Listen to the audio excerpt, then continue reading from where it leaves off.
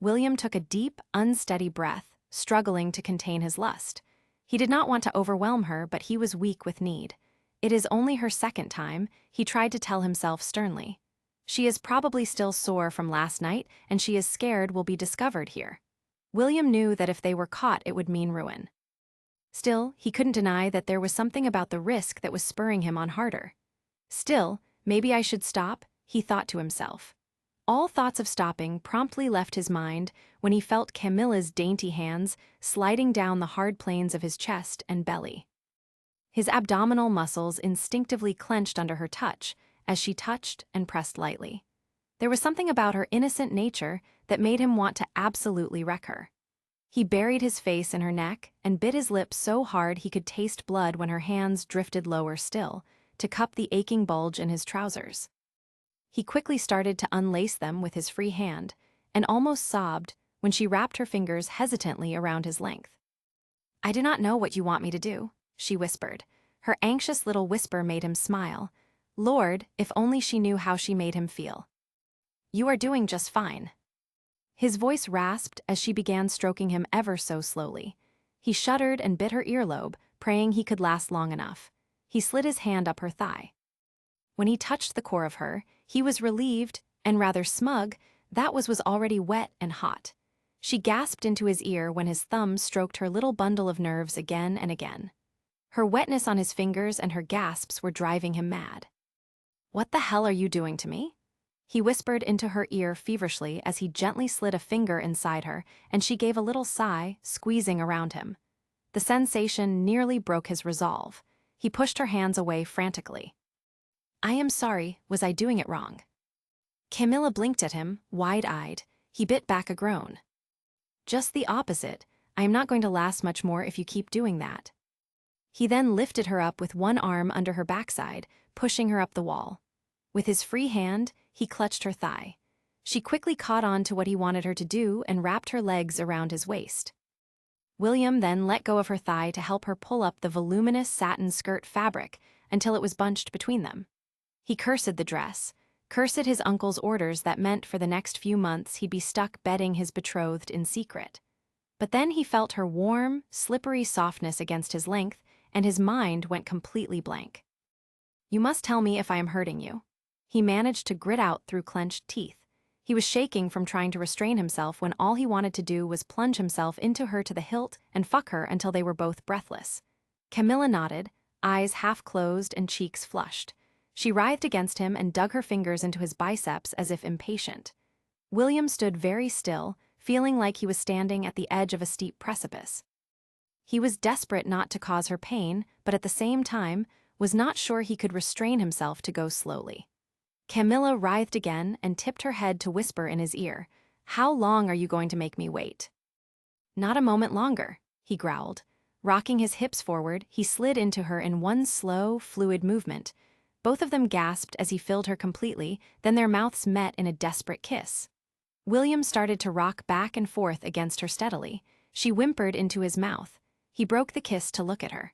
Her eyes were closed, and she tilted her head back against the wall. "Does it hurt?"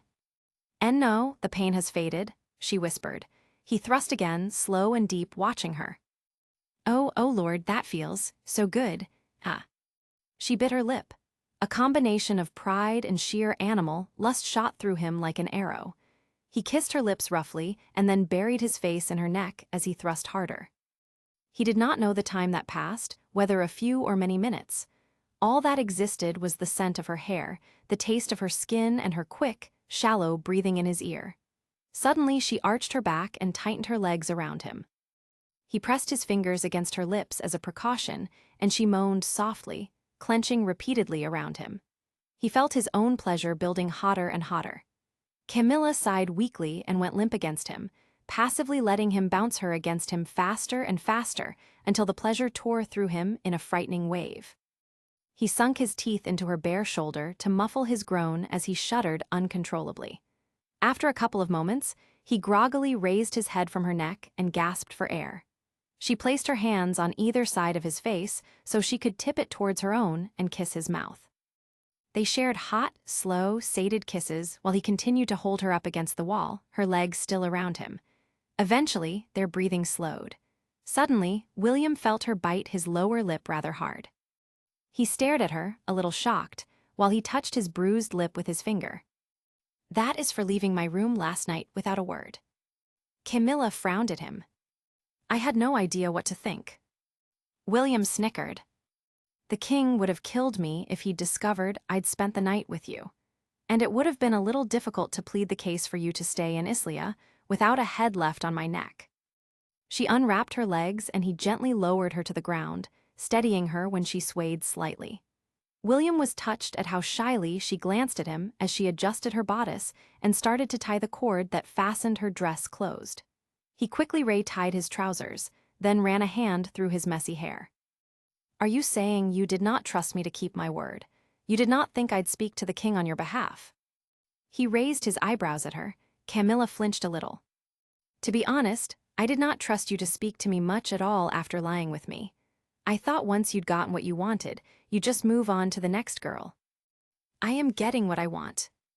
William pulled her against him and whispered fiercely. "I only want you. At my side and in my bed. I do not ever want to share you with anyone else, and I will not so much as look at another woman." He felt her arms tentatively wrap around his waist as he stroked her back and inhaled the intoxicating scent of her hair.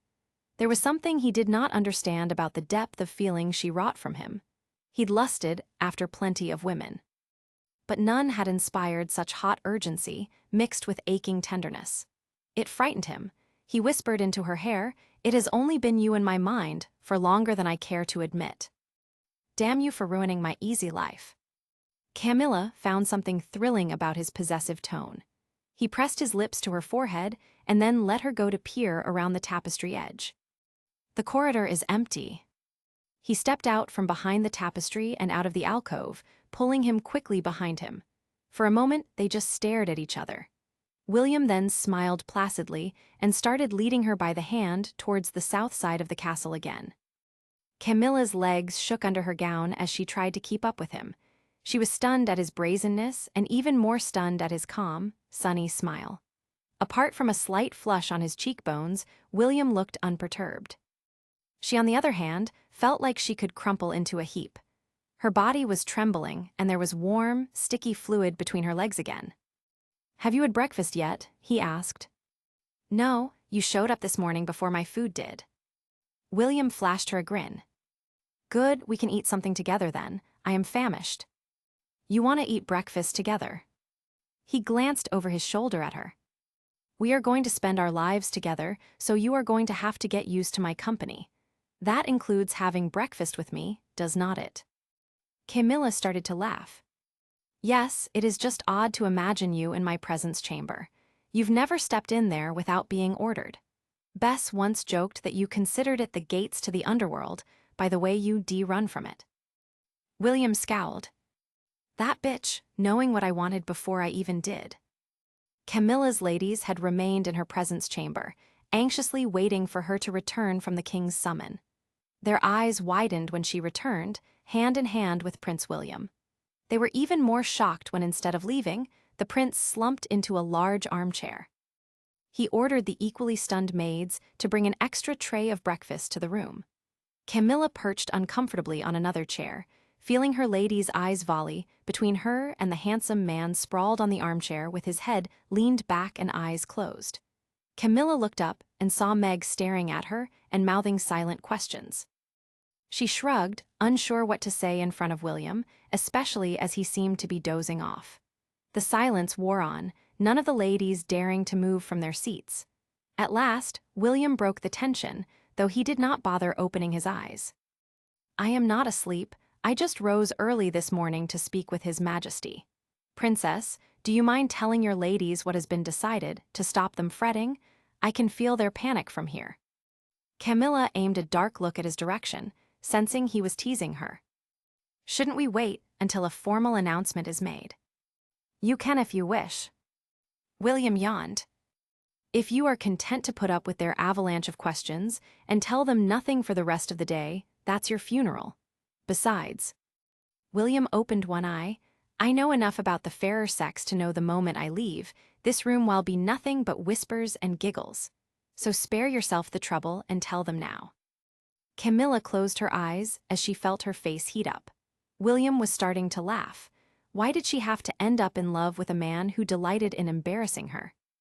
She aimed one last dour look at the prince, who was now watching her with both eyes open, trying to keep a straight face. Then she turned to face her friends and spoke quietly, "We are betrothed." Meg gave an inelegant squawk of shock, sending William into another laughing fit. The other two ladies simply gaped at her, open-mouthed. "His Majesty has betrothed us." Camilla shrugged helplessly, then a fit of pique overcame her. She grabbed a velvet cushion from her chair and hurled it as hard as she could at William's face. "Ah!" William yelped, sitting up. That was uncalled for.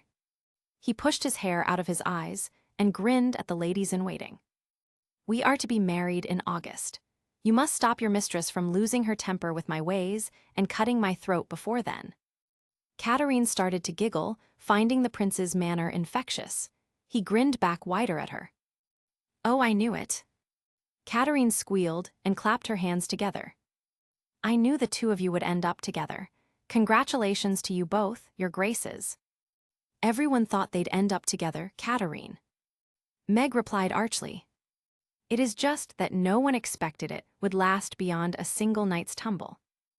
"Meg," Camilla whispered, shocked at her directness in front of William. "Well, it is true."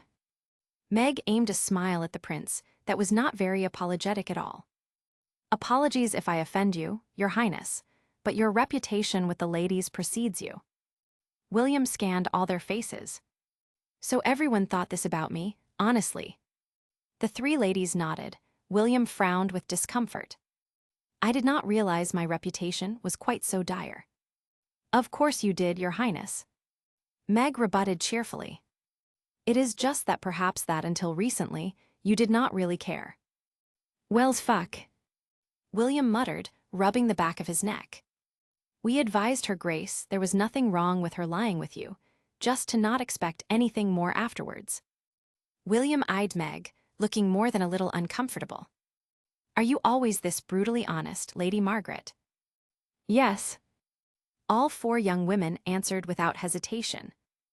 "And everyone calls me Meg, my lord." Meg flashed him a playful smile. "My congratulations, of course."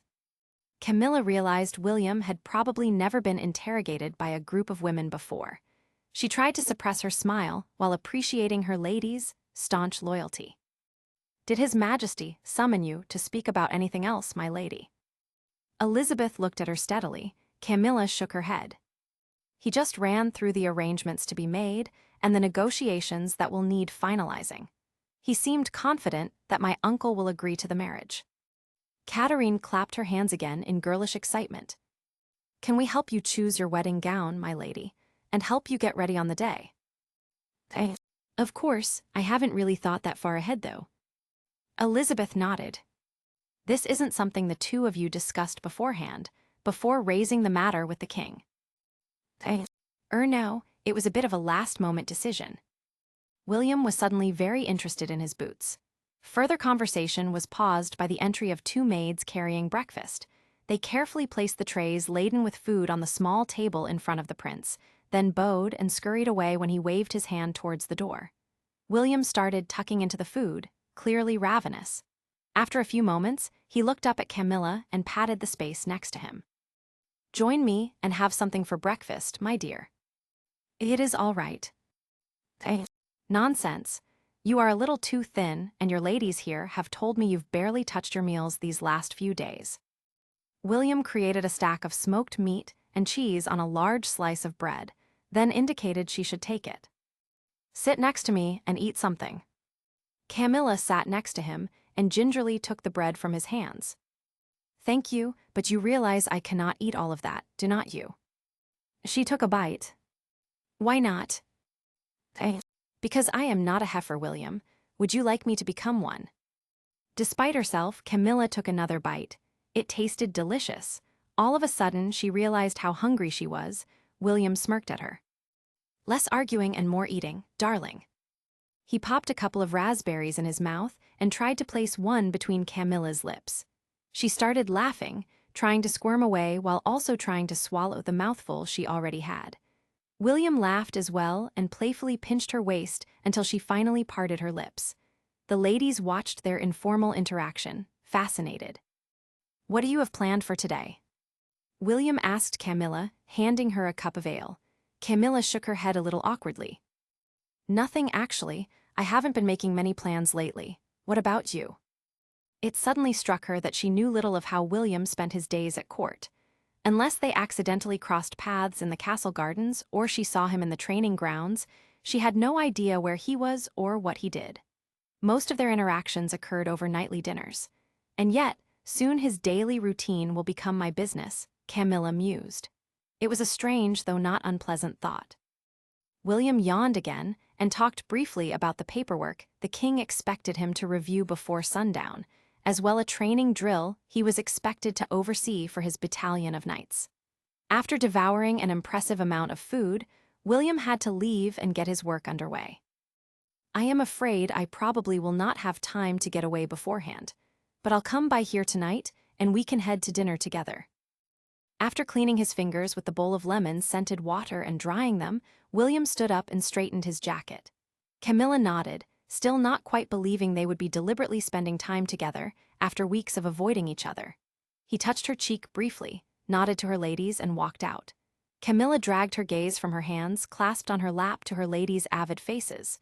All of them stared back at her, torn between teasing laughter and admiration. "Whatever you did to tame the prince into such a domesticated animal, I shall need to know all about it when I am betrothed in future," Meg said, grabbing a raspberry from the breakfast tray. Katarine was almost swooning. "He obviously adores you, my lady." She sighed. "I had no idea Prince William could be so sweet. Was it romantic when the king confirmed your betrothal?" Camilla remembered the threats King Edward had bellowed while she'd stood before him, shivering with dread. Then she remembered what William had uttered when he was on one knee. "You are in my soul." Camilla smiled softly at Katarine. "It probably would have been a little more romantic if His Majesty hadn't been between us. But I love him, even if he does make me want to tear the hair from my head sometimes." I think that's a trait all men share." Elizabeth laughed. "And to think that only a couple of days ago, the two of you weren't even speaking. What changed your mind, my lady?" Camilla ducked her head while laughing. It seemed the avalanche of questions William had predicted was unavoidable. After she had finished breakfast, Camilla's ladies dragged her out of her chambers and insisted she watch a mummers play that was being performed in one of the courtyards. Camilla glanced around, slightly disoriented. The gardens were all in full blossom, a riot of color and scent. How long did I shut myself away from everything? Camilla wondered idly. It felt like she had been away from the activity of the court for months, and while she'd been gone, springtime had bloomed in earnest. "There's another joust in a few days, my lady. Surely you'll join us for it, will not you?" Katarine's voice jarred her back from her thoughts. Camilla looked at her friend's eager face and nodded. So long as Richard was gone, there was no real reason to hide anymore. She shook her head and then rubbed her eyes, feeling overwhelmed as conflicting emotions ran through her. These last few days had been some of the most difficult, most painful of her life. And yet, there had also been moments of excruciating joy and warmth.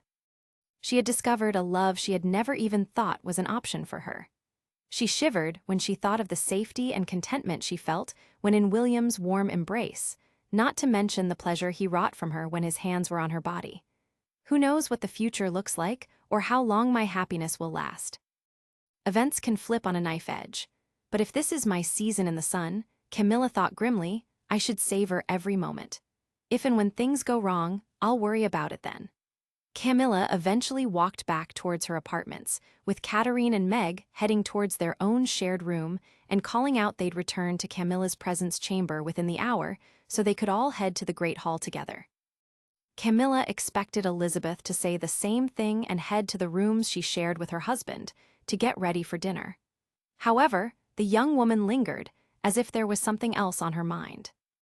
Is everything all right, Bess? Camilla looked at her friend's grave expression.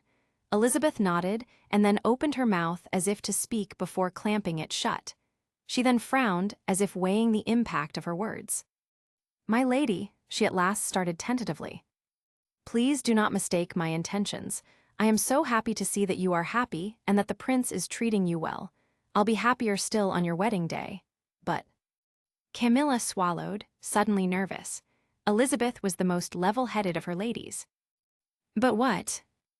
"Well—" Elizabeth started fidgeting, with the sash around her waist. "You said the king had decreed the two of you will marry in August, correct?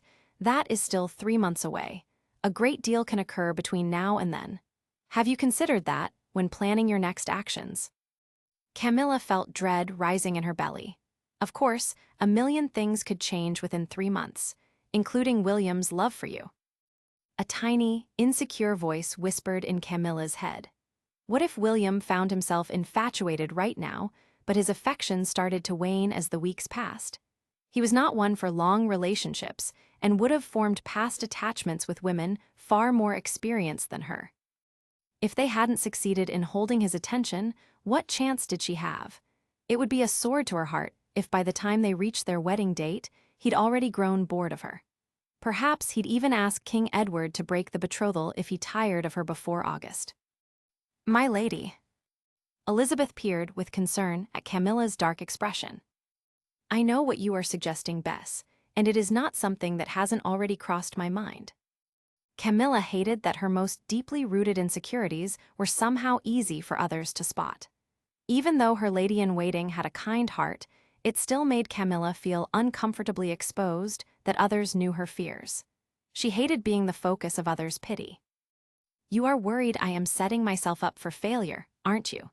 You fear William might lose interest in me before August rolls around." Camilla tried, but failed to not make her voice accusatory. "What?" Elizabeth gave a little hiss of outrage and hauled Camilla by her elbow through the presence chamber and into her bedchamber.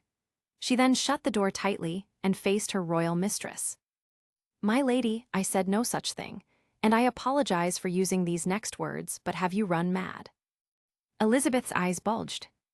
"Prince William adores you. Anyone can see that. Please do not tell me you doubt his affection, because if you do, I am afraid I'll have to slap you for thinking unhinged thoughts." "Then what are we talking about if not that?" Camilla snapped back. "What are you referring to when you say that much can happen in 3 months?" Elizabeth's face turned scarlet. "Bess, out with it. Whatever it is you are thinking about, I need to know." Part of Camilla was buoyed that Elizabeth thought William wouldn't grow tired of her. But if that was not the issue, then what was? What could be worse? "You've already lain with him." Elizabeth's face was still red, but her voice was flat and utterly confident. "What?" Camilla's jaw nearly hit the floor. She sunk down on her bed. "You have, haven't you, my lady? I can tell." Camilla tried to be evasive. "What would make you think such a thing has happened?" "My lady, I am a married woman. Perhaps it isn't obvious to Meg and Katarine, but it is to me, so please do not lie to my face." Elizabeth sounded annoyed. "But how I mean?" Camilla wanted so hard to keep denying the truth, but instead found herself stammering under her lady's gaze. Elizabeth shrugged. "It is not easy to explain, but a mixture of little things. You have a glow about you. The two of you seemed completely at ease together physically when you sat next to each other to share breakfast. And then there's the prince's mannerisms." "Oh Lord, what mannerisms?" Camilla could feel her face turning as red as Elizabeth's had been a minute ago. The lady snorted indelicately. His incredibly smug face was a dead giveaway, as was his walk. If the man could have pounded his chest and crowed like a rooster this morning, I am sure he would have. "Bess," Camilla wailed. "The humiliation is killing me, I swear." She placed a hand over her eyes, then peeped through the splayed fingers like a child trying to hide. "And please do not tell anyone, not even the other ladies." Elizabeth doubled over with giggles. "Of course I'll keep this to myself. I am not trying to shame you, my lady. I am glad he makes you happy and that all those rumors of him having prowess between the sheets have proven true." Then her face turned very serious. "But my point is, if you continue to lie with him in the months before you are married, you put yourself at risk." "You mean the risk of him getting bored of me?" No, I mean the risk of you falling with child, and then having to explain to everyone why you ended up giving birth less than 9 months after your wedding night.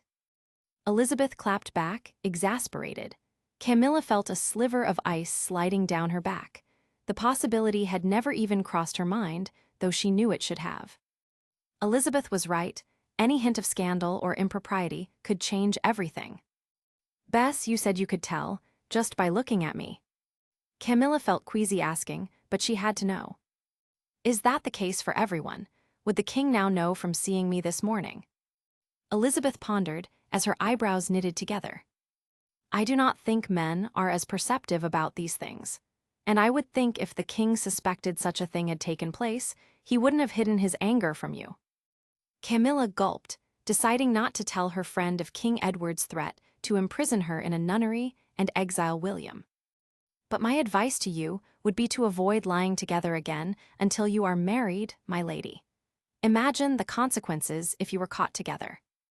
William will protest. Camilla said weakly. He'll argue that no one needs to know so long as we are careful. When are men ever careful when dominated by their lusts? Elizabeth gave Camilla a pointed look. This was the man who had hidden them in a corridor alcove earlier that day, just so they could take their pleasure. Camilla's cheeks flamed again when she remembered how he'd pressed his hand against her mouth to muffle her heated cries, yet watched her the entire time with wicked fascination. She realized her lady-in-waiting was right. William was inherently a risk-taker.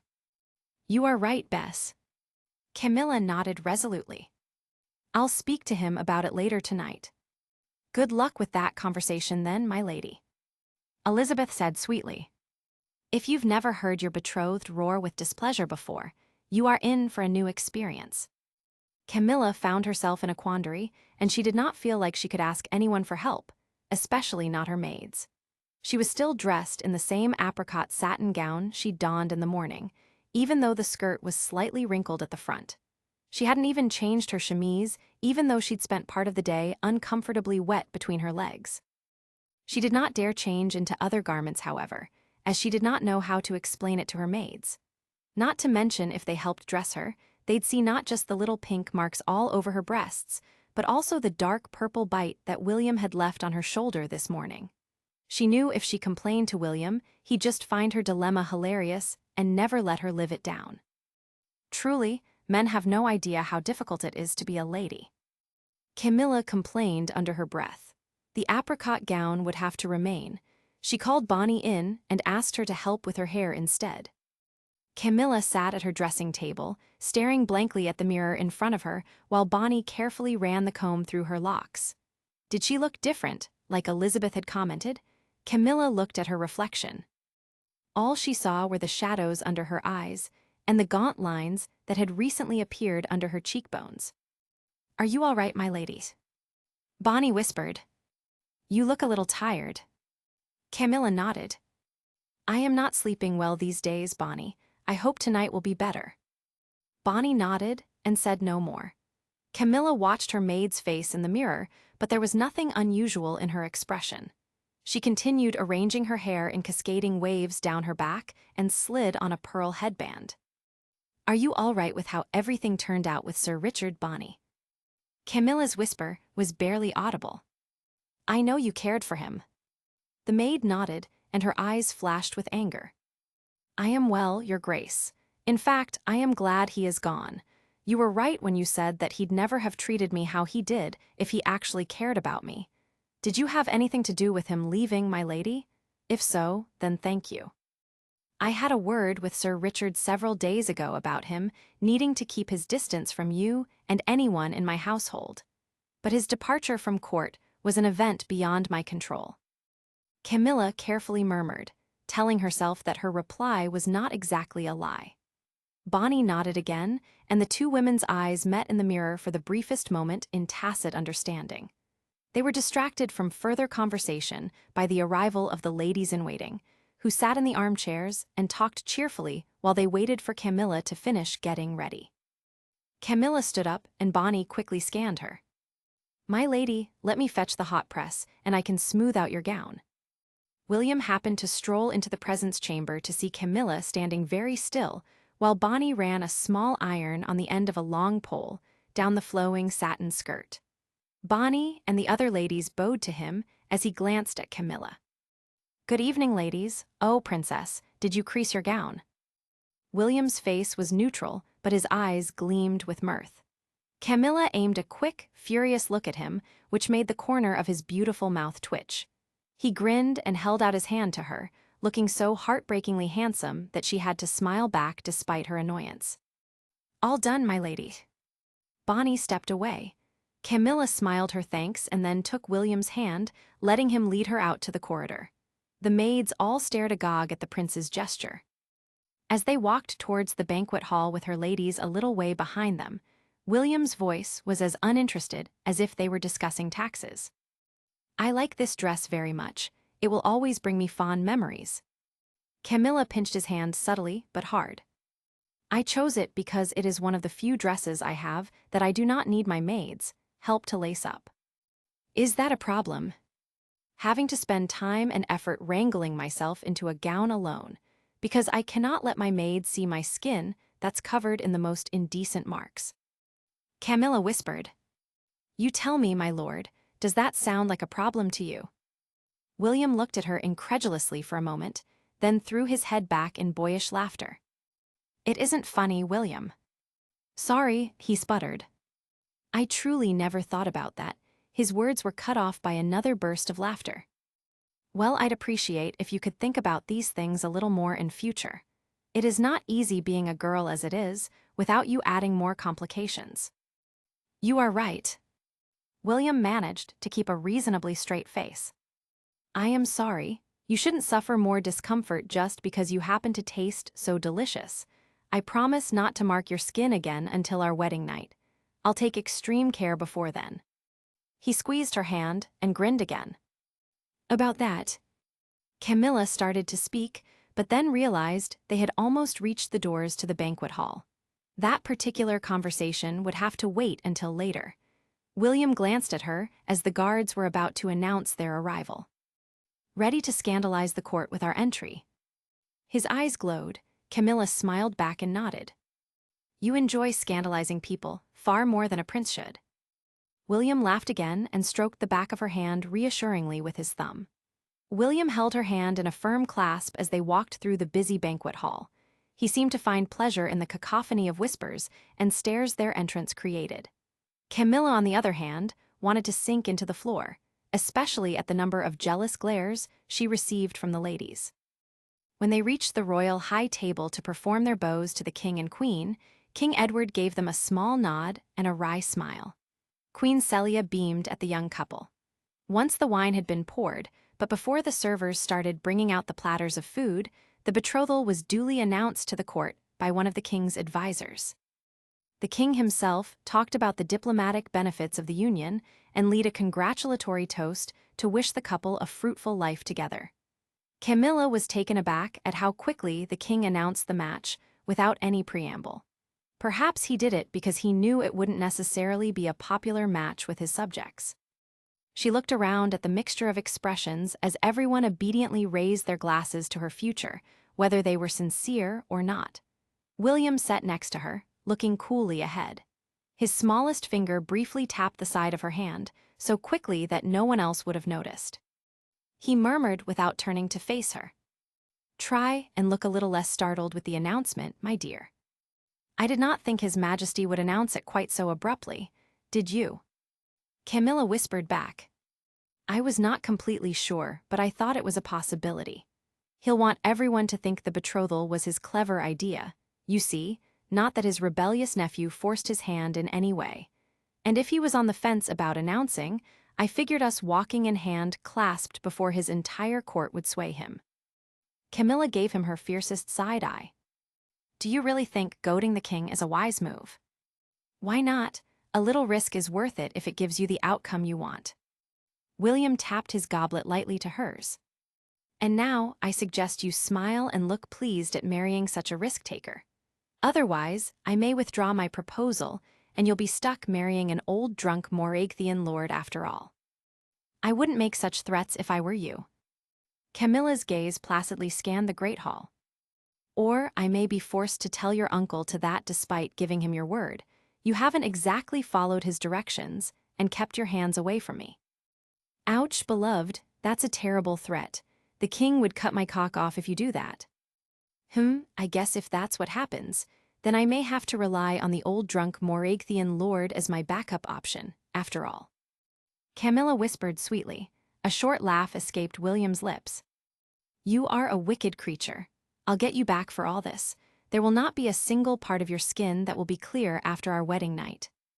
He stood up lazily to greet the ambassadors heading in his direction. As he walked behind her, Camilla felt his fingers graze the small of her hack for a brief moment. She sat ramrod straight, refusing to shiver at his touch. After accepting the congratulations and false smiles of several ambassadors, including the wily Havietanese one, William returned to the high table and took his seat next to the most beautiful girl in the room.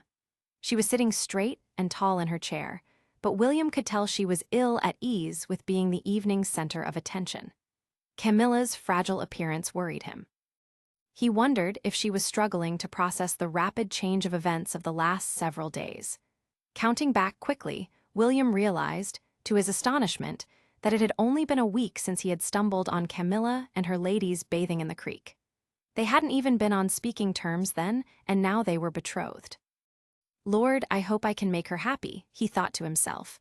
I hope I can be a good husband. More than anything, William longed for the two of them to be able to hide away for a while, away from the prying eyes of the king and court. The moments when the two were simply able to talk and quietly enjoy each other's company had been few and far between. The frantic schedule would likely continue for the next few weeks, though, culminating in the wedding itself. There would be official events to attend, dinners and balls, jousts and tournaments to celebrate yet another royal union. He remembered the frenzy of events that had been held to celebrate Tom's wedding a few months ago. Just thinking about them made him want to groan with exhaustion, but William knew it was unavoidable. He was part of the great monster that was the Royal House of Devon, and he knew he was required to play his part in public, whether he liked it or not. In fact, one of the ambassadors had even commented that the Queen was very excited about the nuptials. She had said she was determined to oversee a series of spectacular events to mark the last of her children to marry. If he wanted to have the bride of his choice, William knew he needed to play by their majesties' rules. Accepting the inevitable, he waved a servant over and served 2 slices of venison in red wine sauce onto Camilla's plate. Eat, he instructed her firmly. Camilla opened her mouth as if to protest but thought better of it. He watched as she cut herself a small piece and chewed it, then another. Once she finished, he placed some of his bread on her plate. Is this going to become a habit of yours, to feed me relentlessly? Camilla looked a little alarmed. You'll need all your energy for what's ahead, and before your wanton little mind goes there. William remarked primly, I was referring to the celebrations that their majesties will be holding in our honor over the next 3 months. Nothing more. Camilla blushed and aimed a kick at his shin under the table as he laughed. As always, there was dancing after the dinner plates were cleared. William was glad that tonight at least, no man dared interrupt them by asking to cut in and sweep Camilla away. He was in no mood to be polite. As they danced, he realized there was so much he still did not know about her, and he was intensely curious. What was her favorite food? How old was she when she first wielded a sword? What memories did she have of her mother? She looked up at him as if she could read his thoughts and smiled. What's making you look so puzzled? He suddenly felt a wave of something akin to shyness, which struck him as ridiculous. He'd never put much stock in women's opinions of him or worried about offending them. But he truly wanted Camilla to think well of him, to never regret her decision to marry him. William hesitated and then said, I guess it is just dawning on me how much is still unknown between the two of us, and yet here we are. I do not even know your birthday. Camilla laughed, the sound delighting him. It is the 17th day of April. And you can ask me whatever you like, William. Any other night but tonight, though. It has been a very long day, and I am almost dead on my feet. He looked down at her sleepy eyes and pouty lips, feeling the blood start rushing to his groin. You are right. We have the rest of our lives to get to know everything about each other. William replied with quiet satisfaction. When the tune ended, he leaned over and whispered in her ear. "I'll walk you back to your room. I will not even try and convince you to let me stay the night." He winked at her. She elbowed his ribs. After accompanying Camilla back to her apartments, he kissed her long and hard outside her presence chamber doors until they were both breathless. "I wish I could stay tonight, but it is impossible," he murmured as he kissed her neck. With a reluctant final kiss, he watched her disappear through the doors. William was at a loss over what to do. He was aching to spend the night with her, and not even to make love again. He just wanted to lie next her while she slept and look upon her flawless young face. Twitching with restlessness, William instead sauntered back to the main hall where several of his friends and acquaintances were still slouched around a table, downing ale. Any hope of a peaceful end to the evening vanished the moment he sat down, when Prince Thomas turned to him abruptly. "How'd you do it, Will? Tell me. How'd you get royal approval to marry the Princess of Moragth?" William accepted the cup of ale Robin handed him. "You were there, Tom. You heard His Majesty. There are plenty of advantages to an alliance with King Kenneth. For one, it'll help secure our northern border." The men at the table started guffawing and shaking their heads. Thomas rolled his eyes. "Enough with that irrelevant shit. I am trying to imagine what you had to promise in order to win such a prize." "I did not have to sell my soul to the devil, if that's what you are asking me. The king simply wants to use the wedding alliance to extend his dominance over Kenneth." William took a slow gulp of ale. "If my beloved uncle did not see any benefit for himself, he wouldn't have given approval, no matter what I said. You know we are all merely pieces on a chessboard to him." "Well, you're a lucky man, my lord." One of the men slurred. "The princess has drawn many eyes to her, but her reputation has remained unsullied. That we know of, at least." William gave him a frigid stare. "Be very careful how you speak of my future wife." An awkward silence settled over the group. The same knight spoke again after a few moments, trying to dispel the tension. "Shall we visit the summer lotus then, my lord, to celebrate your good fortune?" "What a good idea," exclaimed a second knight, equally drunk. "Such a shame Sir Bentworth isn't here to join us, though. He has always enjoyed being part of these little outings." William stood up, suddenly in a sullen mood. "I am going to bed. I have no appetite for going whoring with you all." "Are you sure, Your Grace? 3 months is a long time to wait, no matter how pretty a chit might be." The knight's voice was choked off by William's sudden grip around the collar of his tunic. "I warned you earlier." William's voice was a quiet growl, his grip tightening as the panicked man's face turned purple. "Speak about my betrothed that way again, and I'll cut you open from throat to belly." He unclenched his fist and walked away, hearing the man cough and splutter for air behind him. William wandered aimlessly until he realized his feet had led him to the base of the main keep. He smiled wryly to himself when he realized where he was and knocked on the door.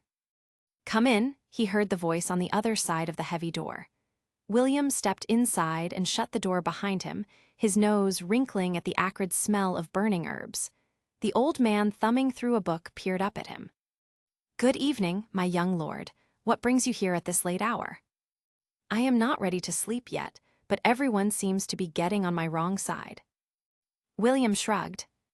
"I think this might be the only part of the castle where I can find a little peace and quiet." Teshin indicated a timber stool and William sat down. The time passed in companionable silence, the only sound the occasional turn of a page. Eventually, Teshin raised his head. "Are you finally happy then, William?" "Yes." William replied with simple honesty. The two men smiled at each other for a moment before Teshin resumed his reading. May 17, 1359. Wester Haven Palace, Islia sitting under Princess Blanche's raised silk pavilion, Camilla watched the restless spectators around the jousting arena. It was certainly a change from last year's springtime jousts, where she'd sat as a complete interloper. This year, she was on the cusp of joining the Islian royal family. And yet, some things stay the same, she mused. In a repeat of the previous year, Blanche was the only princess who would ever dream of inviting Camilla into her pavilion as an honored guest. She shrugged, too content to let the opinion of other royal ladies bother her. She liked being in Blanche's company. Camilla saw William cantering towards the pavilion on his chestnut-colored stallion. Several of the ladies in the tent started preening and whispering to each other as they watched him approach. Ignoring them all, he expertly maneuvered his horse next to where Camilla stood and removed his helmet. "A favor of yours, if it pleases you, my lady." William grinned playfully up at her as he pushed the hair out of his eyes. Camilla could feel several pairs of jealous eyes upon her, and she couldn't even blame them. Her own breath often caught in her throat when she looked at the stunning young man. She leaned over the edge of the pavilion slightly and untied the green silk sash under her bust. "Yes, but I am quite surprised you are asking me, my lord. Do not your preferences usually run to fair-haired ladies?" She heard several ladies behind her gasp. William heard them as well, giving Camilla a slow, dangerous smile. "I occasionally make exceptions to my rule." He deftly caught the sash as it dropped from her hand and tucked it under his breastplate. He then reached up and took her hand to kiss the back of it. The crowd cheered at the chivalrous display. "If I catch you giving your favor to any other man, there will be hell to pay." Camilla shook her head and laughed at the possessive tone of his voice.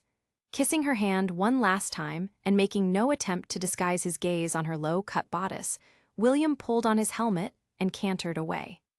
Camilla took her seat again next to Princess Blanche, who glanced knowingly at Camilla from above the edge of the embroidered fan in her hand. "If that silly youth had simply acted on his instincts earlier, the two of you could have been married months ago," the elder princess murmured. Camilla raised her eyebrows. "I do not understand." Blanche smiled, her big blue eyes serene. "I remember how rude Prince William was to you at one of the jousts last year. Surely you remember too." "How could I forget?" thought Camilla. If William had just acknowledged his feelings back, then instead of trying to wound you like a petulant child, things would have progressed more quickly. Blanche gave a tiny shrug.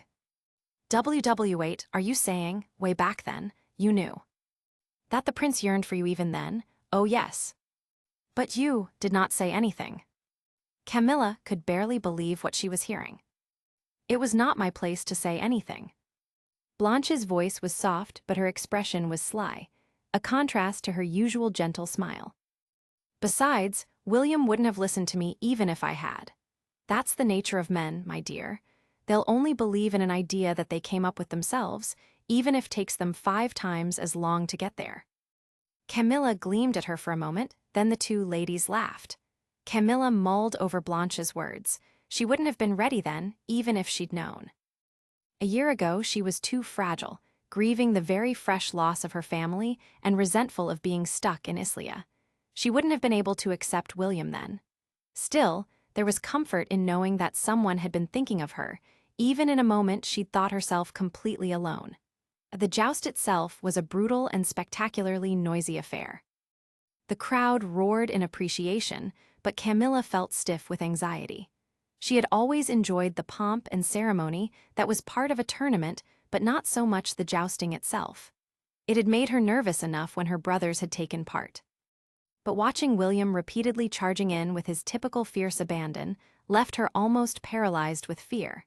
She forced herself to watch with her heart in her throat, silently praying he'd curb his recklessness. But as she watched him unseat 3 different men, she knew he'd never change his approach. Every time he pulled off his helmet to shake hands with an opponent or help a fallen man rise from the dirt, Camilla would see the smile of a man thoroughly enjoying himself. The crowd loved it. Asking him to try and be at least a little more careful would be pointless. He might even find it insulting. Camilla knew William was the type of man to throw himself wholeheartedly into something he was passionate about. His enthusiasm was something she loved about him. If only his passion did not extend to balancing a heavy wooden lance while galloping at breakneck speed, Camilla sighed. Once the joust was over, a feast was held for the nobles in the king and queen's enormous pavilion. The guests milled around, waiting for the knights to join them. Camilla could see the ladies in particular were waiting anxiously. The 3 eldest princes entered first, along with a few high-ranking knights.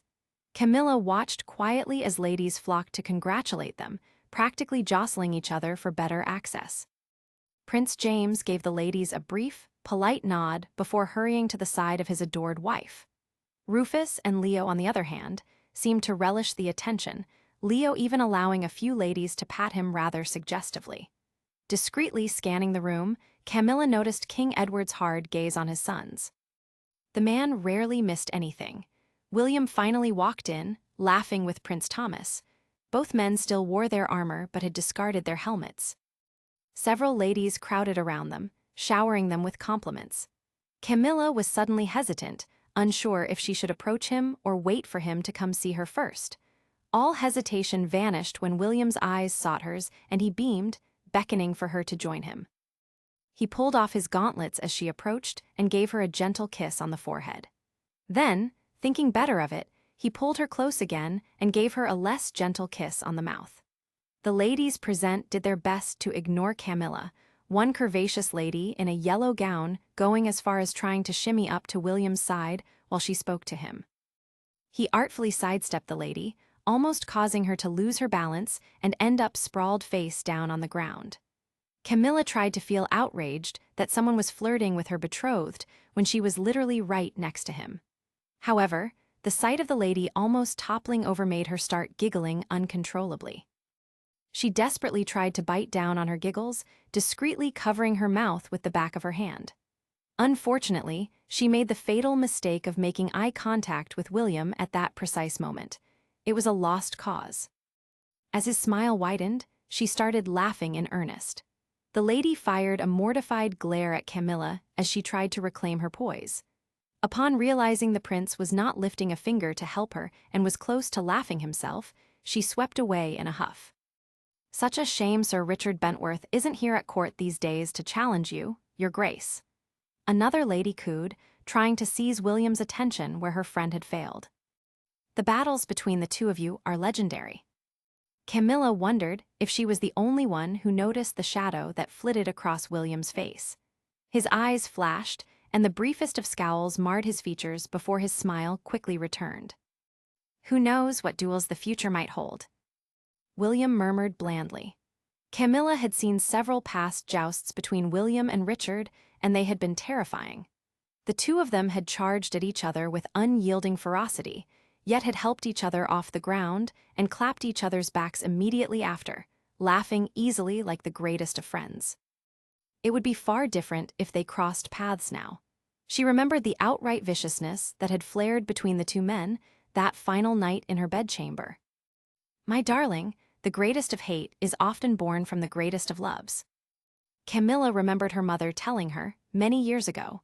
The turn of phrase suddenly made sense. Camilla reached out and took William's hand, stroking the back of it with her thumb in an effort to soothe him. He eventually took a deep breath and slowly raised his head to smile at her. The fire in his eyes was almost gone. May 30, 1359.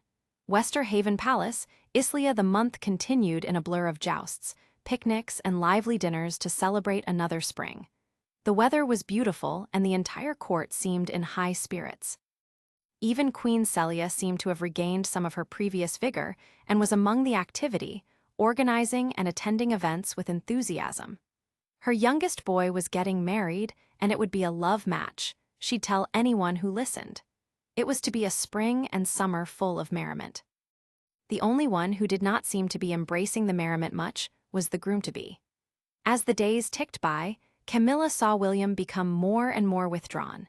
He still took part in all events as expected of a prince and a future groom, but his genuine smiles became less and less frequent, as if he were just going through the motions. He did not even seem to be enjoying the jousts very much, striking down his opponents with practiced, brutal efficiency, but little of his previous joy. At almost every joust, someone would inevitably mention Sir Richard Bentworth and comment what a great shame he was not still at court to challenge the prince with the lance, much to Camilla's dismay. She would grit her teeth at every innocent mention, watching William's face turn darker and darker, his smiles more brittle. In the rare, short moments the two of them were able to snatch together away from the crowds, he was still his sweet and affectionate self with her. Still, Camilla could see his mood growing heavier by the day. He refused to speak to her about what was on his mind, much to her frustration. Every time she asked, he would lightly brush her off, insisting everything was fine, or that he was just a little tired from the jousting and all the celebrations. "There's nothing for you to worry about, pretty girl." William would reassure her constantly, him always trying to sneak hot kisses whenever they would find themselves alone. There were moments when Camilla was sorely tempted to believe him. Instead, she grew more and more worried for him as the days began to blur into one. Camilla knew William kept his emotions on a very tight rein, having trained himself over the years to not let himself feel much. She did not take offense at it, knowing it was nothing to do with her being merely a protective mechanism stemming from his harsh upbringing. But no one could keep carrying on as if everything was fine. His troubles would eventually catch up with him, and when they did, who knew how things would end? That night, William did not meet her outside her apartments to walk to the banquet hall together. He instead sent one of his pages with a message that he was running a little late and that she was to head into dinner without him. Camilla felt her stomach drop with apprehension. Ever since the day they had been betrothed, William and her had walked to the banquet hall together. It was their chance to fill each other in on the day's events. She never tired of feeling her hand clasped in his warm, strong grip.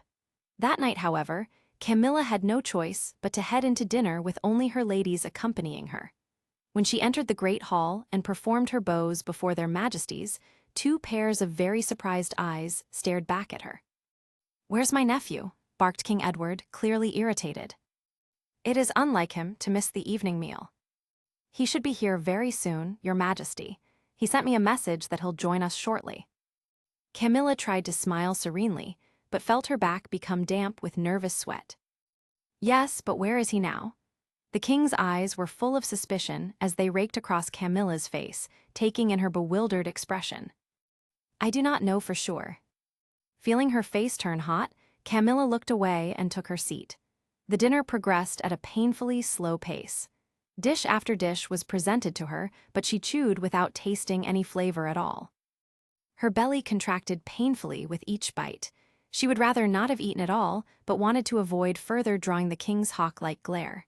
There was still no sight of William. Camilla anxiously looked at the empty seat next to her for what felt like the 1,000th time.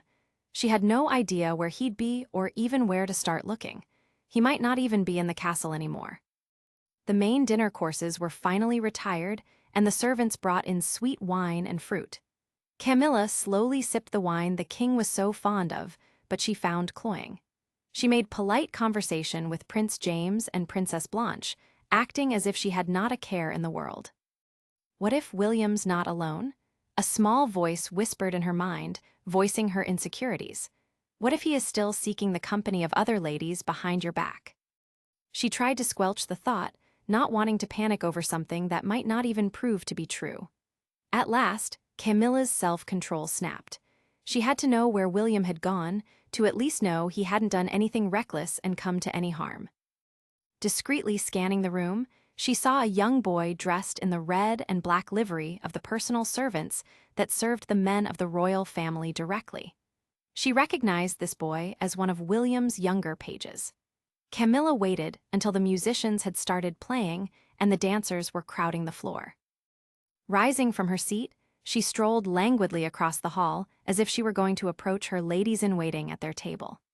As she passed the young page, she subtly gestured for him to come speak to her.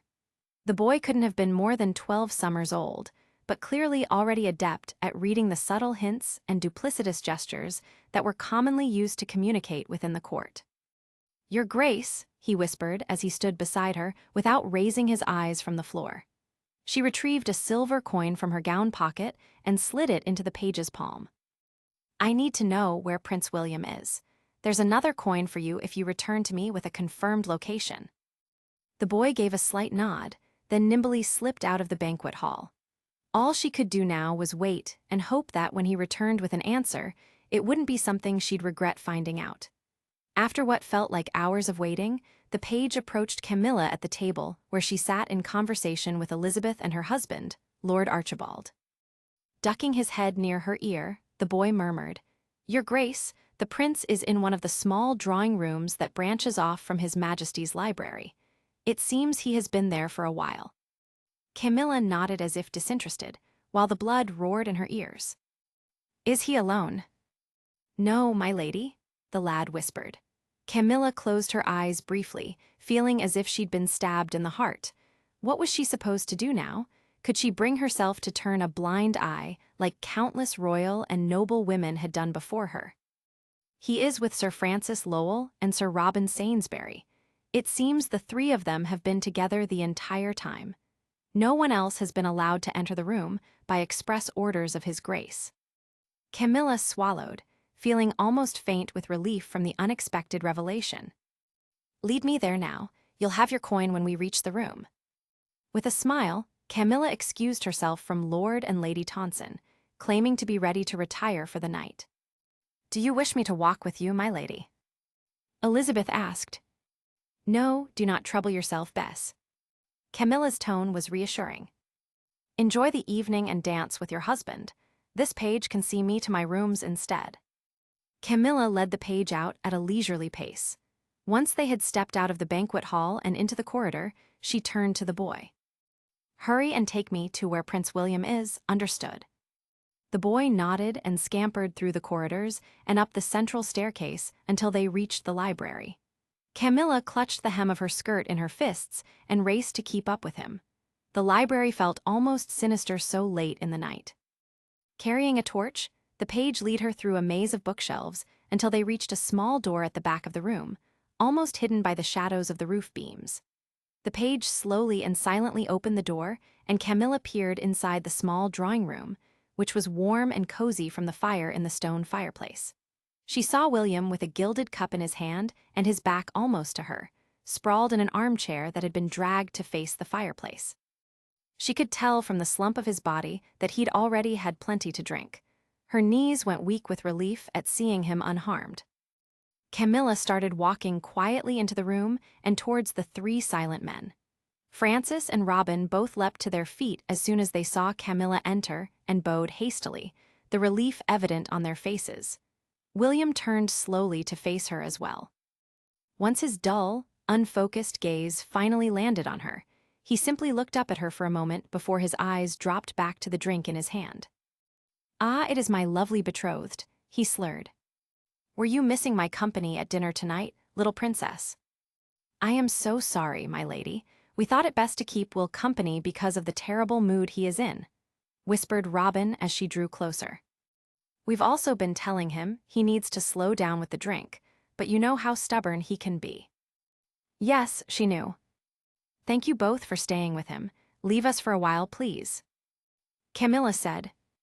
Let me try and talk to him a little. Robin and Francis both nodded readily and started heading swiftly for the door. In his wisdom, Francis quietly grabbed an unopened cask of wine that had been sitting on a nearby side table and took it with him. William slowly followed his friends with his eyes, his expression hazy. Wait, he called out gruffly. Why are you just leaving? He slumped back in the chair once he heard the click of the door being shut.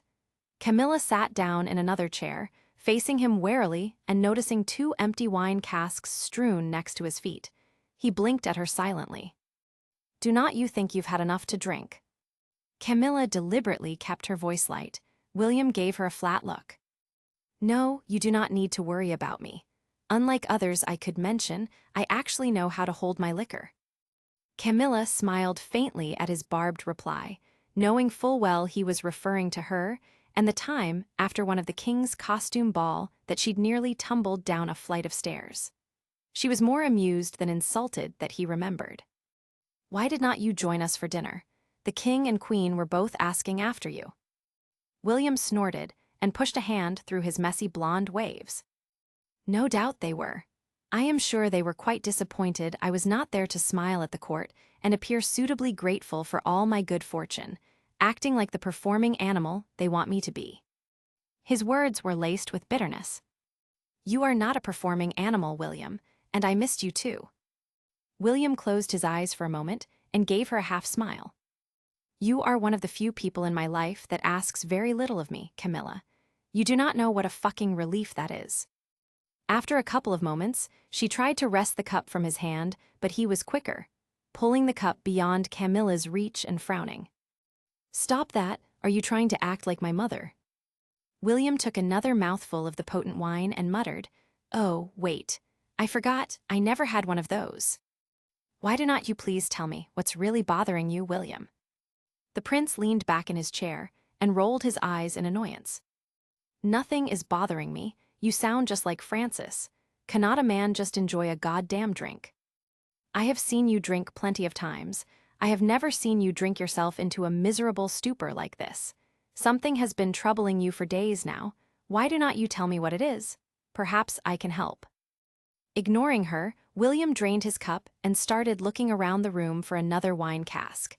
His brows knitted together in frustration when he couldn't see one. The irony of the moment was not lost on Camilla. Only a few weeks ago, she had been the one hiding away in despair, and William the one begging her to tell him the truth so that he could try and help her. She understood his reluctance to speak honestly to her. This is different, though, she told herself.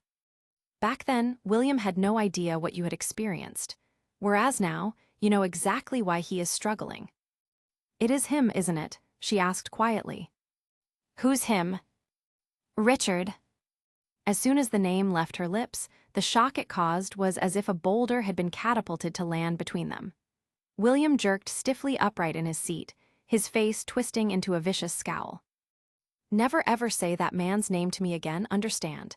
He is gone." "Yes, but you cannot just pretend he never existed and swallow down how you feel for the rest of your life. Richard isn't dead." "He is to me." William snarled, glaring at her with narrowed eyes. "William, I know you miss him and there's nothing wrong with that. I'd be far more surprised if you did not." "I do not miss him." William ground out through his clenched jaw. "What he did to you was unforgivable." Camilla felt a pang of deep sorrow.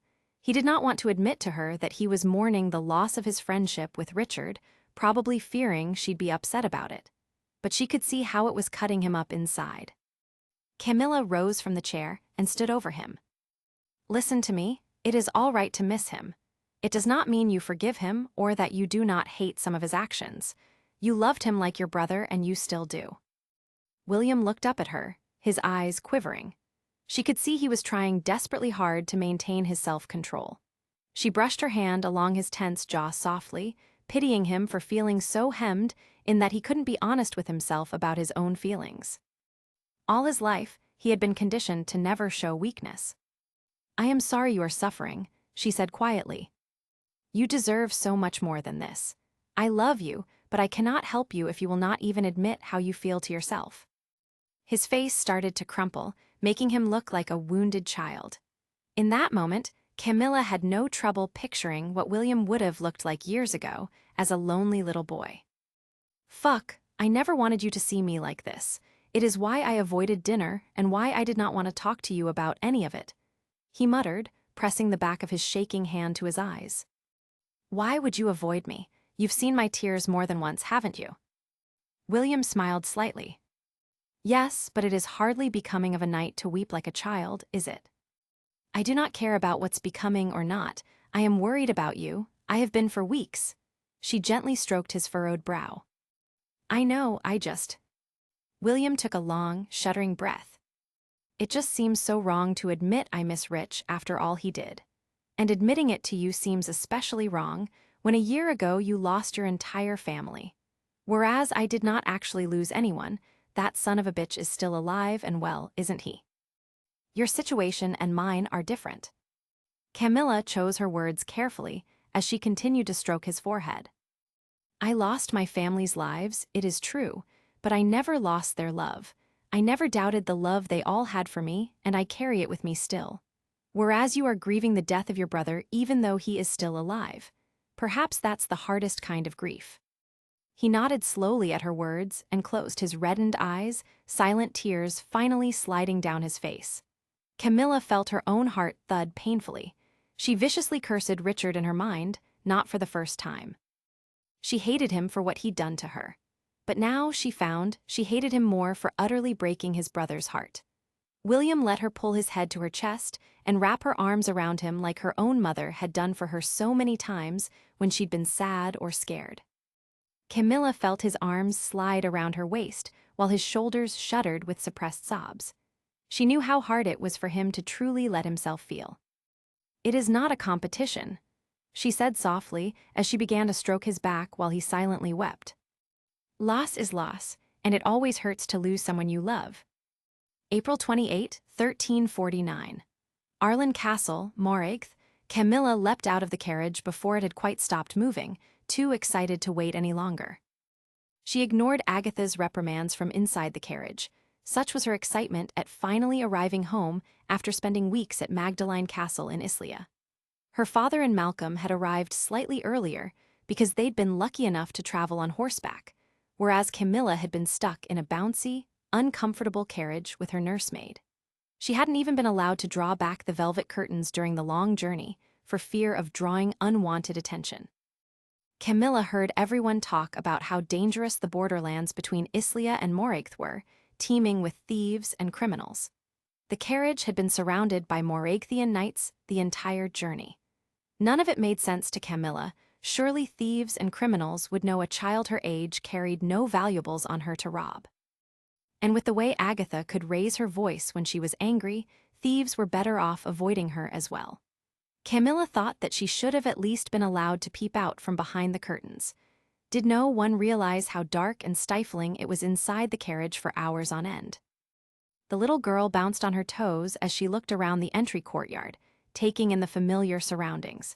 She saw her father a short distance away, giving instructions to the stable hands and supervising the servants as they carefully unloaded several trunks from one of the carriages.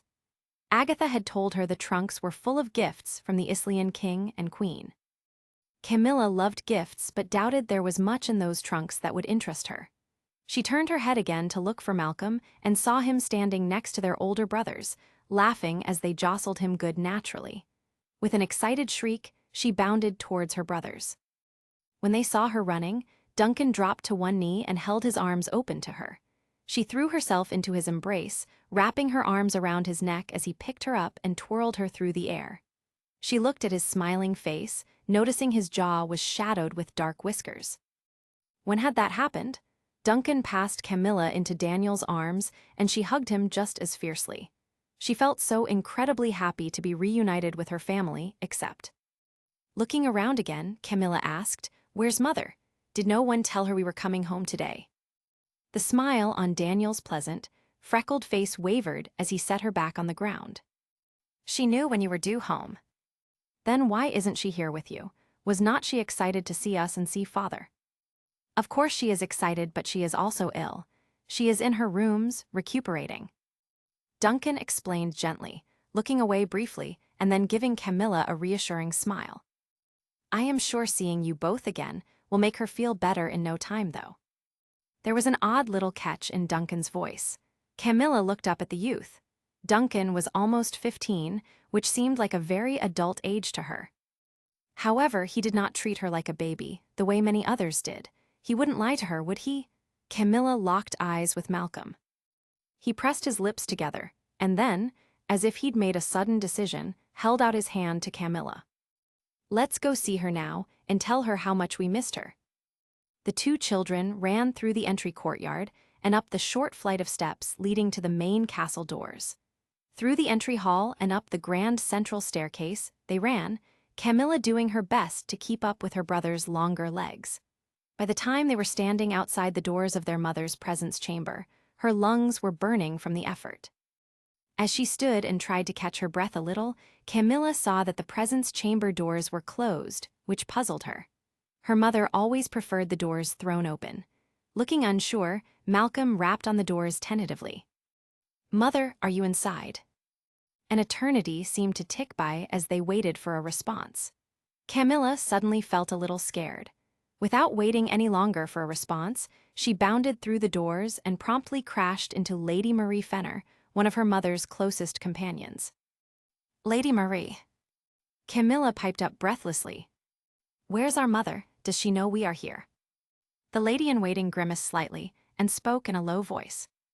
"Yes, but she is resting now. I'll let her know you stopped by, and I am sure she'll send for you very soon." "Send for us?" repeated Camilla, looking at Lady Marie as if she was speaking a barbarian language. "Why cannot we just see her now?" Her heart began to pound with fear. Without a second thought, she charged towards the closed bedchamber door. "Your little Grace, no." Lady Marie hissed, but Camilla tumbled through the door regardless. The curtains were closed, shrouding the bedchamber in gloom. Camilla stood blinking for a moment while her eyes adjusted to the sudden darkness. "Mama," she softly called out the childish title. She felt Malcolm enter the room behind her. Relief filled her chest when she saw her mother in the window seat, but Camilla's young face scrunched with confusion at her appearance. Ordinarily, Duchess Isabella of Arlington was famed for her exotic beauty, with glossy hair of the darkest rich brown and golden skin. She was still beautiful, but now looked pale and drained. Her unbrushed hair was pinned in a messy pile on top of her hair. She huddled while wrapped in a fur-lined quilt, despite the room already being uncomfortably warm from the roaring fireplace. Duchess Isabella smiled with genuine joy at seeing her children, though this couldn't disguise her pallid complexion. She held out her arms so that she could fold both children into her embrace. Camilla felt her mother's thin frame within her arms. "Mama, what's wrong with you? Are you very sick?" "I have had a little fever, my doe, but I am so glad to see you both again. How was your visit? Did you have fun at King Edward's court?" Malcolm shrugged. "It was all right, I guess. The Islians are odd people, to be honest. But Mother, you were unwell before we left Arlen Castle.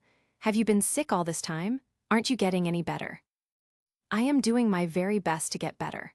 The physicians are looking after me well, and I take all the tonics they give me." The Duchess smiled down at both her precious children to reassure them. Camilla buried her little face in her shoulder and snuggled up against her. Malcolm, however, was not as easily fooled. He pulled back slightly and looked at his mother with large, solemn eyes. "The physicians think the warmer weather will help me recover more easily." Duchess Isabella added quickly, and she saw her son relax a little. She tried to speak with conviction, though it took tremendous effort. Her throat burned and her head ached with an almost blinding pain. Her only consolation was that her illness did not seem to be contagious, so her children did not have to be kept away from her. The three of them turned their heads when they heard heavy footfalls, to find Duke Robert's tall frame standing in the door threshold.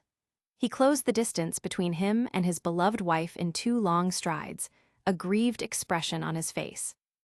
Touching her as if she were made of the finest crystal, he gently cradled her face in his large hands. Camilla saw the beam of joy on her mother's face, but her father looked despondent, deep creases cutting across his brow. The 2 children hopped off the window seat to create room for the Duke to sit next to his wife. He enveloped her in his arms, not caring he was still in his dusty traveling clothes. Foreheads together, they started whispering among themselves, the way Camilla had noticed adults did when they spoke of things children weren't supposed to hear. Malcolm and Camilla stood next to the window seat, looking restlessly at each other. After a few moments, their father turned to face them. "Why do not you both go unpack and bathe? We can get the servants to bring dinner in here so we can all eat together as a family. Right now, your mother needs to sleep." Camilla shook her head, confused again. "But why? Mother never likes to nap during the day." Malcolm nodded at Duke Robert and started steering Camilla towards the door. "Rest well, Mother. We'll see you for dinner." Camilla looked back at her parents as she was bundled out the door by Malcolm. Why did both look so sad? Shouldn't they be glad to be together again after weeks apart? Adults often made no sense. Then again, her brothers all seemed to understand better than her why everything seemed so different. Sometimes she hated being the youngest. Whatever happened, she was always the last to know. May 15, 1349. Arlen Castle, Moraigth. The passing days gradually grew warmer and longer as spring took hold. The atmosphere in the castle, however, remained rather dark and tense. Duke Robert paced the corridors looking anxious and constantly conferring with various clerics. Even the 3 young princes were subdued instead of their rowdy, boisterous selves. Camilla was not sure what was going on, but she did not like this change that had taken over her family and the servants. Everyone spoke in hushed tones, and she gradually began suspecting there was something she did not know, but that everyone else did. This was yet another example of when she hated being the baby of the family. She spent time in her mother's chambers every day, singing and chatting away and helping brush out her mother's beautiful long hair. It troubled her that her mother was too weak to rise from her bed or the window seat. However, the Duchess always seemed to enjoy the company and antics of her little daughter. Her mother seemed no better from her illness, but also no worse. If she was not getting worse, reasoned Camilla's childish mind, then surely that meant she was getting better? Especially since the clerics and physicians said she'd improve with the warmer weather. All Camilla wanted was to spend the weeks with her family, in the safe cocoon that was Arlen Castle. She wanted to see her mother recover her strength so that she could do all the things she'd always enjoyed hunting alongside the Duke, planning picnics for the children in the nearby fields, singing in her lovely voice. She remembered that in past years, she and her brothers had been called to court to spend most of the summer there. But surely that wouldn't be the case this year. Especially when everyone knew Duchess Isabella was in delicate health. The king and queen wouldn't be so cruel as to separate children from their ill mother, would they? Besides, reasoned Camilla, her and Malcolm had already spent several weeks away in Islia. They deserved a summer at home. It was not until a few days later that she understood the true seriousness of the situation. She overheard a whispered conversation between a cleric and a couple of the physicians who regularly visited her mother. She strained hard to hear, knowing it was definitely a conversation one as young as her was not supposed to be aware of. The whispers between the adults talked about managing the pain and symptoms, and of delaying the inevitable as long as possible with as little suffering as possible. At first, Camilla did not really understand what they were trying to say. She tiptoed away, confused. It was only later that the truth slowly dawned on her. The men had been speaking about her mother. She would never get better. She was never going to win her battle against her illness. And whether she lasted another week or a month or a year, the Duchess's life would end sooner than it was supposed to. Camilla cried herself to sleep that night, choking on sobs until her throat felt raw. She couldn't tell anyone what she knew, not even Malcolm, because she did not want to be caught out for eavesdropping. But she couldn't imagine a life without her mother's gentle presence as part of it. That was the time when her nightmares started. Camilla couldn't even recall what she dreamed about, only that the dark, terrifying images would wake her up in screams that sent her nursemaids barging into her bedchamber in alarm. During the day, Camilla started spending every spare moment she had in her mother's company, all but clinging to her. So much so that she caught her parents exchanging worried glances over her head more than once, though neither of them said anything about it to her.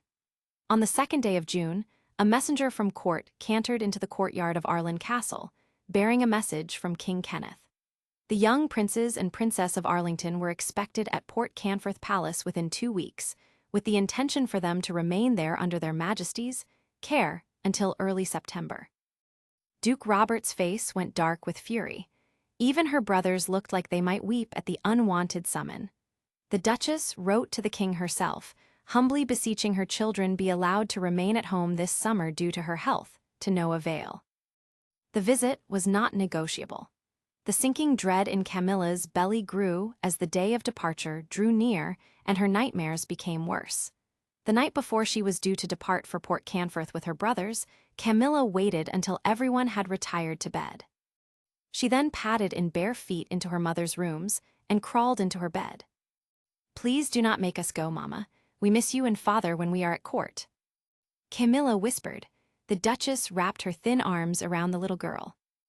"I know, my doe. We miss you terribly too, but we must follow the king's commands." She smoothed Camilla's hair back. "And it is a wonderful opportunity the king and queen are providing for you all. Your brothers will train with the knights of the royal army, and you'll be in the company of Morag's noblest ladies. But why do their majesties even want us there, when they do not like us very much?" Camilla could feel her tears rolling down, despite having promised herself she'd be brave in her mother's presence. "The king is always shouting at my brothers and the queen never smiles. She calls me a little harlot. What's a harlot, Mama?" At that, Camilla heard her mother try and suppress a sob as her arms tightened around her. "My little darling, do not listen to her. There will be people in life who will deliberately say cruel things to you because of who you are. You must never listen to them, do you understand?" Isabella's voice was thick with tears. Camilla nodded, though she was not thinking about people in the future. She was wholly focused on tomorrow's departure. That night, Camilla finally told her mother why she hated being at court so much. All the arrows that were aimed her way by the queen and her noble ladies. "Why do they all hate me, Mama? I do not even know some of them." She had promised she wouldn't tell her parents to avoid worrying them.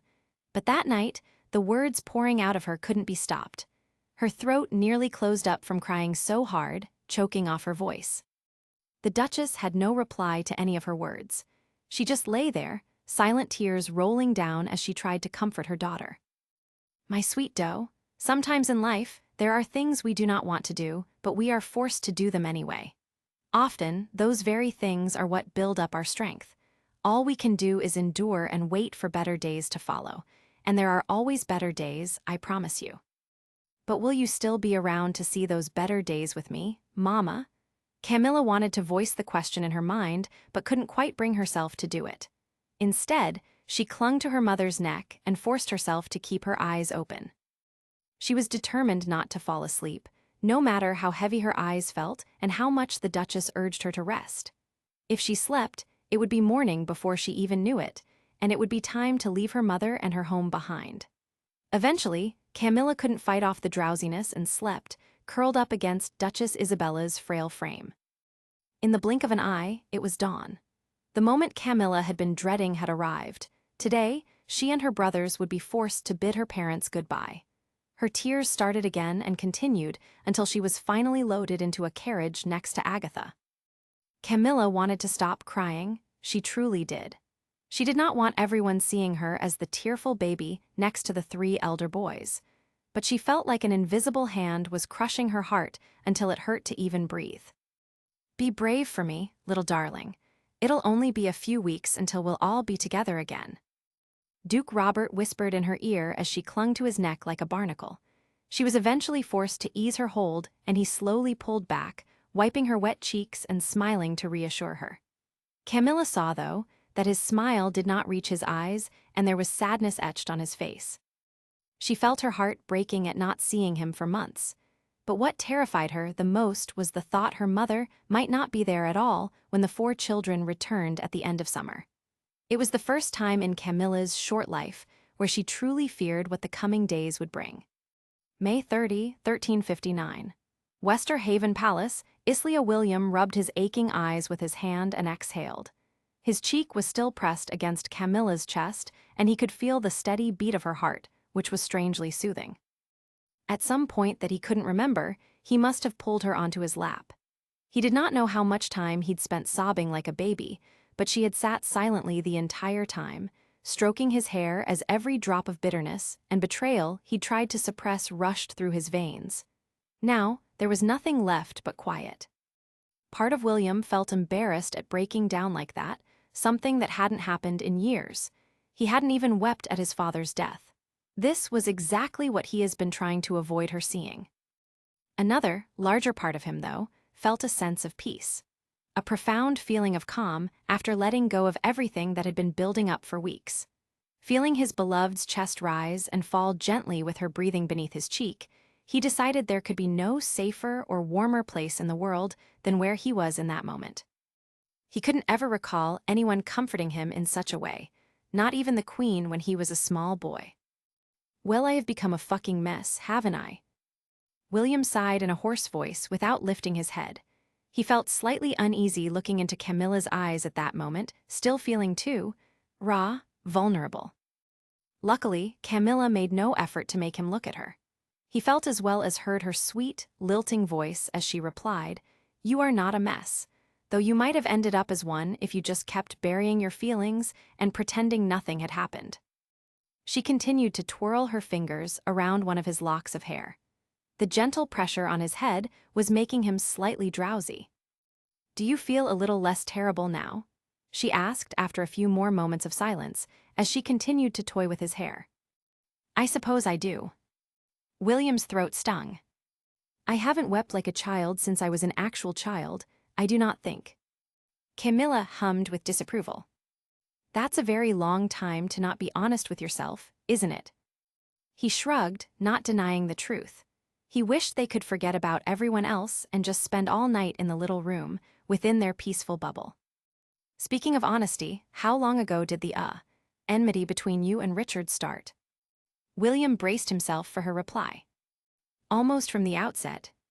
Camilla said the very words William had dreaded, but at the same time, knew he needed to hear. At first, I was not really bothered by it. I thought it was simply because I was a girl and a foreigner.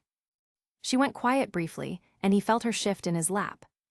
It was only after one night, at the King's costume ball right after we returned north to Magdalene, that I realized. Well, I managed to outrun him that night.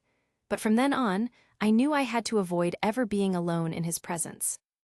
William recalled that night, how he'd kissed her in the arbor, and his desire had run so hot that he'd been desperate to throw her to the ground and fuck her senselessly. Instead, he'd sent her back to the castle alone so he wouldn't be tempted by the sight of her. He should have never let her walk back alone, he scolded himself. I did a good job of staying away from him, until one day Bess suggested we all go bathe in the creek. It was something she and her sisters had done as children, and it was such a warm day. Even then, I think I would have been all right if I'd just stayed with my ladies. Camilla's voice dwindled to an unsteady whisper.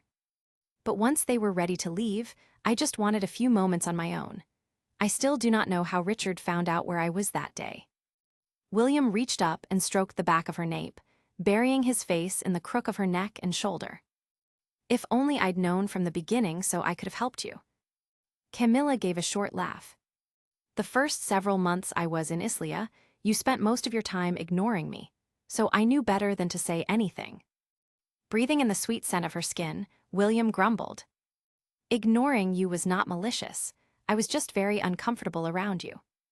Yes, that was obvious. You've never told me why, though. William finally tilted his head back and looked into her doe eyes, framed in impossibly thick black lashes. She looked genuinely curious, and her innocence made his insides churn. I thought you were fucking terrifying, to be honest, so I avoided you. What? Camilla yelped, then clapped her hand over her mouth for speaking a little too loudly. She continued to stare at him with a mixture of outrage and offense that he found utterly adorable. He laughed, his first genuine laugh in what felt like a long time. How exactly was I terrifying? I was a literal hostage, William. Yes, and you refused to act like one. That first day I took you to meet my uncle, you faced him like a queen even though you knew he had the power of life and death over you. He smiled wryly at the memory. You were too much of everything. Too beautiful, too clever, too poised. I had no idea how to get your attention, and I also hated that you made me fight for it. It was easier to pretend you did not exist.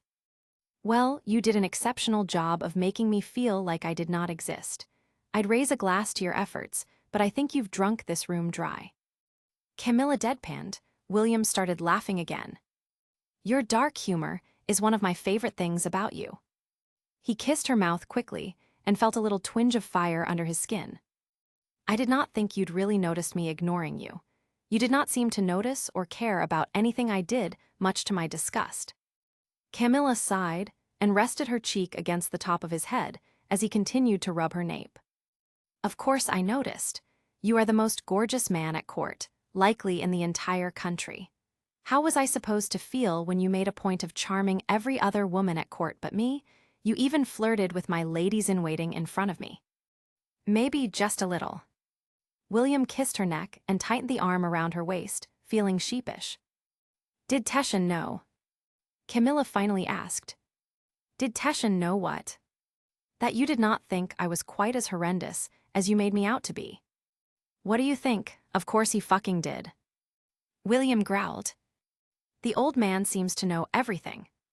Camilla gave a peal of laughter and shifted on his lap. I guess he does. At his great age, there's probably little he hasn't learned. He kept on telling me that I'd need to do something different to get your attention, treat you differently to every other woman I'd ever dealt with. I did not want to hear it.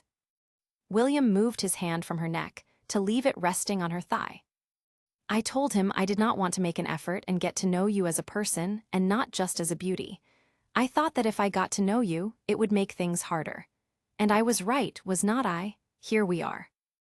Camilla shifted in his lap again to get more comfortable, and William flinched. He wished she'd stop squirming like that as she was slowly driving him wild. It was wrong, was not it? He told himself it was wrong to feel his desire now building steadily when he had just been more emotionally open to her than anyone else in his life. When he had humbled himself before her, and they were sitting in an unlocked drawing room. But there was something about her beauty and naivete in that moment that made him want to swallow her whole, to possess her so completely that she'd never think of anyone else but him. He vowed to make her surrender to him and admit she needed him as much as he needed her. The thought of her not needing him was beyond terrifying. With that thought, William slid his hand into her loose hair and drew her mouth to his. Lord, he had missed her. It felt like months since he'd bedded her. The kiss quickly turned heated and deep, their breathing becoming ragged. She squirmed in his lap again, and he almost groaned aloud. William dragged his lips along the edge of her jaw and under her ear. He felt her grip on his hair tightening slightly. William. What are you doing? Camilla's voice had a nervous edge, which made him want her even more. Kissing you. William moved his lips to her delicate neck and placed his hand on her thigh again. Do you really think this is a good idea? She was not actually pulling away, he noticed. Yes, I think it is a very good idea. He was drowning in the heavenly scent of her hair. She tilted her head back slowly and shivered, only to tense up as she felt his hand slowly pulling up her skirt. Camilla quickly placed her hand over his to stop him. Wait, she breathed. What are you? We cannot. William gently shook her hand off and continued pulling up the silk fabric. We will not, it is far too risky. Then what? SHH, he murmured, very much liking her breathy, anxious tone. Just let me do this. I will not ask you for anything in return. He kissed her neck again as the hem of her skirt slowly rose higher and higher. Soon, the fabric was all bunched up on her lap. William felt her shudder when his palm touched the warm, smooth skin of her bare thigh. He squeezed it slightly before he let his fingertips glide upwards ever so slowly. He relished the gasp that tore from her lips as he finally brushed the cleft between her legs. Dee, do not do this. Camilla whispered, nevertheless opening her legs slightly to grant him better access. Are you afraid of me? And no, but someone might find us. I'll be able to hear anyone before they reach the door. William replied calmly as he kept brushing his fingertips against her. She was already wet. But they might hear, her voice was thin and choked. Well then, you'd better be very quiet. William smiled, feeling his control over her. There was no way in hell William was going to stop now. Pressing his fingers a little harder until he brushed the little nub, he began to stroke ever so gently as he kissed her throat again. He smiled wider as he heard her moan and tug at his hair. Slowly, steadily he moved his fingers as he felt her writhing against his touch, trying and failing to fight his control over her. Camilla unwittingly ground against his groin again, making him arch under her. She gasped again. Tell me how much you need me. He whispered in her ear as he rewarded her by stroking a little more firmly. I. Camilla started to speak, but then moaned again, throwing her head back. William was determined she would be as vulnerable and powerless around him as he had been around her since the first day they met. He would have all of her, every single last part of her, imprinting himself on her very soul. Tell me, he whispered again, gently biting her earlobe. I need you, oh, she gasped out. I need you more than anything. He felt the warm wetness starting to gush out onto his eager fingers, making him bite his own lip from lust. He longed to kiss her again, but couldn't bring himself to do it, preferring to listen instead. He sat utterly enthralled and aroused by the sound of her rapid breaths, her whimpers, and the way she weakly gasped his name over and over. Her nails dug into his forearm, clearly wanting more, but he held back.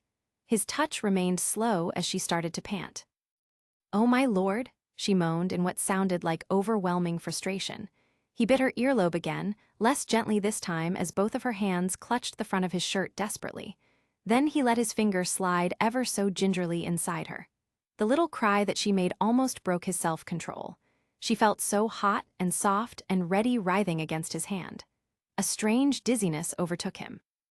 All he needed to do was shift her so that she was straddling him, and then he could plunge into her sweet. She whimpered again, and he pushed the thought from his mind.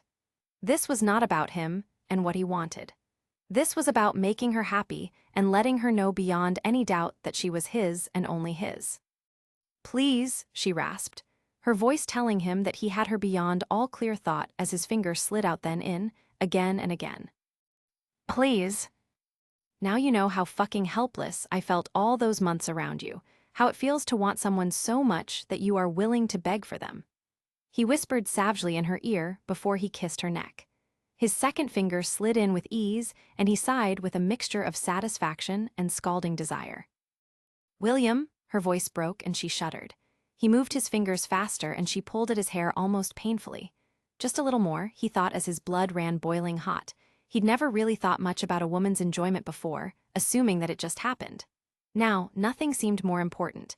He wanted her to know that no other man would ever give her such excruciating pleasure. William then gently curled the fingers inside her, upwards and pressed again. That should do it, he thought. At that, Camilla threw her head back again and gave a hoarse scream, clenching around his fingers repeatedly. Humming with approval, he touched her steadily as the waves of bliss ran through her, until she fell limp against him and gasped for breath. "SHH." William soothed her as he smiled, pushing down the hem of her skirt until it fell modestly to her ankles. He then started stroking her back again for a while as her breath tore from her lips, feeling her shaking in his arms. Neither of them spoke for a long time. Once her breathing was slow and even again, he knew they had to head back into reality before she fell asleep on him. Reluctantly, he placed his hands on her hips and gently eased her to her feet. He stood up immediately after her, considerably less drunk than he had been an hour earlier. In fact, he seemed steadier on his feet than she did, which made William feel unbelievably smug. Camilla looked up at him shyly, her eyes glassy and her face still a little flushed. She looked like sweet sin itself. For a moment, he weighed up the option of just pressing her against the wall and having her wrap her legs around his waist. It would be one hell of a risk. Then again, he knew he was a thrill seeker. "I'll walk you to your room, all right."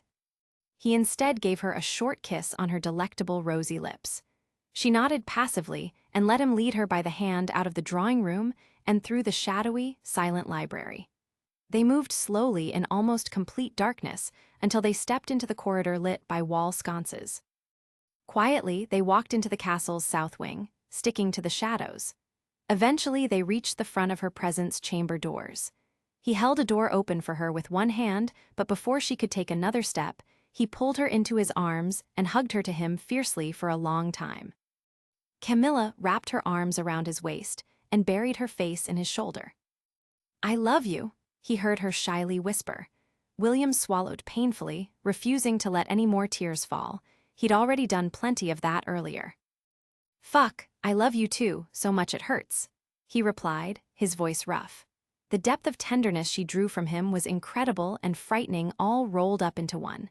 Kissing her lips one last time, he gave her a gentle push through the door and shut it behind her. William walked away before he could be tempted to step through those doors and follow her. He would give his sword arm to lie with her in that moment.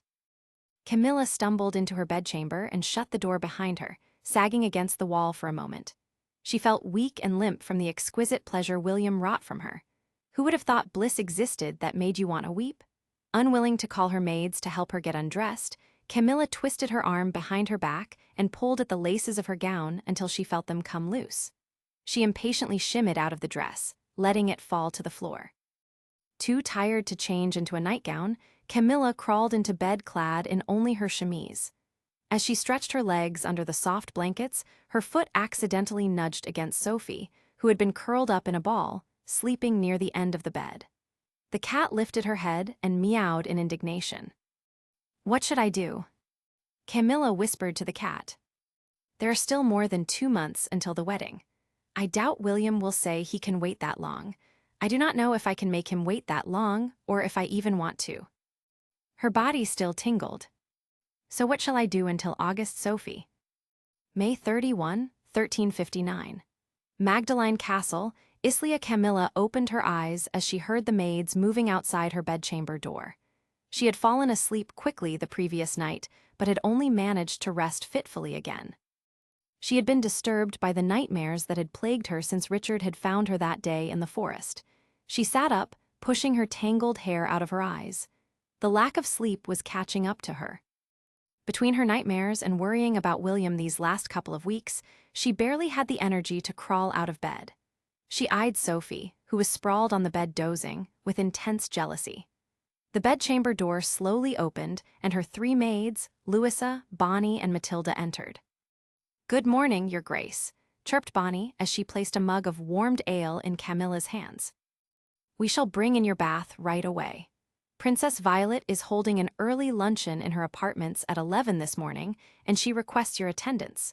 I believe even Her Majesty will be attending."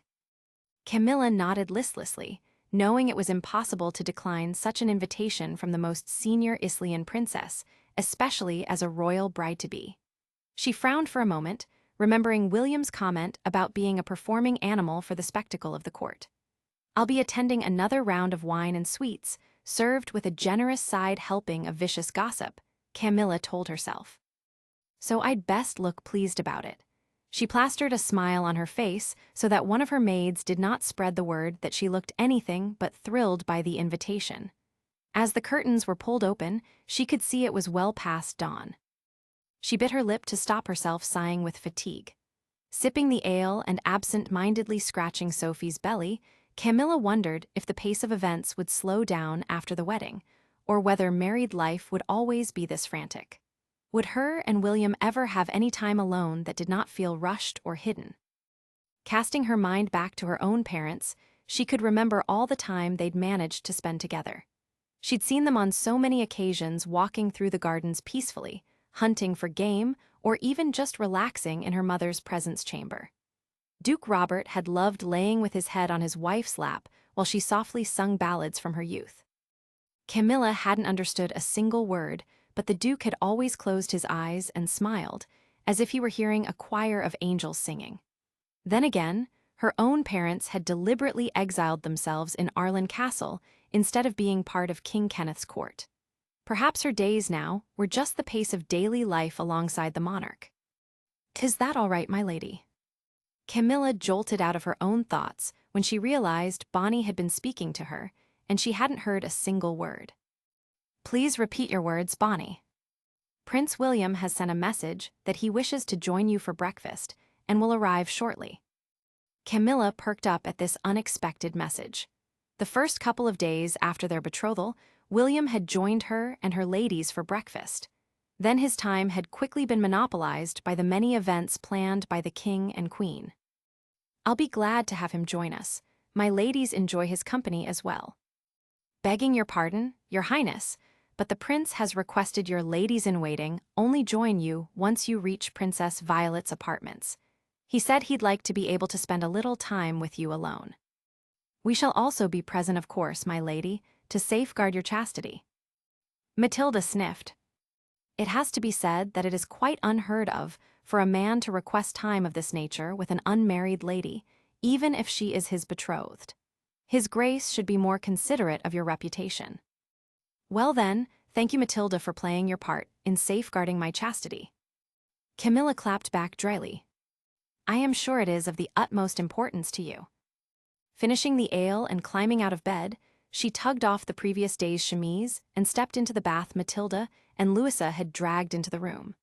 "At least I am no longer covered in bite marks and can have my maid serve me at my bath," Camilla thought with grim humor. She still was somewhat uncomfortable with being attended, even though it had been a common occurrence throughout her life to have maids bathe her. She hoped her apprehension would fade in time, along with the nightmares. Her maids laced her tightly into a pale green silk gown and blotted her hair dry until it fell in loose waves, knowing the prince favored her hair unbound. Sitting in an armchair, Camilla was not sure if she was eager to see William or too shy to face him after her uninhibited behavior last night. Did he think she was a complete wanton? The more she thought about it, the more confused Camilla became about how a married couple should interact. Everything William made her feel and want to do was in direct contradiction to what her childhood nursemaids had told her was the correct behavior for a modest, virtuous wife. Did William not prize modesty or virtue? Or had the advice from her nursemaids been wrong all along? William seemed to not just enjoy, but encourage physical passion. Were all men like this with their wives, or was he just unusual in his tastes? At that moment, William entered the presence chamber, putting an end to her confusing thoughts for the moment. Camilla hastily stood to bow to him. She was so distracted by his stunning looks that it took her a moment to notice he was carrying a tray of food, as if he were her maid. "Good morning, my dear," he smiled at her. "I was not sure what you like best, so I asked for everything." He placed the tray on the table in front of her and took a seat next to her. Camilla's eyes widened at the selection of food. William's gaze, on the other hand, was openly raking her in from top to bottom. Camilla could feel her cheeks turning pink. He took a seat next to her, and for a few moments the two of them just stared at each other, the tray of food remaining untouched. Camilla noticed his gaze was clear, free of the darkness from the last few days, like a cloudless sky after a violent storm. It was also more profound, almost like he would read her thoughts. She knew William had bared himself emotionally to her last night, but hadn't she also done a similar thing? He had forced her to voice her desire and pure need for him. Oh Lord, what had she done? How could she have acted and spoken like she did? She could feel herself blushing again, feeling more exposed and vulnerable now than when he had undressed her the night they had lain together. Matilda pointedly cleared her throat, snapping the couple out of their reverie. "My lady, I must remind you that there isn't a lot of time for you to linger over breakfast. You'll need your hair dressed for Princess Violet's event, and I am sure you'll want to organize a small thank-you gift for her. If we do not have a lot of time, then I do not want to waste it hearing your goddamn voice." William replied cheerfully. "We have what we need here. Unless one of us specifically calls for you, do your best to disappear and stay out of my sight." Matilda turned purple at the rebuke and scurried into the bedchamber to tidy and give the couple at least a measure of privacy. Camilla turned to face him, unsure if she should mention the previous night or pretend it never happened. But before she could open her mouth, William brushed his thumb under her left eye. "You are not sleeping well these days." She shook her head. "I can ask Teshin to prepare a sleeping tonic for you. If you recall, they work rather well." The corner of William's lush mouth quirked. She smiled back, then dropped her gaze to her lap, feeling somewhat embarrassed at telling him the truth. "It is not falling asleep I struggle with, it is staying asleep. I have a lot of nightmares." When she looked up at him, there was sympathy on his face. Their eyes locked again, and Camilla realized how truly in love with him she was spiraling. It probably was not wise, she cautioned herself. It was also frightening. He carefully picked up a raspberry with one hand and a blackberry with the other. "Which do you want me to feed you?" "I prefer blackberries, but I do not need you to feed me, William. My own arms work perfectly well. Just indulge me in this." Camilla parted her lips for William to gently slide the blackberry between them. He watched in fascination as she chewed it and swallowed before feeding her another one. "The only fruit I couldn't get a hold of this morning were cherries, unfortunately." William murmured as he refused to tear his gaze away from her mouth, tracing it with a fingertip. She could hear his breathing catch. What was it about such a small action that made it feel so forbidden, she wondered. Camilla forced herself to look away from his hypnotic stare, fearing he'd be able to talk her into anything. "It is all right. You brought too much food as it is. There's enough here for an army, and I know cherries are extremely expensive in Islia." William raised an eyebrow as he continued tracing her lower lip with his finger. "Where did you learn that?" "From you. You once bought some for me." Camilla paused, then smirked. "Using my winnings from a wager, actually." William roared with delighted laughter. "I did not I? Holy fuck, I am an utter bastard sometimes." He gulped down a handful of raspberries and then bit into a ripe peach. He refused to eat a single blackberry, though, insisting she have them all. After William had encouraged her to eat close to twice what she'd usually have for breakfast, Camilla sat in at her dressing table while her hair was brushed out and dotted with rose oil. Louisa wound sections of her hair in silk to create loose curls, then pinned some of it back with a topaz-encrusted comb. Much to Lewis's chagrin, William sat sprawled in an armchair and quietly watched as the maids attended on Camilla. The two elder maids moved stiffly and with pinched faces, very much aware of the prince's watchful eye. Camilla mostly managed to keep a straight face through their discomfort. It is quite unseemly for a man to just sit there and watch a lady's morning preparations. Where is his propriety? Matilda hissed under her breath. Camilla smiled sweetly. If you have something to say about my betrothed, I suggest you say it to his face. He is just over there. William overheard everything and gave a crack of boyish laughter. Once we are married, I intend to be with my wife as much as possible. You maids will likely find my presence overwhelming. Either you get used to it, or you find yourselves other positions. The choice is yours. Matilda clamped her mouth shut, much to Camilla's glee. Once the maids deemed Camilla's appearance ready, William stood up and gave her one last heated, appraising look. He then extended his hand to escort her to the luncheon. I can tell you are not looking forward to this. William gave her hand a squeeze as they walked together. Please do not tell me it is that obvious. Camilla frowned. A true royal lady is supposed to enjoy tearing down others with her words. William snickered, then asked more seriously, do you think Violet will give you a hard time? Camilla shrugged one shoulder. Not openly, like she used to, but I am sure she'll take little digs where she can. She does not think much of the morals of any lady from the north. Well, she is hardly one to talk about morals. She let Leo seduce her before their marriage. William said, if she causes you too much trouble, feel free to remind her that her eldest daughter was born less than 8 months after her wedding date. William, Camilla whispered in horror, though also secretly a little delighted to find out such information. I do not think that's the kind of topic you raise at a ladies' luncheon. Why not? It was a scandal at the time. Everyone, and I mean everyone, knew of it. Tom and I were still in the nursery, and even we heard about it. So put that miserable wench in her place if she becomes unbearable. You are a wicked soul. The doors to Princess Violet's presence chamber were visible at the end of the corridor. You are a fortunate woman. William grinned, then pulled her in for a quick, hard kiss goodbye. Ma, you taste of blackberries. Then he was gone, and Camilla steeled herself to face the nest of smiling vipers behind the doors in her line of sight. The guards outside the apartment doors announced Camilla's arrival. Several ladies were already present, helping themselves to morsels on the trays being passed around by servants. Some of the ladies calling out polite greetings to Camilla, others simply watched her with avid, critical eyes. Camilla bowed first to Queen Celia and then to her hostess, before looking around the room for someone that did not loathe her. She smiled in relief when she saw Katerine and Meg had already arrived, immediately drifting in their direction. Her Grace the hostess is in a particularly pleasant mood this morning. Meg warned under her breath while outwardly, her smile remained steady. She is feeling snubbed because Princess Blanche has sent her apologies and will not be attending.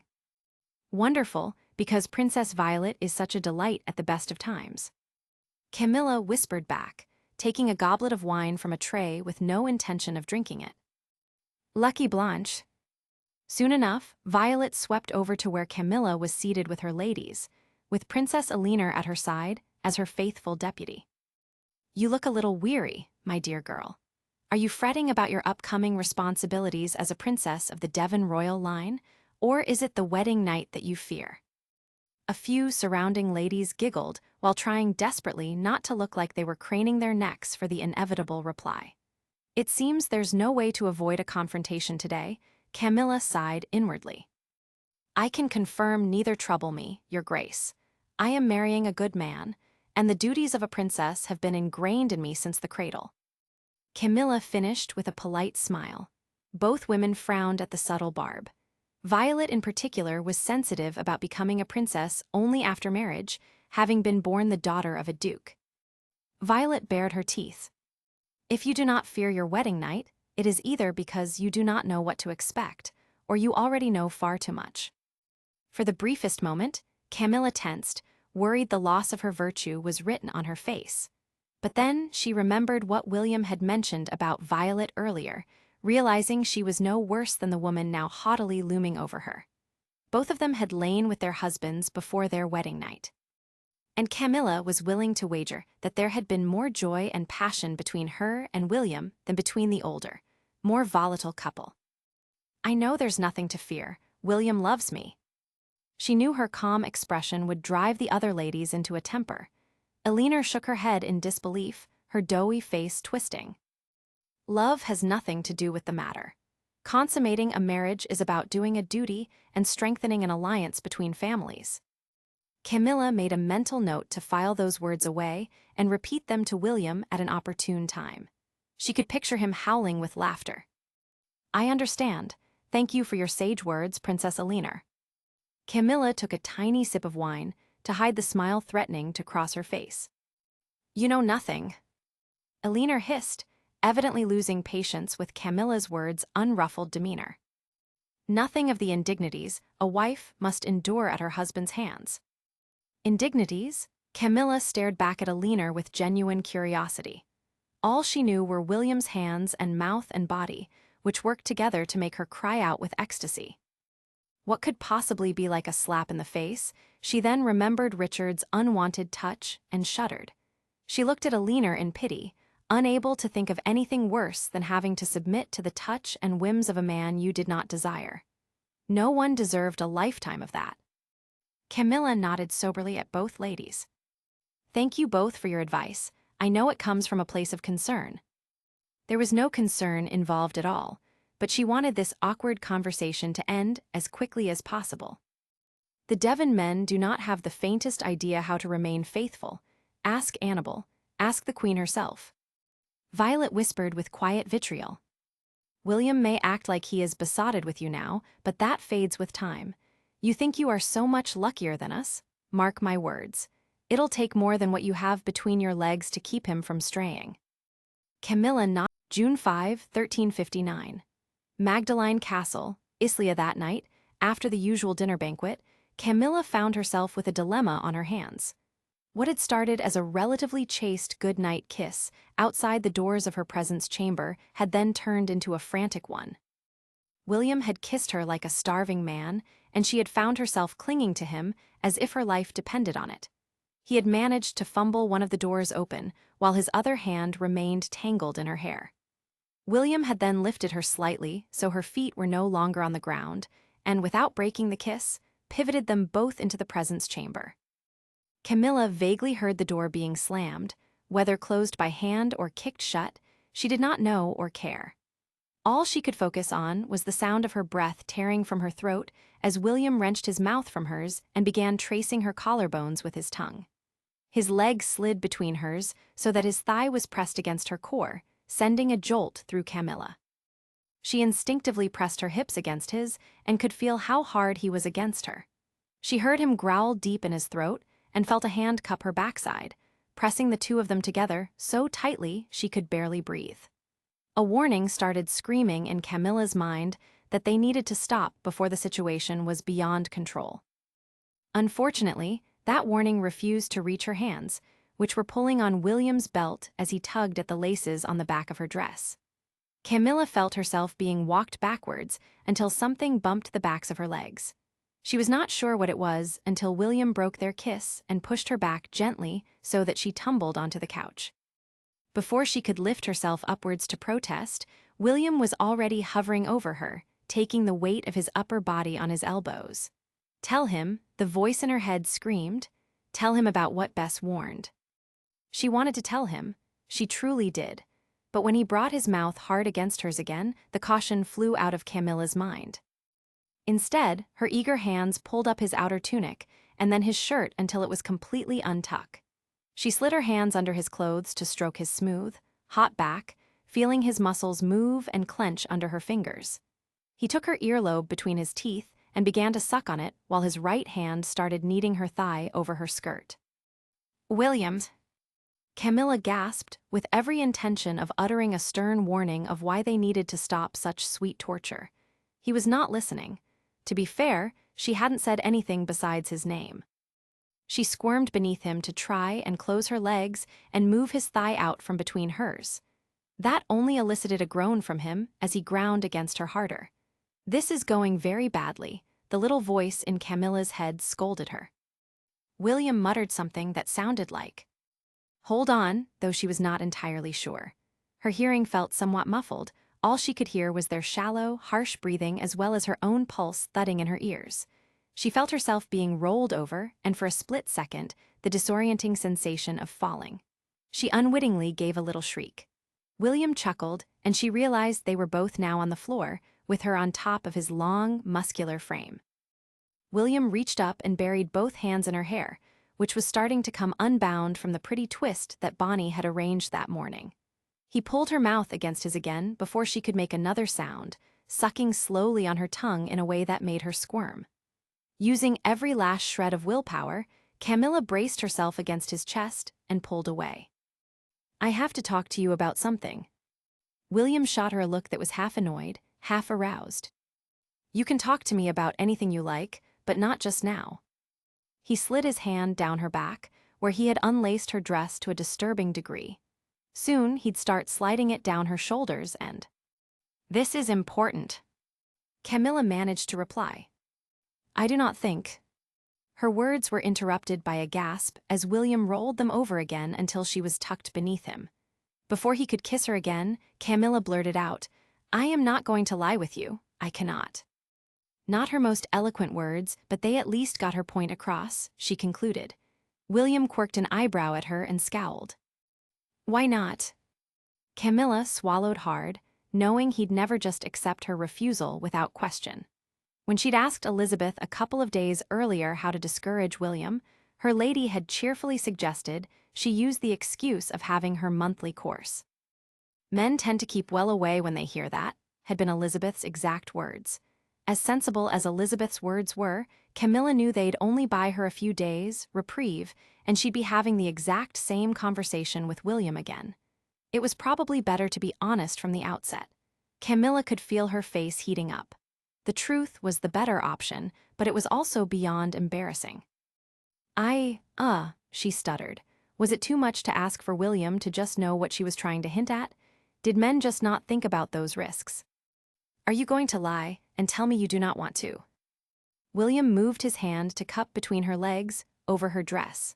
The soft pressure of his hand made Camilla arch, and hot sparks of pleasure started to radiate through her body. She bit down on her lower lip. William half smiled down at her, in a way that made her want to slap the smugness off his flawless face. "I thought we were past the point of pretending we do not desire each other." He brought his face down close to hers. "I am afraid." Camilla managed to whisper, just before he brushed his warm lips to hers. "Afraid of what?" More warm brushes against her mouth. William's hand between her legs was grinding slowly against her, making her thoughts collide and melt together. "Afraid of ending up with child before our wedding day." Her words had the desired effect, even if her voice had been shaky and a little bit hysterical. William froze for a moment and then pulled himself off her, raising himself to his knees. Seizing the opportunity, Camilla quickly sat up and scooted backwards a little from him, using one arm to hold her dress in place and stop it sliding off her shoulders. For what felt like an eternity, the two of them just stared at each other, the gravity of Camilla's words echoing between them. "A child," William finally repeated, his voice sounding oddly choked. Camilla nodded. "The king, and everyone, would be able to count back from our wedding day, the way they did for Leo and Violet. I am already not well liked by many here. I do not want to create more scandal around our marriage." "A child." William aimed a hard, calculating frown at her. "The odds of that misfortune happening aren't very high though, are they?" "What? I do not know." Camilla scrunched her brow at the ridiculous question. "I mean, it is not like I have ever thought about conceiving before, or had to worry about how to avoid it." "The odds must be against it." William muttered, more to himself than her, his eyes looking into the distance. Camilla realized what he was doing, literally running the different scenarios in his head and weighing up the possible consequences. What seemed like an obvious no in her mind was something William might consider worth the risk. She also knew that this was not the kind of decision one made when half-dressed and flustered. Pushing a lock of her messy hair behind her ear, Camilla said as resolutely as she could, "I am sorry, but we cannot take the risk. We need to wait until after we are wed." "Got it." William snarled under his breath as he pushed himself backwards until he was sitting on the rug-covered floor with his back to the couch. "That is still more than 2 months away. Are you trying to kill me?" He rubbed his hand across his tightly closed eyes in obvious frustration. Camilla ducked her head, feeling inexplicably guilty at the impossible situation. Either she lay with him and risked scandal, or she kept him at arm's length until August and risked driving him away. "He has no obligation to stay faithful to you," the spiteful little voice in her head whispered. "You are not even married yet. There are plenty of ladies who'd be happy to meet his needs in your place, especially as he is probably angry at you now. Will you go and seek out other company between now and our wedding day?" Camilla was not sure what was more painful, knowing or not knowing. William aimed a dark look at her. William's voice was gruff as he replied, "Is that what you expect me to do? Well then, I am fucking sorry you have so little regard for me." Camilla felt herself withering under his glare. "I am not trying to insult you. I just thought, well, you once said men have needs, and if I do not, or cannot meet them, I assumed." She closed her eyes, wishing a bolt of lightning would just end her on the spot. Was it better for her to give him her permission, even thought it would break her heart, and he would do as he pleased whether he had it or not? Was she hoping for the impossible if she asked him to abstain? Opening then closing her mouth, Camilla was thoroughly confused. She heard William hiss out a string of curses, then felt his hand cup her cheek. "Of course, I am not going to seek out other women. Why would you even think that?" "Because, isn't that what you do, what all men do?" Camilla blinked at him in surprise. Surely she had misheard him. "Not all men." William snapped, then a tinge of red started creeping up his face, visible even in the candlelight. "I mean, it is what I would have done in the past as well," he admitted. "But I do not want to do that anymore." She looked at him askance until he sighed. "If you really must know, I haven't laid a hand on another woman since last autumn. Even then, I only chose her because she reminded me of you." William shook his head and smiled slightly at his own confession. "Let me tell you, that is a very long time to be celibate. So you are happy to wait until we are married?" Camilla's heart thumped with delight and relief. "No, of course I am not happy about it." William growled. "But I am willing to do it, if it is important to you. And I suppose it makes sense to avoid any kind of scandal in the weeks leading up to the wedding." Camilla beamed and pressed her lips to his flushed cheek, brushing a swatch of the golden hair that had come to fascinate her, back from his face. "Thank you." William threw his head back against the edge of the couch behind him and muttered, "I may live to regret this." He then opened one eye and squinted at her in irritation. "Now, move back and keep your distance. These are going to be the most difficult, miserable weeks of my life, and if I am to get through them, I do not want you around looking like that to lead me into temptation." "Looking like what?" Camilla tilted her head at him curiously.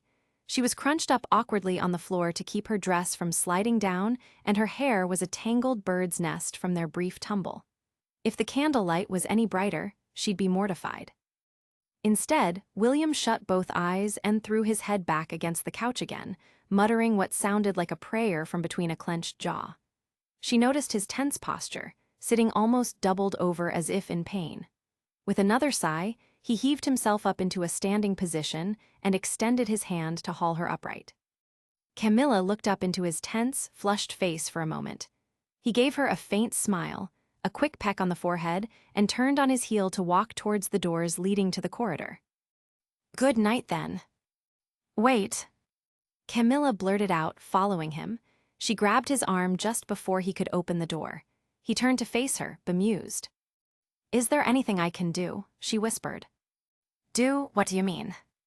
Camilla looked down and bit her lip. She felt awful sending him away like this when he looked so physically uncomfortable. He had always been so generous with giving her pleasure, and she knew nothing. She hadn't the faintest idea how to please him or what he liked, having always let him take control in the past as he obviously knew what to do. She cursed her lack of knowledge. She'd have to learn at some point, though, wouldn't she, if she was to be a good wife? She may as well start now. Standing on her tiptoes, she kissed his lips briefly. I cannot let you leave like this. It makes me feel, well, terrible. William swallowed. You said you did not want to lie with me. No, I said I couldn't. She kissed him again. It is a different thing. Two different phrases, with the same end result, Camilla. William sounded irritated but nevertheless kissed her back. His hand slid to her hip as they exchanged short, hot kisses. He then abruptly stepped back and leaned against the door. I'll respect your wishes and keep my hands off you, but please do not make things harder than they have to be. William raised his hands between them. Camilla threaded her fingers through his as she stepped forward and kissed him again. She heard him groan, clearly confused with the mixed messages he was receiving. She had better end the confusion then, she thought. Camilla let go of his hands and placed her palms against his chest, slowly sliding them lower. Feeling the ladder of his abdominal muscles twitch under her hands, she wondered vaguely if she was tickling him. She started undoing his belt. He pulled his head back abruptly and stared at her with shocked eyes. What the fuck are you doing, woman? Camilla shrugged as she started unlacing his trousers, fingers brushing against the tense bulge of him. I meant it when I said we cannot lie together. So this is how you want to prevent it, by killing me instead. William's voice was strangled, and he had started to shake as he gaped at her. She laughed and kissed him again as she finally undid the laces and brushed his smooth, hot skin with her fingertips. She heard and felt him wheeze out a breath as she wrapped her hand around his hard shaft. Camilla paused for a moment. Had she done that right? Was she doing any part of this right? She looked up hesitantly at William, whose eyes were so wide that she could see the whites all around his irises. I do not know.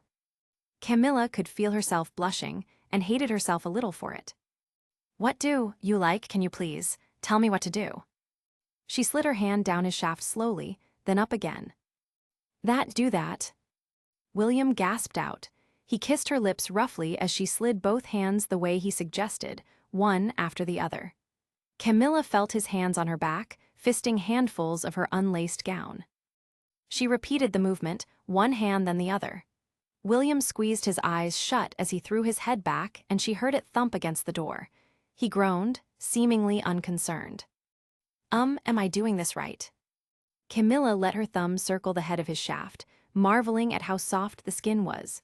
She circled again, fascinated at how such a small gesture could make a strong man shudder.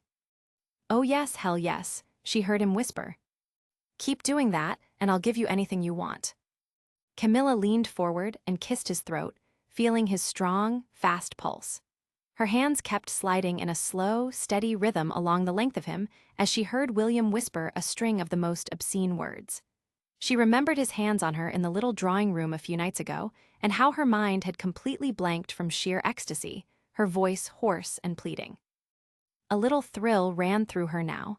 So this is what it is like to have someone submit to you for pleasure, she mused. It was an intoxicating thing.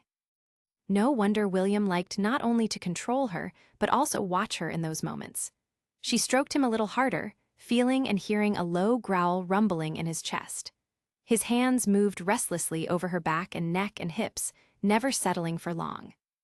Camilla was not too sure what was supposed to happen next as she twirled her thumb around the head of his cock in a way he seemed to like. Well, she assumed he liked since he did not tell her otherwise.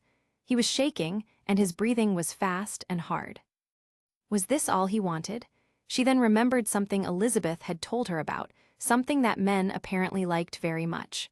At the time, Camilla had been beyond shocked as the whole thing sounded preposterous. Elizabeth had been adamant, though, even giggling that she sometimes did it just before she wanted to ask Archibald for a favor, and that it almost always got her the answer she wanted. Dear Lord, were men really that easy to manipulate? There was only one way to confirm, she supposed. Trying to remember everything Elizabeth had told her, Camilla dropped to her knees and put her mouth on him. William bellowed. William was doing a fairly good job of holding on to his self-control, so he thought. He was trying his best to breathe evenly through the overwhelming sensations caused by Camilla's delicate hands as she touched and stroked him, despite feeling like he was surrounded by rising flames.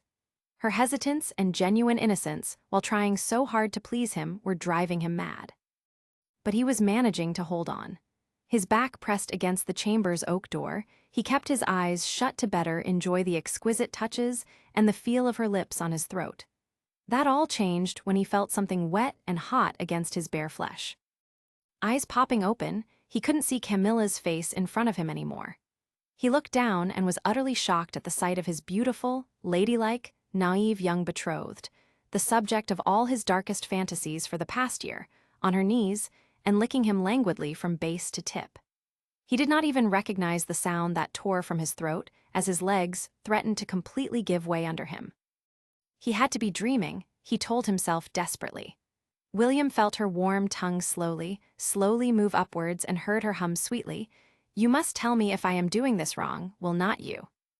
Dear Lord, was she actually serious? How could she think she was doing anything wrong when he felt like weeping from lust and fire? He gasped again and again. Holy fuck, yes, yes, do that, oh yes. William could hear himself babbling incoherently as he fisted her hair with both hands. So this is good. What an understatement. Yes, this is, so incredibly good. He started to wheeze again, pulling at her loose hair. Screwing his eyes shut again as he shuddered uncontrollably, William started to panic a little. If he did not stop her soon, very, very soon, then things were going to get somewhat messy. She probably wouldn't know that, though. He reached down to cup her face and gently pull her away with great reluctance when she suddenly took the tip of him into her mouth and began to suck. It was too much for him to hold on any longer. He actually yelled as her touch threw him over the edge of the cliff. He yelled from the shock and unrelenting pleasure as her mouth continued to draw him in, and he saw flashing spots behind his closed eyes for what felt like an eternity. William slumped against the door, the back of his head hitting so hard he almost knocked himself out cold. He couldn't have cared less. Taking in great gulps of air, he quickly let go of her hair, hoping he hadn't pulled out entire handfuls. He looked down and saw Camilla still on her knees and staring back up at him, hair spilling all around her shoulders and eyes wide open with surprise. Her throat bobbed with the effort of swallowing, and then she whispered with a question in her voice. Perhaps I did not do that correctly. Her face was twisted slightly in confusion. William started to laugh as he pulled her to her feet. Not for the first time, he found her innocence alluring. No, you did it correctly, trust me. His voice was hoarse as he quickly replaced his trousers with shaking hands and fastened his belt. Are you sure? You are not just saying that to spare my feelings, are you? For fuck's sake, no, that was unbelievable, you'll be the death of me. Still hoarse, William leaned forward to put his hands on his knees and tried to breathe in slowly. After a few moments, he pulled Camilla against him for a kiss, then thought better of it. Wait here. His gaze scanned the dimly lit presence chamber and fell upon a pitcher of ale near the couch. He moved quickly to pour a cup and then handed it to her. Camilla's face was still scrunched up against what was obviously a peculiar taste in her mouth. Drink, he told her. Staring down at her as she took several sips of ale, William couldn't resist asking any longer. Who the hell told you? How did you know? Bess told me. Camilla murmured, blushing pink. Bess, you mean Lady Tonson. William stared at her in disbelief. Is this what you noble ladies spend your time talking about? I thought you just spoke about embroidery and other boring shit. Camilla scowled at him, adorably flustered. Of course we do not sit around talking about these things. Bess just told me about this because, well, she is my only married lady. She took another sip of ale and then admitted shyly, Bess says that whenever she does, that Archibald seems to agree with whatever suggestion she makes, so I thought I should try it. William laughed and groaned in discomfort at the same time. I may struggle to look Lord Tonson in the eye next time our paths cross. He made a mental note to never underestimate a lady in future, since they were clearly a far more cunning species than he'd ever thought. Camilla frowned. I am very aware that I do not know how to do, well, anything really. But I want to be a good wife to you, so I asked Bess. The self-doubt in her eyes made his heart hurt a little. Those words finally allowed William to understand the doubts she carried. She was betrothed to someone with a reputation as a notorious womanizer and felt like she had no real control over whether he strayed or not. No wonder she was unsure around him. You will be the best of wives, but I do not ever want you to do anything you do not want to do, understand? He pulled her to him and ran a finger down her cheek. I'll love you regardless. No other woman can hold a candle to you, not now and not ever. She nodded and finally smiled, so he kissed her. After a few more kisses, he whispered good night and slipped out the doors. Feeling overly relaxed and drowsy, William strolled to his own apartments, whistling a cheerful tune. The next morning, he almost leapt out of bed with boundless energy. When his head page informed him that King Edward wished to speak to him urgently about some missives that needed preparing to several foreign courts, William was disappointed, but knew he couldn't shirk his responsibilities. Instead, he sent a young page to Camilla's room with a bowl of fresh blackberries and the message that he'd see her before dinner. Later that morning, William found himself at the archery butts with a few others. Prince Thomas eventually lumbered over, unshaven and with tired eyes. What the hell happened to you, brother? William asked, peering at him dubiously. You look like a vagrant. Shut up, I did not sleep well. Tom growled in reply. Had an almighty quarrel with Alina last night. She accused me of whoring. William sniggered as he lined up his next arrow, then released it. Well, isn't that the truth of what you do? Tom looked taken aback. Yes, but she has no right to call me out about it, does she? He sighed as he picked up a bow and started tightening the string. Still, perhaps it is wise to be a bit less obvious about it. Try and keep the peace more. William suggested. The two of you have a great many years left together. It would be good if not all of them were spent at each other's throats, do not you think? I do not know, maybe, shrugged Tom as he yawned loudly. I swear this marriage business is not for the faint of heart, Will. There's very little reward in it. William chuckled and shook his head. Tom gave him a long look from the corner of his eye. And why are you walking around looking so merry? Last I heard, Father had forbidden you from laying with your future wife before your wedding night. William nodded agreeably and picked up another arrow. Indeed he has, and I am not lying with her. That was more or less the truth, was not it? You never join us when we visit the bathhouses anymore either. So what are you doing? Shouldn't you be a suffering man these days? William laughed shortly at the description, his mind flicking to the previous night. I can manage all right, Tom. There's no need to worry about me. Well, I hate to disappoint you, but there's probably no point in pinning too many hopes on the wedding night either. Your bride is lovely to look at and all, but these noble girls know nothing. And I mean literally nothing about how to please a man between the sheets. Tom grumbled. They are far more trouble than they are worth. I shall keep your words in mind then, brother. William murmured as he lined up another shot. Tom watched him with suspicion. June 13, 1359. Magdalene Castle, Islia. Teshin looked up from his notes as he heard the knock on the door to his quarters. He called out for whoever it was to enter. A moment later, the Princess of Moragh swept in while carrying several books. She flashed him an apologetic smile. Good morning, Teshin. I apologize for holding on to these for so long. I have been meaning to return them, but the days all seem to be blurring into one at the moment. She placed the books in a stack on a corner of the already cluttered timber bench. Teshin returned the smile. It is quite all right, my lady. I know your days are full. Camilla sighed and dropped onto one of the timber stools. I know that's to be expected. A royal wedding is a big event, and I do not wish to sound ungrateful for the efforts of everyone around me. But I wish my days were a little less intense. I am not naturally very comfortable among crowds. You prefer the quiet? Very much so. I'll be glad once the wedding is over, and I am no longer the center of the court's attention. She smoothed her skirt down uncomfortably.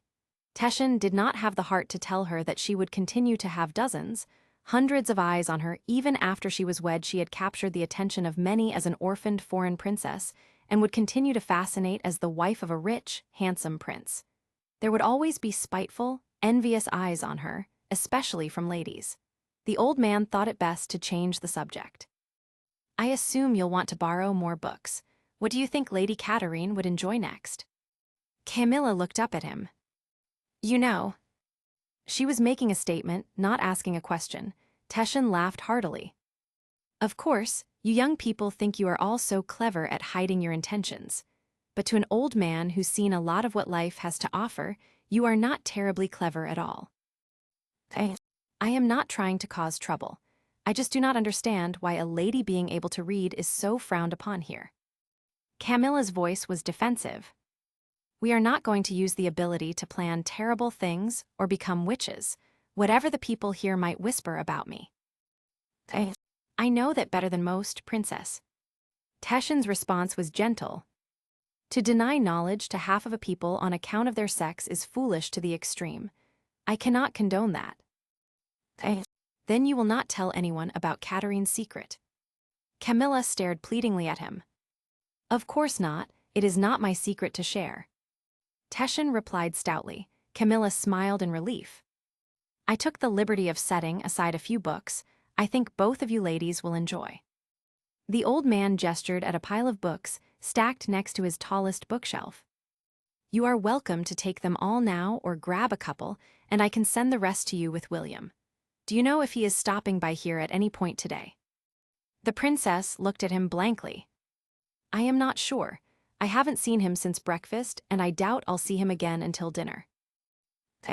But where will he be today between those two events? I do not actually know. Camilla confessed. I am not very familiar with his day. I do not really know what he does or where he goes. She looked down at her lap. Why do not you ask him? As his future wife, it is not unreasonable for you to become familiar with his routine, is it? I suppose not. Then why are you hesitating, my lady? Teshin raised his bushy gray brows at her. Camilla wriggled uncomfortably on the stool. I guess it is because I am scared too many questions will disturb. She waved a hand in a vague gesture. This peace between us, I know William loves me and we are happy, but how long can such happiness last? Her eyes were anxious when she looked at him. How long until he tires of me, or another girl catches his eye? Teshin regarded her quietly and let her voice her fears. I mean, I know life isn't a fairy tale and that marriage does not necessarily equate to happiness. In fact, for a lot of people, it is quite the opposite. Camilla smiled wryly. William once told me he did not expect marriage to ever change his life, that he wanted to carry on his days regardless. I hardly think having me nag him with questions on his whereabouts will be well received. Teshin nodded in understanding. William grew up expecting a loveless, purely political marriage, so I can understand why he was determined that a wife would change nothing for him. But you'll be quite a different wife to him, do not you think? Camilla nodded slightly, but remained unconvinced. You cannot go through life tiptoeing through your marriage, because you fear overturning the apple cart. Teshin advised her kindly. You have to be honest with each other. That's how marriages grow. Sometimes you'll clash, but the odd quarrel is the nature of a good relationship, I should think. Well, we are not strangers to that. We clashed plenty before our betrothal. The old healer laughed. Oh yes, I was quite aware. Whenever William would storm in here looking as cross as a baited bear, I knew it meant you weren't on good terms. Camilla blanched. He told you about our quarrels. Teshin chuckled at her horrified expression. No, I could just tell. That lad does not talk about such things. He does not really talk about much of anything, actually. It is not a healthy way to exist, refusing to confront what upsets you. I can only hope that in time, he learns to confide in you, my lady. Camilla toyed with her hands in her lap for a moment, then blurted out without warning. He misses his friend terribly. Sir Richard Bentworth, I mean. Teshin watched her thoughtfully. Does that truly surprise you? Not at all. Camilla returned his stare. But I think it does William. He is surprised by the depth of his feelings, I mean. It is almost like he has never truly missed someone before. He probably hasn't. Teshin said. Apart from perhaps Her Majesty, William's closest family have always been his childhood companions. He and Sir Richard have always been joined at the hip. And now he has forsaken that love between brothers to create room for the love between the two of you in his life. But that does not mean he does not feel the loss. I do not want him to end up resenting me because he felt forced to choose between Richard and me. But he did have to choose. Teshin's voice was firm. Life is full of choices, princess, and some are difficult ones. I believe he chose right, and more importantly, so does he. I see contentment in him that did not exist before you were in his life. Just give him a little time to get used to the changes. Do you think he'll ever change his mind and decide he made the wrong choice, that he should have chosen his friend? Camilla asked, her face pale. Teshin chuckled again, much to her shock. The two of you are similar in so many ways, it is quite uncanny. The doubts you have about your future with him, he has the same for you. Really, I cannot imagine that. William is unbothered by most things.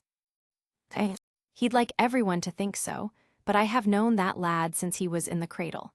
He fears he'll never truly win your trust, that you'll never be able to look past his reputation as a terrible womanizer.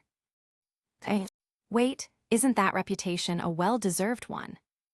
Camilla shot back. Yes, which makes it even worse for him.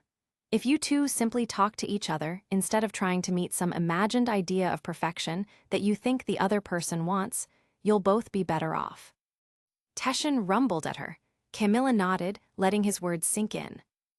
I'll do my best to follow your advice. She tipped her head slightly as she regarded him. For an unmarried man, you seem to know an awful lot about marriages and relationships in general. Teshin picked up his quill and dipped it in the ink, smiling. This old man will take that as a compliment. Camilla stood up to take her leave when she stopped and said pensively. June 22, 1359. Magdalene Castle, Islia. King Edward watched the young couple as they approached his throne and bowed, fingers intertwined. They seem to go everywhere hand clasped together these days, he thought peevishly. Both wore almost identical expressions, to his amusement, a mixture of polite respect and wariness. They made a stunning pair, Edward admitted grudgingly, their individual beauty complementing the other. The girl was as lovely as an exotic forest nymph, exquisite of face and lush of body. And William, the young rogue, was heartbreakingly handsome, looking so much like his father at that age. He knew it, of course, though he did not have Johan's explosive temper, Edward mused. The king watched the young couple for a moment longer, before revealing the reason he'd called them to his rooms. Negotiations with the Kingdom of Moragh have now concluded, to both sides' satisfaction. King Kenneth has signed and returned the treaty that will accompany your marriage, and I shall place my own signature on it today. King Edward allowed the barest hint of a smile appear on his face. Princess Camilla quietly nodded as if she'd expected no different. William, however, looked visibly relieved, as if he'd feared negotiations might collapse and lead to a broken betrothal. The king found this amusing from a youth who discarded countless ladies in the past without a second thought. It is as expected then, uncle. William grinned, Edward nodded. Yes, there was no doubt in my mind Kenneth would see things my way, especially when Islia is negotiating from a position of power. Your uncle and I have also reached an agreement on your dowry, princess. King Edward continued, refusing to let his eye drift down her lithe yet shapely form. It will include no land, of course. Camilla's eyes flicked his way briefly, though her voice was mild. Then I will not be inheriting my father's duchy, sire. Edward bared his teeth in a sly smile. Of course not. It reverts to the crown of Moragh. Your father made Arlington a wealthy duchy, and your uncle has no interest in loosening his hold on it. He did, however, agree that you should be compensated for its loss. He has agreed to provide you a dowry of 500,000 gold ducats instead. A queen's dowry, wouldn't you agree? William raised his eyebrows in surprise.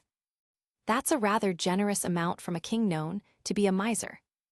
Kenneth has also agreed all pieces of jewelry that formed part of your late mother's trousseau will also be passed over to you, princess. The king continued. According to Kenneth, his own queen has no interest in the pieces, as she finds their designs too barbarian for her delicate sensibilities. Camilla gave a short, humorless laugh. Indeed, I'll have to thank Her Majesty for her delicate sensibilities. There are a few conditions to this generosity, of course. King Edward smirked, William smirked back. Yes, of course there are, and what are these conditions? King Edward looked directly into the girl's eyes. You are never to cross the border into Moragh again without His Majesty's express invitation, which we all know will never come. Camilla nodded silently. You are forbidden to communicate directly with any Moraighian lord, no matter how minor their rank or how inconsequential the matter might be. All communication regarding Moragh is to be by way of His Majesty, and he'll determine whether it needs to be further shared. Camilla nodded again. She seemed neither surprised nor troubled by his words. And finally, King Edward said, you are to formally renounce all claims to the Moraighian throne, both for yourself and any future offspring. That claim is to pass to the king's beloved young daughter, bless her little soul. The Grand Council of Lords has already agreed to this and has sworn their allegiance to the baby princess. The king noted the way Camilla's face turned icy at his words, her full pout thinning at the mention of her infant cousin. I never claimed that throne for myself, and I have never wanted it. If the lords are happy to switch their allegiance to an unwanted, unloved baby girl, that's their choice. Camilla's eyes narrowed, and her expression was one better suited to an older, cannier woman. And if the baby grows up and can keep that pack of feral from tearing each other's throats out, then I wish little Princess Margaret all the luck in the world. King Edward blinked at the hostility in her usually melodious voice. A moment later, Camilla's expression had returned to its youthful sweetness. William nodded calmly at her side. All is as we expected, sire. Is there anything else we should know about King Kenneth's terms that create cause for concern? No, that is all. You may both take your leave now. It was not all. As the young couple were backing towards the doors, King Edward added as almost an afterthought, His Majesty also wishes to share in the joy of your upcoming nuptials. Therefore King Kenneth has confirmed he'll grace our court with a visit and attend the wedding. He'll also give the bride away. William saw Camilla's dainty shoulders tense at the king's final words. Give me away, he heard her grit out. Like my own father would have done. Damn, William felt like kicking something in frustration. He had hoped the duplicitous son of a bitch would stay far, far away from the wedding, but his prayers weren't being answered. King Edward tried to keep his expression neutral. It is not entirely unexpected. You are his brother's only living child. It is natural His Majesty should take an interest in the nuptials and want to oversee such a historic union between our countries. My uncle hates me, sire. Camilla's voice was low, but as sharp as a blade. He is not visiting with a shred of goodwill, and he couldn't care less about any historic union. He is coming purely out of spite. And that he should insist on walking me down the aisle as my father should have done that is the ultimate insult. Someone has to give the bride away, the king tried to point out. He is your only living male relative. If not him, then who? I'd rather be on the arm of Lucifer himself. William reached out and silently touched Camilla on her back. This was going from bad to worse. King Edward glared at the girl for her impertinence, but she held his gaze defiantly. Edward finally sighed and gathered what was left of his patience. It is an awkward situation, I'll admit, but I can hardly ban a crowned head from attending, especially him. I am afraid we'll all have to grit our teeth and bear Kenneth's presence at our court for a few days, then you'll never have to see him again. Edward tried to give her as reassuring a smile as he could muster. At any rate, if you do ever see him again, you'll be my subject, not his. You'll be free of his influence. Camilla nodded slowly, only slightly mollified. Both men could see her eyes were nearly black with silent resentment. Bowing quickly at the king, William grabbed his betrothed's elbow and started guiding her out of the room. As he bundled her out the doors, King Edward's keen ears heard his nephew whisper, "Next time you speak to my uncle, I suggest avoiding mentioning the devil himself in the conversation." Edward snorted. The girl had spirit, he'd grant her that. William steered Camilla down the corridor in silence, trying to put as much distance between them and the king before the inevitable deluge of angry tears and recriminations started. He knew his uncle loathed weeping women. To be honest, he couldn't even blame her for feeling that way. But if Kenneth was visiting, like it or not, William refused to have the man's shadow looming over them for the next several weeks. "Where are we going?" Camilla asked him irritably. "You'll see in a few moments." Camilla wrenched her arm out of his grasp and stubbornly dug her heels in, refusing to take another step. "You have a habit of dragging me along to locations without letting me know where beforehand. Tell me, now." William raised his hands in defeat. "All right then, we are going to the training grounds." "Whatever for?" "I have something there that I think might help." William grabbed her arm and started walking again. "What kind of help? Do you mean like poison you can feed my uncle?" William gave her a sidelong stare. "I said I might be able to help, not that I can perform fucking miracles." Camilla said no more until they reached the training grounds, which were empty, just as William had hoped. William saw a young male servant polishing the training swords in a corner. "You." William waved the servant over, and then gestured towards Camilla, standing. The young servant returned a couple of minutes later with folded garments in his arms. He hastily bowed, then handed the garments to a very confused-looking Camilla. "Begging your pardon, your highnesses. I managed to find a shirt and trousers that might fit, but no boots, I am afraid. Even the youngest, smallest squires have far larger feet than the lady." The servant glanced down at Camilla's dainty toes, peeking out from the hem of her skirts. "Very well, you may go," replied William.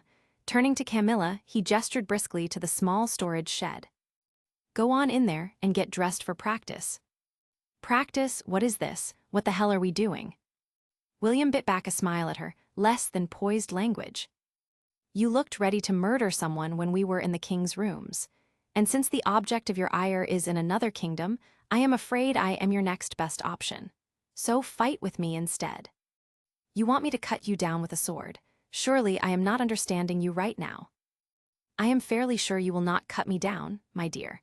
I think I know a thing or two about defending myself in a sword fight." William drawled, looking a little petulant. He slid out of his outer tunic and started rolling up his shirt sleeves. "But you've got to get all that unladylike rage out, do not you? You said so yourself. It isn't healthy to bottle up your feelings. I am offering you a solution to vent your anger that will not get you executed. If I accidentally run you through, I'll probably still be executed by your uncle." Camilla glowered. William smiled, tempted to kiss the girl hard. "Let's hope for both of our sakes then, that does not happen." He spun her around by the shoulders and gave her a little push towards the shed. "Now go." A few minutes later, William realized he'd made an almighty mistake. Camilla stepped out in the training shirt and leather trousers she'd been given, her hair tied into a messy high ponytail and her feet bare. William almost dropped to his knees when he saw her, all thoughts of a righteous sparring session forgotten. The slim trousers were a completely different thing on a woman's body compared to a man's, he noted. The leather clung to every single curve of her hips and long legs. The dark linen shirt was still too large for her, so she'd tied the bottom in a knot around her tiny waist, revealing a couple of inches of smooth midriff. "Lord have mercy," he sighed to himself. He should probably just stab himself in the heart here and now to spare himself any more suffering. "Yes, I know I look ridiculous."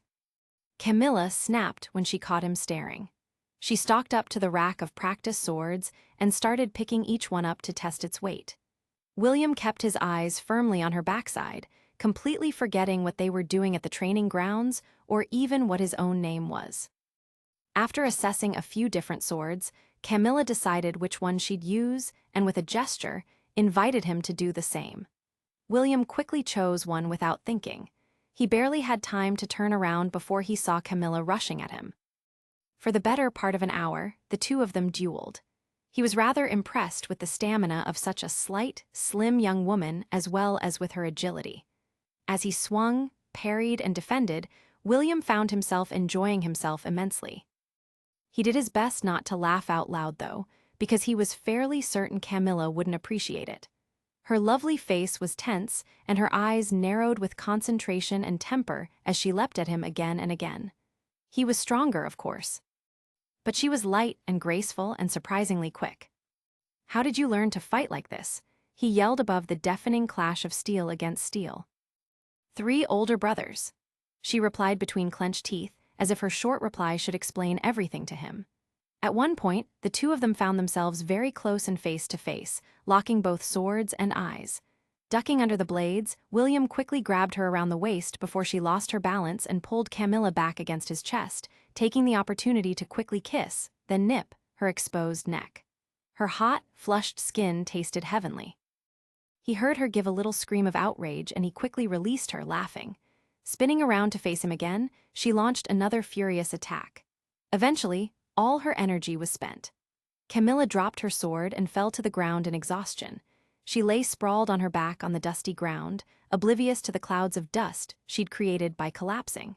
She closed her eyes and slung one arm across her face to shield it from the sun as she panted for air. Lowering his own sword as he caught his breath, William stood over her and asked, "Feeling any better? Or do you still want to stab anyone within striking distance?" "As much as I'd like to, I do not think I have the energy to even lift a sword now, much less use it against anyone," Camilla muttered, sounding drained. "Very good," replied William. "Whenever you feel like lopping off someone's head over the next few weeks, especially if it is a crowned head, let me know and I can spar with you again." Camilla smiled slightly, eyes still closed. "Thank you for bringing me here. At first I thought your idea sounded completely mad, but this has helped." "Of course it has." William aimed to smile her way.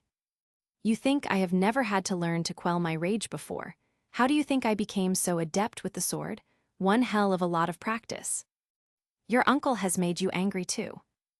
"Sometimes," William answered vaguely. If he was being brutally honest, he'd tell her that most of his frustrations from the past year stemmed from his stifled desire for a beautiful, untouchable brunette. He looked at Camilla from head to toe as she lay in the dirt, all flushed cheeks and heaving chest, the patch of exposed skin above her waistband and her sweat-drenched clothes clinging to every curve. Oh, goddammit. William swallowed hard and tried to calm himself down, because it was on the tip of his tongue to suggest another way that she could burn off all her furious energy. Why had this seemed like a good idea? He asked himself. Sword fighting may have calmed her, but it had now lit a fuse under his own desire. The more he looked at her, languid and limp, the higher the inferno flamed. Unable to resist, William dropped to one knee next to her.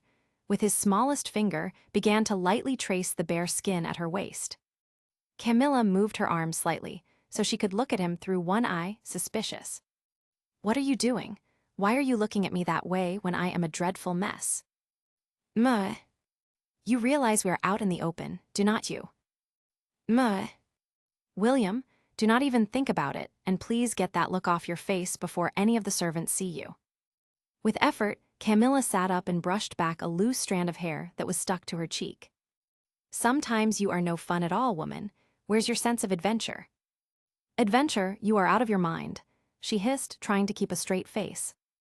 "If I went along with all of your whims, I swear I'd find myself locked in a convent 5 times over."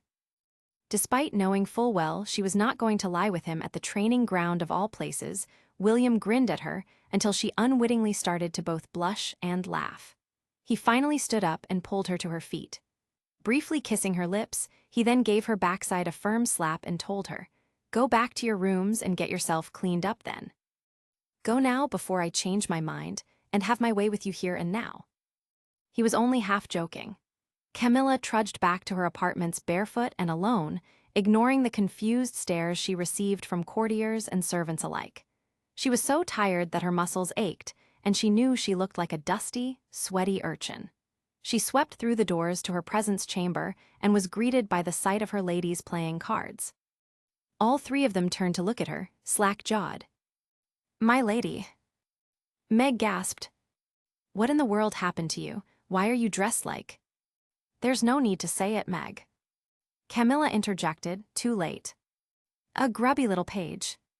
The words tumbled out of Meg's mouth before she could stop herself. Camilla rolled her eyes. With as much dignity as she could muster, she then turned to her aghast-looking maids. "I'll need my bath run now." July 23, 1359. Magdalene Castle, Islia. William stood alongside his cousins in the grand reception hall, flanking King Edward's gilded throne upon its dais. Another bout of endless, standing around and waiting for the arrival of yet another honored guest. The last time he'd been forced to stand like this was when the court had been awaiting Princess Sarai of Haviette. William recalled with grim humor how he had dreaded her visit. And yet, he now found himself dreading this guest just as much, if not more. King Kenneth of Moraigne was visiting, without his queen, as an honored participant of his niece's upcoming wedding. Some said it was because the queen was expecting another child and couldn't travel. Others said it was because the king wanted to indulge his numerous appetites without a wife wringing complaints over his head. Camilla had been dismayed when King Edward had confirmed her uncle would be spending several weeks, not days, at the Islian court. But, like many other things about the wedding, this was out of her control. The bride and groom were expected to simply play their parts without question. At last, King Kenneth's arrival was announced with a blast of trumpets. The man himself marched into the hall and up to the dais, his ornate fur-lined cloak sweeping behind him. King Edward stood, and the two monarchs locked stares, each nodding their heads in the same precise amounts to show their equal status as anointed kings. "My brother of Moraigne, a pleasure to welcome you back after so many years of absence." King Edward's deep voice almost sounded sincere. "Indeed, brother, I am glad to return, especially for such a blessed occasion." King Kenneth replied, his eyes scouring the men standing next to the throne. William was standing next to Princes Leo and Rufus, both Tom and James having been struck down by illness. Both of his cousins inched away from him slightly. "Bastards," William thought to himself. "So then, who is the boy willing to marry my niece, that I'll soon be embracing as kin?" Kenneth gravelled, placing heavy emphasis on the word boy. "That would be William here, son of my late brother Johann." William felt his uncle clap him lightly on the shoulder. "I believe he visited your court some years ago, when Johann was my greatest diplomatic negotiator." William duly bowed to King Kenneth, who was staring back at him as one might stare at mud on his shoe. "Ah yes, I remember. Back then, the lad barely looked old enough to be separated from his mother's breast. I see little has changed." Kenneth's gaze was dismissive. "How old are you now, boy?" 19, sire." William replied stonily. Kenneth snorted and commented to Edward, "Poor boy, my niece will run rings around him." William felt his face flushing at the insult, but bit his tongue. Instead, he studied the lumbering giant in front of him. The years hadn't been kind to the Moraignian king. Kenneth's bloodshot eyes and ruddy complexion spoke of a man who enjoyed his cups too much. His reddish beard was heavily streaked with gray, and deep hollows marred his cheeks. Kenneth leaned forward towards William, and his voice dropped conspiratorially, as if he wanted to share a secret with the young man. "It is not your fault, boy. My niece is devious little Vixen. How could she be anything else when she has her father's treacherous blood in her veins? So I advise you to watch your back around her. Give her no power beyond being your broodmare." Kenneth bared his jagged yellow teeth in a smile. William nodded stiffly, trying to hide his distaste for the man. "And where is my niece now? I'd like to speak with the little bride-to-be." Kenneth rumbled as he was settled into a gilded chair, draped in furs and silks at King Edward's right hand. The three princes weren't invited by Kenneth to sit down, and so had to remain awkwardly on their feet. "The princess will meet you at tonight's dinner, as previously planned, sire." William murmured, knowing Camilla had no wish to cross paths with her uncle more than the bare minimum. "No, she will meet with me now." King Kenneth snapped as he swiped a wine goblet from a tray being meekly presented by a servant. Draining the contents in a single gulp as if it were water, Kenneth grabbed a second goblet. "I haven't seen the girl for at least 5 years. It would be good for us to become reacquainted." With a flick of his hand and a few short words, King Edward sent one of the servants with a message for Princess Camilla, letting her know her presence was urgently required. William gritted his teeth when he saw her enter the room a few minutes later and bow before the two kings. Camilla's face was placid, but William could see the tension in the set of her shoulders. It was Kenneth's reaction, however, that was the most confounding. The man's face blanched white when he saw his niece, and the goblet he'd been holding clattered to the floor noisily. He bolted upright in his chair. "Isabella," he rasped, his eyes widening and a shocked, almost hopeful smile spreading across his face. "You are back, is it really you?" He half lifted his burly frame from his seat. William gaped at the Moragathian king, holding his breath. What the hell was the man imagining? Was his sanity gone? Everyone around him seemed equally frozen with shock. Even King Edward seemed unsure of what to say at the mention of a long-dead woman. "No, uncle, it is I, Camilla," the princess replied flatly as she rose from her bow, seemingly the only person in the room unpleased by Kenneth's reaction. She met her uncle's gaze, her face expressionless. The strange gleam in Kenneth's eyes slowly died as he stared harder at the girl before him. "Yes, so it is." His face clouded in disappointment, and he slumped back in his seat, hands folded across his protruding belly. The dinner banquet that night was a spectacular affair. An army of servants attended to the visiting king's every whim. A gilded chair identical to King Edward's had been set up at the royal high table so that both kings could dine side by side. William watched in disgust as King Kenneth emptied cup after cup of wine during the meal, his manners coarse and his speech vulgar even in the presence of royal ladies. In the end, however, he was not much bothered by the presence of an uncouth boor at court for the next few weeks. It was Kenneth's later actions, however, that sent a chill down William's spine. As the plates were eventually cleared and the musicians began to play, Kenneth sat back and watched the activity as couples danced, his eyes skimming over various court ladies. Nothing unexpected from a famous lecher, thought William. The king's hungry eye, however, was soon fixed on a single lady in a cream-colored gown. He continued to stare at her as if he'd ravish her on the spot, his own niece.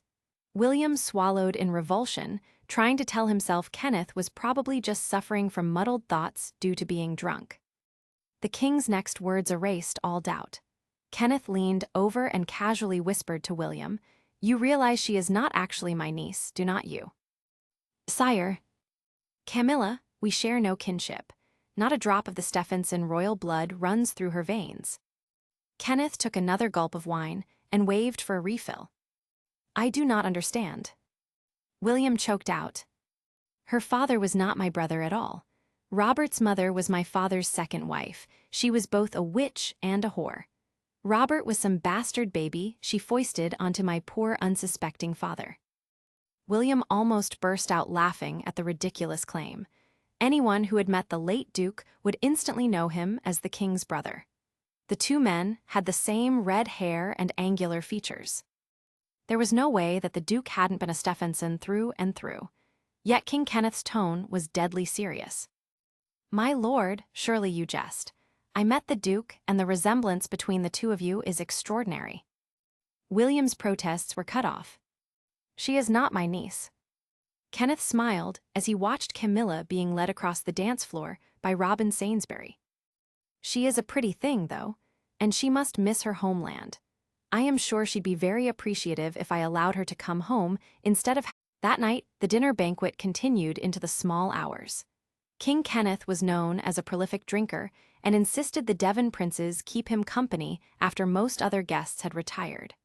William had the foresight to slip a coin to one of the servants to ensure at least some of the wine served to him had been watered down. Rufus, however, foolishly tried to match the king drink for drink, only to find himself horrendously ill after midnight and vomiting in a corner of the hall. Kenneth laughed uproariously at the sight. William hadn't been able to walk Camilla back to her apartments, but had at least managed to send a message via Meg Veer. He'd warned Camilla to remain vigilant and lock her chamber doors at all times. Sensing Kenneth's near constant watch on him, there hadn't been time to whisper more to Meg. The next morning, William awoke with a blinding headache and almost gagging from thirst. Despite this, he stumbled out of bed and quickly washed and dressed. Before he could make his way to Camilla's apartments, however, his head page whispered that the King of Moragth was requesting his company for breakfast. Biting down on a string of curses, he reluctantly made his way towards the castle's eastern wing. "Let his majesty know I am here, at his request." William mumbled to the Moragathian bodyguard dressed in dark green, posted outside King Kenneth's apartments. The guard disappeared inside the doors. "Send the boy in." A deep voice boomed from inside. William took a moment to steady himself before he faced the man who insisted on treating him as if he were 9, not 19, summers old. He found Kenneth sitting at a table stacked high with bread, meat, and fruit, holding a large goblet. A cask of what smelled like strong wine was already open.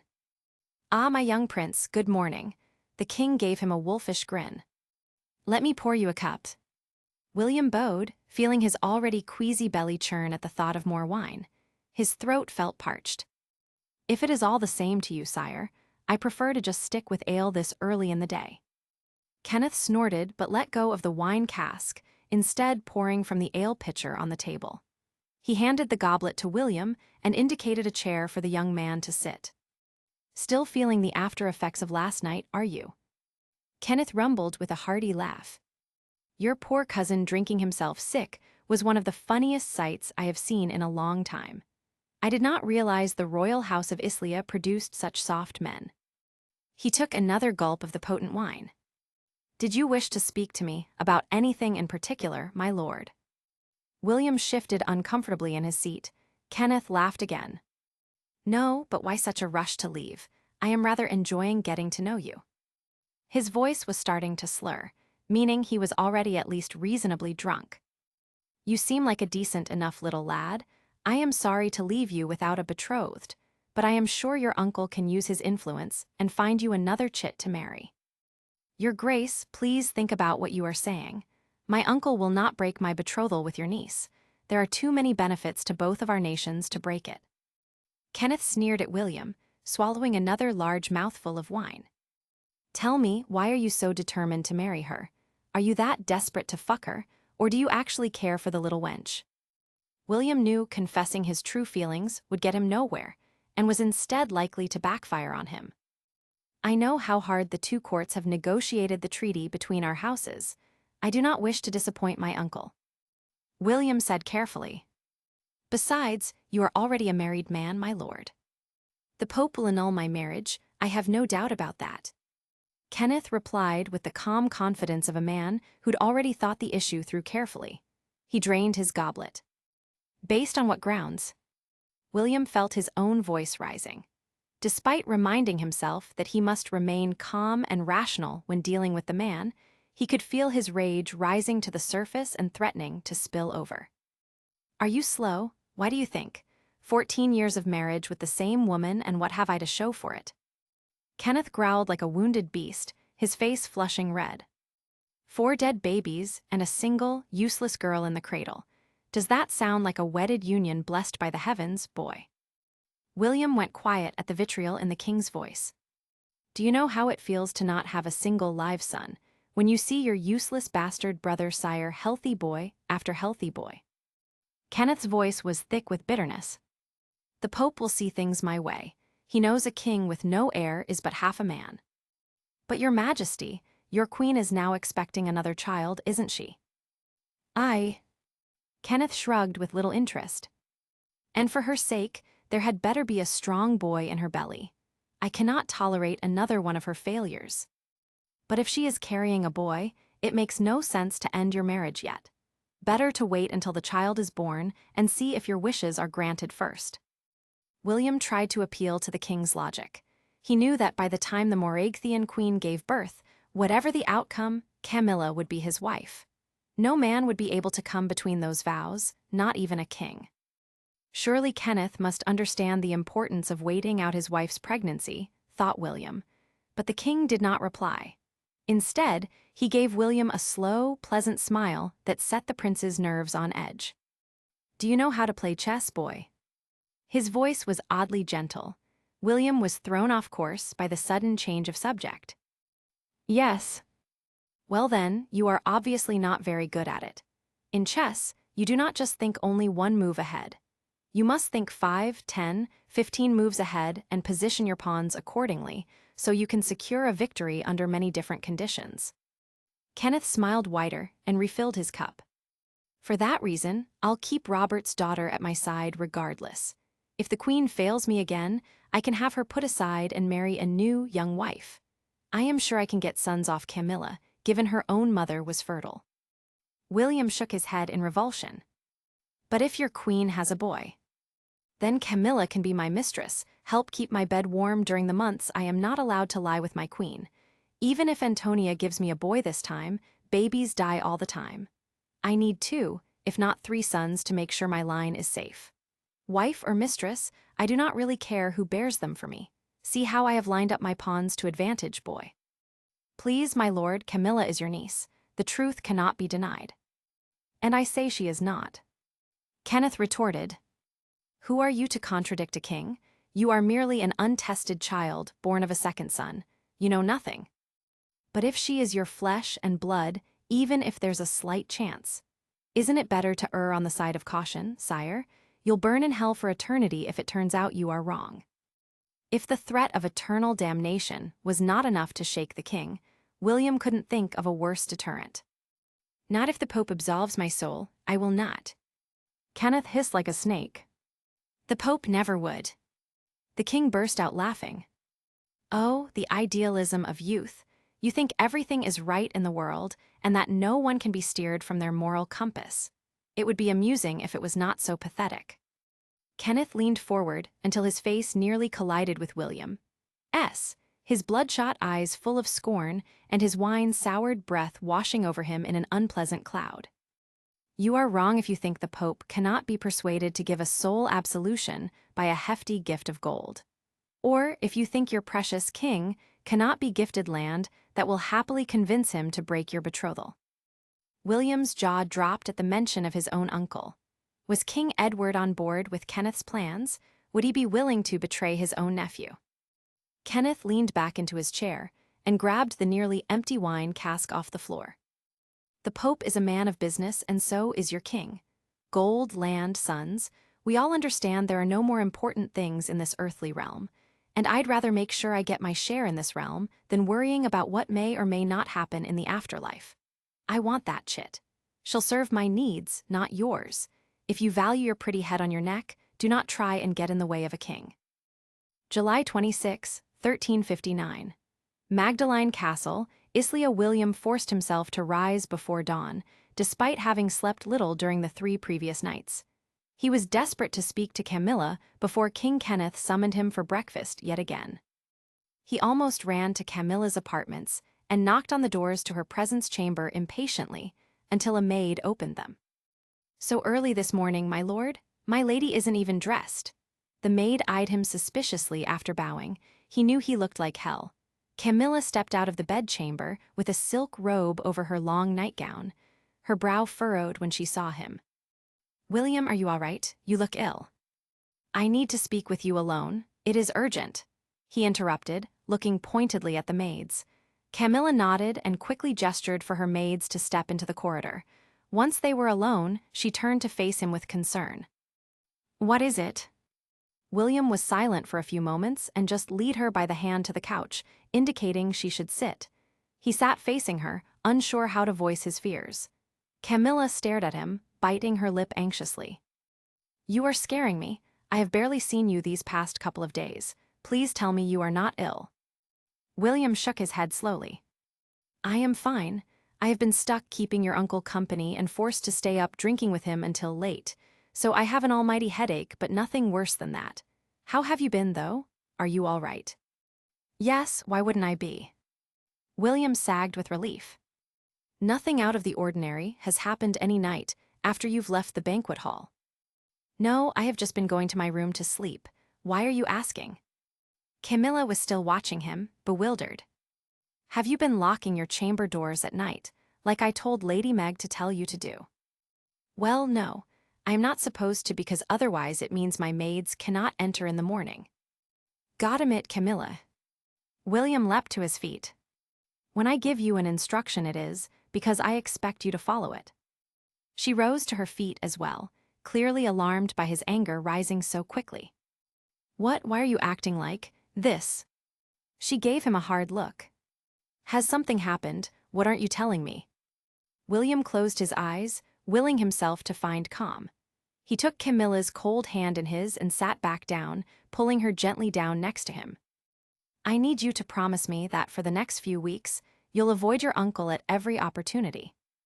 Camilla's face relaxed somewhat, and she smiled. Oh, you do not need me to promise that. I have no desire to be around him any more than what's absolutely necessary. No, I mean, you do not understand. William snapped, dread rising within him. You must never, ever be alone with him. Have your ladies with you at all times. During the day, have Francis or Robin escort you everywhere, or one of my cousins. Hell, even Rufus is a safer bet to have around compared to your uncle. Camilla frowned. Rufus makes me uncomfortable. William waved his hand dismissively. Yes, I understand that, but he is harmless. He knows what lines not to cross, at least. Her frown deepened. You are not making any sense. How can I be better off around Rufus? Your uncle wants you. William shouted. He lusts for you and is determined to lie with you, whether you believe me or not. Camilla gasped, staring at him like he'd blasphemed. What did you just say? Do not make me say it again, it repulses me, he groaned. But it is the truth. These last couple of nights, he has confirmed it to me. That cannot be true. Camilla's face paled. You must have imagined, or maybe you'd had too much to drink and thought you'd seen something. No, I did not imagine it. William swallowed the bile in his throat. I promise it brings me no joy to tell you something like this, but he said the words, point blank, and even if he hadn't, I have seen the way he looks at you, and I recognize the look. It is definitely not how an uncle should gaze upon a niece. William, please, he is my father's brother. Camilla's voice grew louder, as if she'd deny the truth of his words. We share a bloodline. What you are suggesting, it defies the laws of the church and of nature. William stared at her for a moment, seeing the disgust he felt mirrored on her face. I know that, but listen to me. Kenneth said he does not believe he and your father were true brothers, told me that your father was a bastard sired by an unknown man. Camilla bared her teeth in outrage at the insult. I do not for a moment believe it is true. William rushed to explain. The physical resemblance between the two men was uncanny, but my point is your uncle believes it, or he pretends to believe it. Either way, he plans to act on it. Act on it how? He intends to break the betrothal and take you back to Moragth with him. He told me as much. That's impossible. Camilla's voice was sharp. I am afraid it is not. William said flatly. Camilla shook her head, still not fully understanding. But my uncle would need King Edward's agreement for that, and the only legitimate reason for breaking a betrothal is if the woman is found to be unfaithful and unchaste to her betrothed. That's what he intends to force on you. He is also planning to offer my uncle land to compensate for the broken betrothal. William quietly interrupted. He knew he had to tell her all of it, the whole truth in all of its ugliness. He stared at her, pleading silently for her to understand. And at that moment, he saw understanding dawn on Camilla's face. Now, she knew that she shared a bloodline with an immoral lecher. He watched her face take on a greenish tint as she covered her mouth with a trembling hand. What he would have given to shield her from the knowledge, but it was impossible. If she did not know, she couldn't protect herself to the best of her ability. Camilla bolted from the couch. Before William could react, she had started to retch into the empty bowl that sat on the small table next to one of the armchairs. He watched her slim back heave with the effort repeatedly, feeling each wave of nausea hit him like a gut punch. William instinctively moved to grab her hair and carefully pull it back from her face. He patted her back with his free hand in an effort to give her even a little comfort.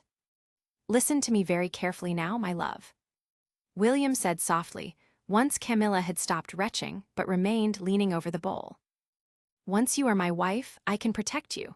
The crown of Islia protects you. But until then, you remain a subject to the crown of Moragth. Not even King Edward can defy your uncle on matters that involve you, so until our wedding day, we must both be very careful. Do you understand now why I said you must never find yourself alone with your uncle? Camilla slowly straightened up and faced him with watery eyes. She nodded. Why is he doing this? Is it one more way to shame my father? Perhaps it was, William thought. Or perhaps it was nothing more than a man unable to control his lust for a young woman that should be out of his reach. Have your ladies with you at all times. In fact, have them take turns sleeping in your bedchamber each night and lock your doors. William clenched his fists, feeling utterly impotent. As a mere betrothed as opposed to a husband, his options were limited. He did not even have the ability to place loyal guards outside Camilla's rooms. She wrapped her arms around herself defensively, her knuckles turning white as she clenched the fabric of her robe. Why, she whispered. Why is this happening again? Again. William parroted. After Richard Bentworth, I hoped to never feel this kind of fear again, but here I am. Camilla looked stricken. I swore I'd rather die by my own hands than endure something so vile again. William pulled her into his arms, swallowing the lump in his throat, threatening to choke off his air. He stroked her back as he felt her hide her face in his shoulder, wanting to scream and break things for the sense of utter powerlessness he felt. We can outfox him, he whispered with a confidence he did not feel. It is only 3 more weeks, and he will not be able to harm us anymore. William felt her nod against his chest. July 31, 1359. Magdalene Castle, Islay. William felt on edge. He was struggling to get a moment alone with his uncle. The two kings had been virtually inseparable since King Kenneth had arrived at the Isleyan court a week ago. They spent much of their time ensconced in private discussions within either King Edward's presence chamber, library, or map store. William had sent several messages requesting a private audience with his uncle, but had yet to receive formal confirmation of when the king was free to see him. This was out of the ordinary. His anxious mind started weighing up various possibilities. Was King Edward avoiding him? Had the betrothal with Camilla already been broken off as Kenneth wanted, and they were just waiting until the last moment to tell William? Who knew what poison the Moragathian beast had poured into King Edward's ear? As far as William could tell, the wedding was still scheduled for the 17th day of August. The royal tailors had measured him and were in the process of stitching his wedding outfit. The upcoming celebrations were the talk of the court, and Queen Celia herself spoke about it non-stop, as excited as if she were the young bride. On the surface, nothing seemed out of the ordinary. Inwardly, William felt like he was being consumed by worry and suspicion. He knew Camilla was just as anxious, but without knowing exactly what the two kings had discussed and decided, there was nothing they could do but wait. The shadows under Camilla's eyes became darker and darker, and William grew tense with worry over her health. He knew she had been tormented by nightmares for months, and that her uncle's presence at court had made things worse. So far, she'd managed to avoid Kenneth. During the day, she made sure all their interactions took place surrounded by various other people. At night, both Meg and Katerine were sharing her bed, and it gave William some comfort thinking of the 3 young women huddled together behind locked doors. That way, if King Kenneth were able to bribe a servant for a copy of the keys to Camilla's rooms, at least one of her Isleyan ladies could raise the alarm. Sometimes William wondered if he was running a little mad with thoughts of bribed servants and copied keys. What kind of a king would do those things? Then again, he asked himself bitterly, what king of kings seeks to violate his brother's child? That night, William lay sprawled half-dressed on his bed, staring up at the overhead canopy. His eyes felt hot from exhaustion, but sleep eluded him. Dinner had been its usual boisterous affair, the two kings eating and drinking merrily side by side. A drunk Kenneth had bellowed for his niece to lead out the court ladies to the dance floor, and she'd silently complied. Kenneth had watched her non-stop with predatory eyes, not even bothering to hide his expression.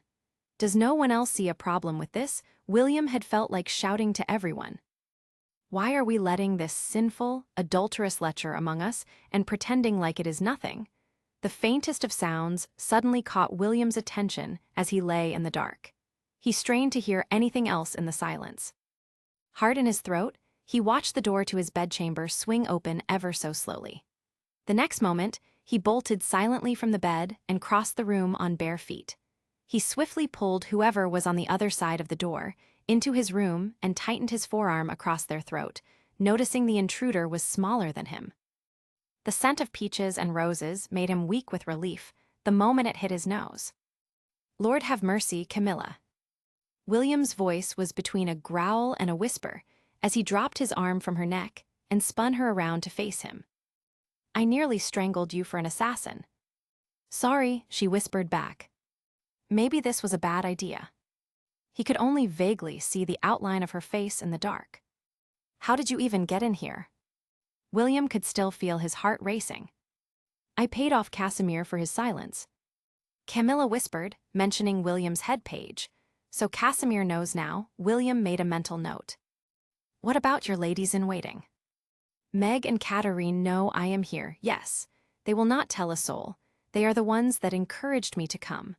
Probably because they know that once I am no longer thrashing on the bed, they might actually be able to get some sleep." "Your nightmares are troubling you again."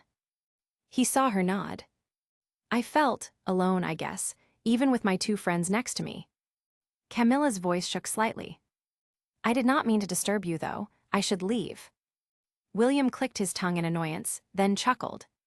"Stay, you've already taken 10 years off my life and nearly caused me to strangle you to death. You cannot just leave after all that." Arm outstretched, he reached around until his hand came in contact with an oil lamp.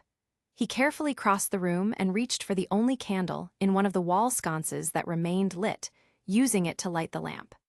William took Camilla by the hand and indicated she should sit on the bed, then placed the lamp on a nearby table. He sprawled back on the bed, watching as she gingerly sat next to him. She was wearing a long white silk robe over a nightgown and her hair spilling down over her shoulders. Any other time, he'd be pulling off her clothes and tucking her under his body. However, he knew she'd sought him out for comfort, not desire. "Lie next to me, little princess. I am struggling to find sleep as well, so I'll enjoy your company." She hesitated a little, but then stretched out alongside him, facing him in the pale glow cast by the lamp. He stared at her in silence for a moment, her ethereal beauty stealing his breath away. He twirled a strand of her hair around his fingers. "Her Majesty visited me today to lend me a bracelet to wear on our wedding day for luck.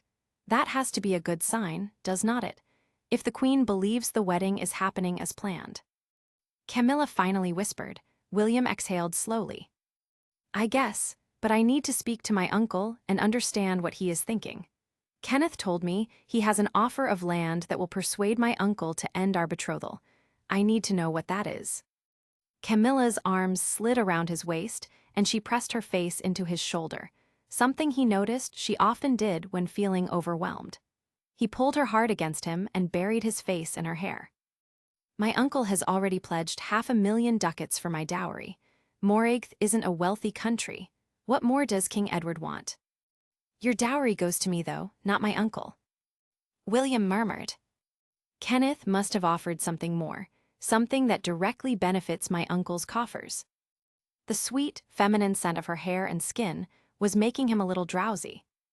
"Well, unless my uncle has offered up the entire Duchy of Arlington on a platter, I cannot think of anything else," Camilla said bitterly. "And I cannot imagine him ever doing that. If he wouldn't let me inherit my father's title and hold it as his vassal, then he is not just going to offer it directly to the King of Islia." "Arlington," William whispered to himself. "It must be part of it. It is by far the most prosperous part of Moragh. It is prosperous now because of the many years of work my father poured into that land. My king will never relinquish it." William slowly nodded, deep in thought. "I'll keep pursuing my uncle until he grants me an audience. I need to know what agreements the two kings have made before we do anything further. And I'll have to hope the affection my uncle holds for me will allow him to keep his word to us and let us marry." William's chest pounded when he remembered what Kenneth had said about his uncle being a man of business above all else. Gold, land, sons, those had been Kenneth's exact words. William shifted in discomfort, the words on the tip of his tongue. He wanted to ask, but at the same time feared the answers he might receive. He knew that if he wanted to hold his own when arguing his case with his uncle, though, he needed to be armed with every possible piece of knowledge. So he would ask, even though he knew Camilla wouldn't like his line of questioning. If I am to argue with my uncle and win, I need to know as much as possible so I can counter every argument. You understand that, do not you? He felt her nod. So tell me then, what happened between your uncle and your mother before she died? He felt Camilla stiffen in his arms. What kind of a question is that? Camilla flinched against him. If something happened between them, it is best that I know. My mother always hated my uncle. Her tone was defensive. And yet, I suspect he did not feel the same way about her. William replied. When he first saw you when he arrived here, he clearly thought you were your mother for a moment. The look on his face was, well, like nothing else I have ever seen from him. Camilla remained quiet. I am not trying to make you uncomfortable or shame your late mother. I am simply trying to understand what's in your uncle's head so that I can best argue my case against him. And if he has weak spots, I will exploit them. Camilla burrowed her face in his chest in a way he found pleasant, if a little ticklish, as the words started to haltingly pour from her lips. My uncle always resented my parents' union because it occurred without his royal blessing. He was not even present at the wedding because it was a secret ceremony. My uncle always thought he'd be the one to choose my father's bride and exert control over him that way, but he was outwitted. How did your father outwit the king? Every time William learned something new about Duke Robert, he liked him more and more. My uncle passed a decree that no heir to the throne could marry anyone from the Moravian nobility without the king's express written consent. So my father sneaked out of the country. He disguised himself as a craftsman and boarded a trading ship headed west. By the time my uncle discovered him missing, it was too late.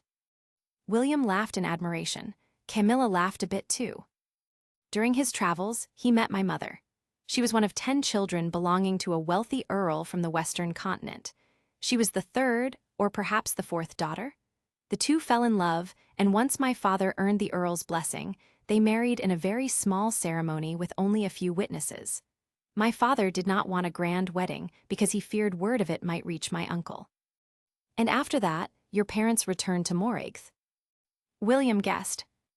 Yes, my father had to return eventually, being his brother's heir and all.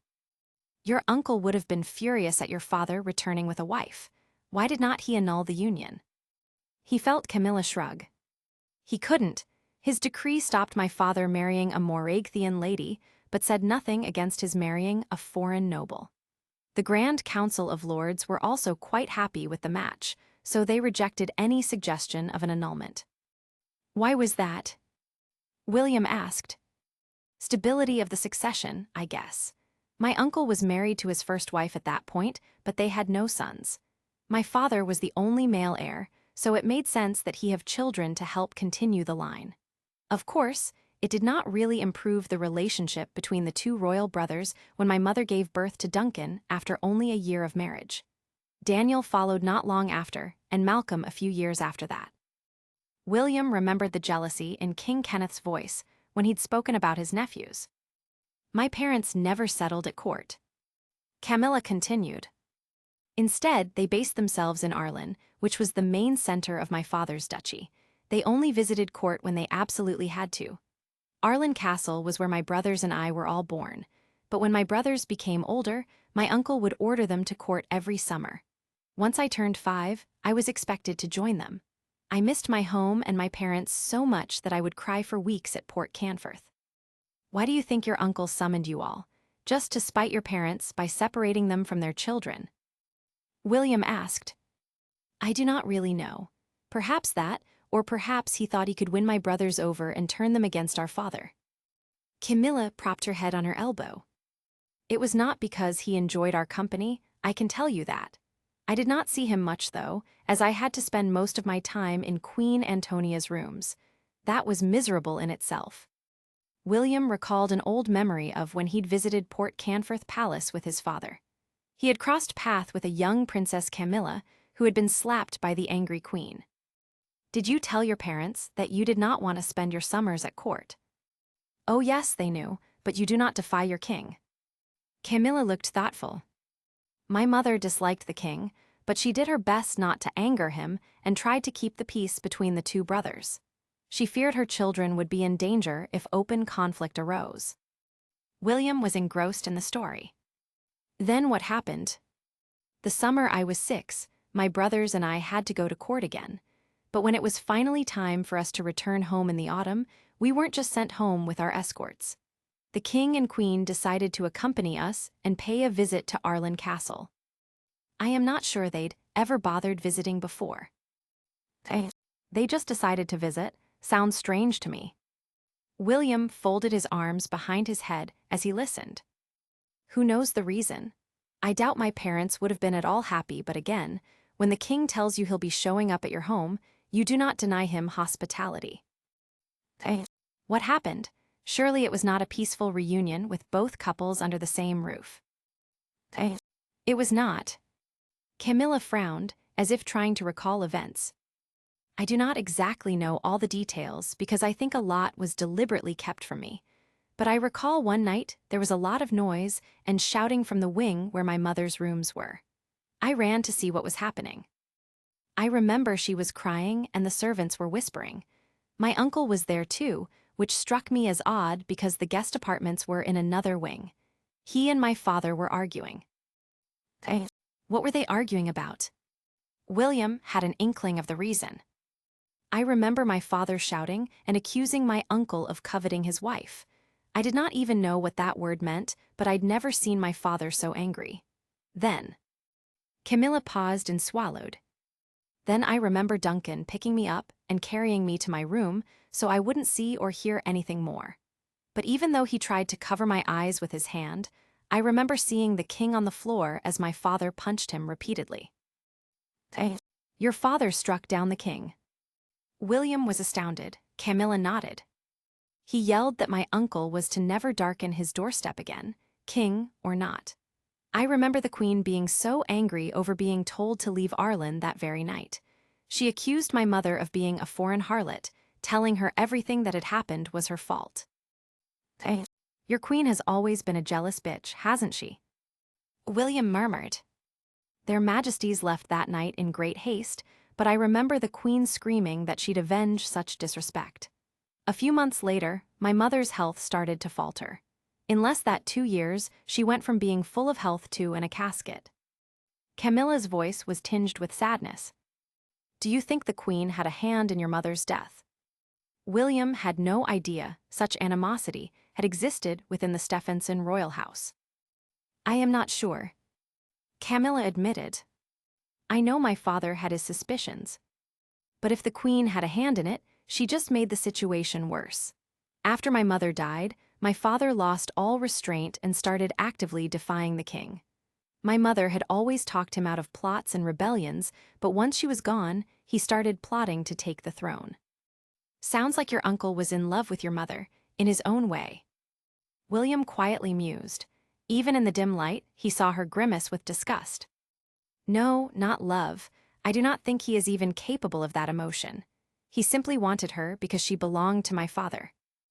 And now he wants you because you remind him of her. I swear on my family's lives that I will not go back to Morigth with him. I'll cut my wrists open in the bath first. Camilla whispered. William pulled her to him hard, his voice fierce. Do not ever say such a thing again. I will not hear of it. Understand? I mean it. I will not be his next wife or his mistress, or whatever he wants from me. I will not live through that hell and then end up with my soul damned for all eternity as well. I cannot do it, she clung to him. You will be my wife. William planted a kiss on her lips. I swear it, Neither of them slept much that night, just dozed in each other's arms between whispered conversations. William felt like he couldn't pull her close enough to him and suspected Camilla felt the same by the way she clung to his waist. A little before dawn, they both heard a gentle tapping at the bedchamber door. It was Casimir, signaling it was time for Camilla to return to her own rooms. With a quick kiss, William sent her off in silence and then fell back on his bed, his eyes heavy from lack of sleep. He could smell her scent on the pillow and marveled that for the first time in his life, he had spent the night with a woman in his arms and hadn't taken her. Perhaps I have changed after all, he muttered to himself. Quickly washing and dressing himself, William slipped out of his rooms as he saw Casimir heading his way as if to deliver a message. "Your Grace, His Majesty the King of Morag says," the page began. "Not now, Casimir, later." William bit out, refusing to slow his pace. He ran to King Edward's apartments, hoping to catch him early and alone. Seeing the doors to his uncle's presence chamber slightly ajar, William pushed through them, before performing a hasty bow as he tried to catch his breath. "My lord, I apologize for entering unannounced, but I have something urgent to discuss with you in strict confidence." William abruptly shut his mouth when he met his uncle's gaze. King Edward was on his feet and looking at him with amusement as he slowly tugged on a leather hunting glove. Next to him stood King Kenneth, a sly grin on his face. Both men were dressed in immaculate hunting tunics and tall boots, obviously about to head out for a morning of sport. William bowed to the Moragathian king as well, his stomach sinking with disappointment. "My sincere apologies, your majesties. I did not expect the two of you to be together so early in the day. I promised my kingly brother here that I'd take him on a hunt in the southern forests." King Edward replied cheerfully. "We both know some of the best game is caught early in the day before the sun is at its zenith. Do not we, my lad?" William nodded listlessly, his plans for a private word ruined. "Now, what did you wish to speak to me about that made you run here?" Edward smiled at his nephew as he adjusted his collar and cuffs. William shifted his weight awkwardly from one foot to the other. "It is all right, my lord. It can wait till another time when you are less occupied." "Are you sure? You are welcome to join us for the hunt if you wish, boy." Kenneth's offer sounded generous, but his eyes gleamed with malicious laughter. "If you think you can keep up with two seasoned warriors, that is." William bit his tongue to avoid retorting that he was an experienced hunter himself, and that unlike others in the room, there was no risk of him tumbling from his steed from being too drunk. "Another time perhaps, your majesty," he replied simply with a tight smile. Both kings swept past William, clearly eager to head for the stables. As King Edward brushed past him, William whispered in desperation, "Uncle, I beg you to send for me when you have a few minutes alone. I must speak with you urgently." King Edward nodded, but looked distracted. "Very well then, I'll send for you when I am free. It may not be until late today, though." "Thank you, sire. I wouldn't ask so aggressively if it weren't important." Edward nodded again, then gave William a cryptic look. Kenneth's booming voice rang out from down the corridor, urging Edward to hurry and ruling out any further conversation between uncle and nephew. William could only return to his rooms and wait impatiently for the king's summon. There was no summon that night, though. After a long and fruitful hunt, the servants confirmed with William that the two rulers had cloistered themselves in the king's map store for negotiations. This was followed by drinking, the usual dinner banquet, and dancing with the court. William was growing increasingly nervous. He sat through dinner, drinking very little and trying to look at ease while he watched Camilla possessively. When they danced under Kenneth's leering gaze, William whispered reassurances in her ear, in part to try and convince himself as well. William heard nothing from his uncle the following day, or the one after that. It was only on the morning of the 4th day of August that a summon from King Edward finally reached him. William was at the archery butts in a vain effort to try and fill his day. As soon as the message delivered to him by a page, he dropped his bow and ran for the castle, not offering even a word of explanation to his bemused friends. By the time he reached his uncle's presence chamber, William was breathless. He dropped to a deep bow before Edward. "Uncle, thank you for finally seeing me."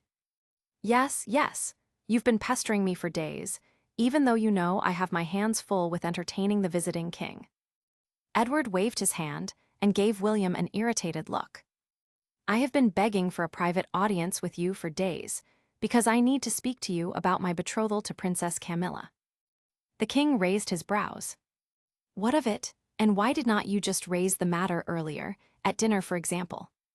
"Because you never seem to have a moment where you are not at the side of King Kenneth lately, and this is a matter I need to discuss with you alone."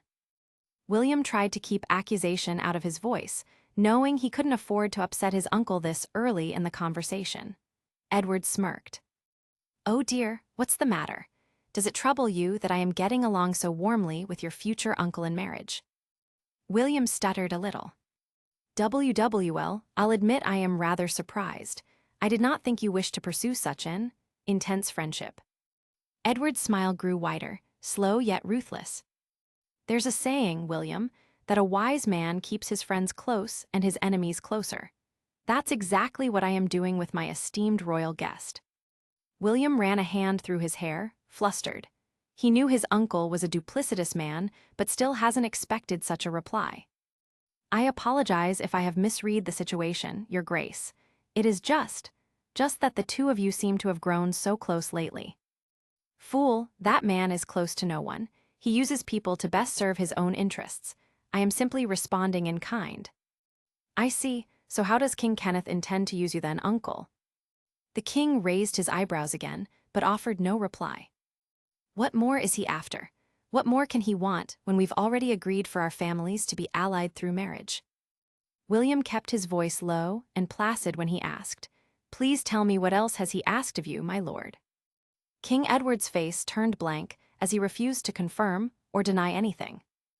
I am supposed to be getting married in less than a fortnight, aren't I? William hoped his voice did not betray his anxiety. If my future has changed, then I believe I have the right to know. King Edward glared back for a moment, then as if admitting the truth, he gave a small nod. My brother of Moragh seems to have cooled on the betrothal. All right then, what is he offering you in its place that you are clearly considering, sire? King Edward's lips tightened with obvious disapproval. What makes you think I am considering an alternate offer? Because you taught me yourself since I was a child that a man must consider every option on the table before making a final decision. William hoped that by reminding his uncle of their familial bond, it might help soften his iron heart. Edward gave him the faintest of smiles. So you did listen all those years ago. How I wish some of my other, more foolish sons had also listened. His face turned serious again. Kenneth confirmed a couple of days ago he has another match in mind for his niece, one that will achieve other goals that are important to him. William tried to suppress the shudder of revulsion threatening to ripple through him. The only goals that man had were to satisfy his sinful, carnal desires. And if you were to agree to end the betrothal, what did he offer you to sweeten the deal, uncle? There was a long pause before King Edward broke eye contact and finally admitted, possession of the Arrendar Valley. William gaped in stunned silence. King Kenneth was clearly determined to get his way if he was willing to offer Edward the most tempting of prizes. The Arrendar Valley was a lush, fertile region that nestled between clear rivers and formed part of the borderlands between the two kingdoms. It was also the site of significant veins of silver and copper that provided the Moravian treasury with a large part of its wealth.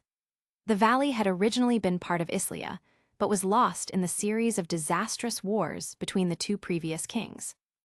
William knew it was a great blow to Edward's pride that his own father had been a weak king and lost such a valuable region to Moragh. William could see his king's eyes glittering with lust for the land. He cursed Kenneth for his cunning, for offering something as tempting to Edward as the apple in the Garden of Eden surely had been to Eve. King Edward shook his head in greed and wonder, croaking, Do you understand what it would mean, boy? To avenge my father's foolishness and have that land restored to us, as it rightfully belongs. To right a historical wrong against the royal house of Devon. William knew he had to tread very carefully. It would be incredible, but how do you know Kenneth will not go back on his word, sire? That the moment he has the girl and crosses the border, he will not just simply refuse to remove his troops from the valley. Edward snorted in scorn. If he did something so dishonorable, he knows we'd simply invade and take the land by force. Do we not have the larger army? But it wouldn't be an easy campaign. William's voice was soft and measured. The valley has been one of the most heavily defended part of the borderlands for decades. Duke Robert himself designed and oversaw its latest built fortifications, and if we were to invade, the terrain would put us at a disadvantage.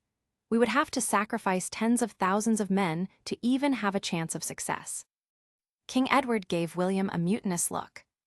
Whose side are you on, boy? Kenneth's or mine? Always yours, sire. I always fight for Islia's gain. But there's a reason that we've never crossed that valley to enter Moraigth in over 50 years. The terrain is unforgiving, we'd be fighting uphill with no way to conceal ourselves. We'd be lambs to the slaughter. There was stony silence as the king weighed up the unavoidable truth in William's words. William stood quietly as he watched naked ambition and caution wage a battle across Edward's face. It could still be a risk worth taking. King Edward's voice was still determined, though a little less firm than it had been a few moments earlier. William nodded quietly. He had appealed to the king's sense of caution and hadn't quite succeeded. He only had one last strategy left up his sleeve, to appeal to the king's immortal soul. My lord, did King Kenneth tell you about this other match he has in mind for Camilla, one that's more valuable than marrying her to me? William asked. Edward shrugged, looking disinterested. No, he likely wants to use her as a pawn to bring one of his more rebellious lords to heel. He wants her for himself, uncle. William interrupted. There he had said it, there was no going back. Edward gave him an irritated look. What? Do not be ridiculous, lad. It is the truth. He lusts for her and intends to annul his marriage to his current wife if she does not produce a son. He'll then take Camilla for himself. Edward's face began to redden and tighten into a scowl. It is a sin to talk such filth about a man, even more so for a crowned king. Kenneth is rough and untrustworthy, but even he deserves more respect. Watch your mouth. William replied quietly. I am not inventing this, uncle. He told me so himself. He wants my betrothed for his own, because of how she resembles her late mother. Edward looked distinctly uncomfortable. Yes, well, I suppose the resemblance is strong. Everyone remembers how Kenneth was obsessed with Duchess Isabella and the schism it created with Robert. Caused quite the scandal back then. But this is entirely different. We are talking about his own niece now, his brother's child. Kenneth said he does not believe the late Duke was his brother, but was another man's bastard. Therefore, he does not believe Camilla is his niece. The king threw his head back in laughter. Now I know you are toying with me, as if anyone would believe that. The two men were practically twins, or at least they would have been if Kenneth hadn't ruined his looks with all that drink. My lord, I am telling you the truth. Whether Kenneth truly believes his brother was not his brother or not, he is determined to have Princess Camilla in his bed. He plans to bribe the Pope with gold to get his marriage annulled if needed. William ran his hands through his hair, almost pulling it in frustration. And even if Queen Antonia births a son, he'll keep Camilla as a bed wench, because the lecher craves a young girl. Edward's face became a mask of disgust. Good lord, do you know what you are accusing him of, William? You speak of the gravest of sins. William nodded. I know it, sire, but I swear on the soul of my father that I am telling the truth. Kenneth is a monster destined for hell. But if knowing all this, you still permit him to break our betrothal so he can defile his own niece, then I also fear for your soul. This is horrendous foul talk, pure sin. King Edward's eyes started darting around the room. Do you have any proof of what you're saying? The only proof I have is the way he looks at his niece every night at dinner. You've seen it too, haven't you? Imagine if my father had looked upon your daughters the same way. Please tell me the princess knows nothing of this. She knows. William's belly twisted painfully of what Camilla had said a few nights ago. And she swears she'll take her own life before allowing her uncle's hands on her. She refuses to let him damn her for eternity. The king put his head in his hands. This simply cannot be. She is his flesh and blood. How could Kenneth even consider? William could see his uncle was conflicted. He was an ambitious man, but also a reasonably pious man. Please, uncle, do not be part of Kenneth's sin, do not condemn yourself and Camilla to hell. Let me marry her instead. Peace along our borders still benefits Islia, even if we do not possess the Arendar Valley. Edward gritted his teeth. Is that all? Are you that determined to protect my soul from eternal hellfire, boy? Or is there something else driving you? William looked at his king steadily. I love her, sire. I want her next to me for the rest of my life. He dropped to his knees and bowed his head. I rarely ask you for much, but I am humbly asking you now. Silence. If you wish, sire, you may take Camilla's dowry for yourself. I do not care about the gold. I only seek the girl. William thought 500,000 gold ducats might go some way to soothing the king's hunger for riches. After what felt like an eternity, Edward gave a long, defeated sigh. Very well, you may have her. William kept his head bowed, though his thoughts raced as relief and elation flooded him. Thank you, your majesty. You have my deepest gratitude. Edward gave him a small smile. I'll even let you keep most of her dowry, as my wedding gift to you. The king then extended his right hand to William, wearing the great gold signet ring of the crown of Islia. William kissed the ring as a sign of fealty. The agreement was sealed. As he stood up, William saw the grim look on his uncle's face. You realize, lad, that we are earning Kenneth's wrath by doing this. If he truly wants his niece and you are taking her away from him, he'll seek revenge in the near future. I know it, but I think it is inevitable no matter what we do, that he'll eventually strike at us. He is not a man for peace. William then smirked. I may even help lead the next campaign for you.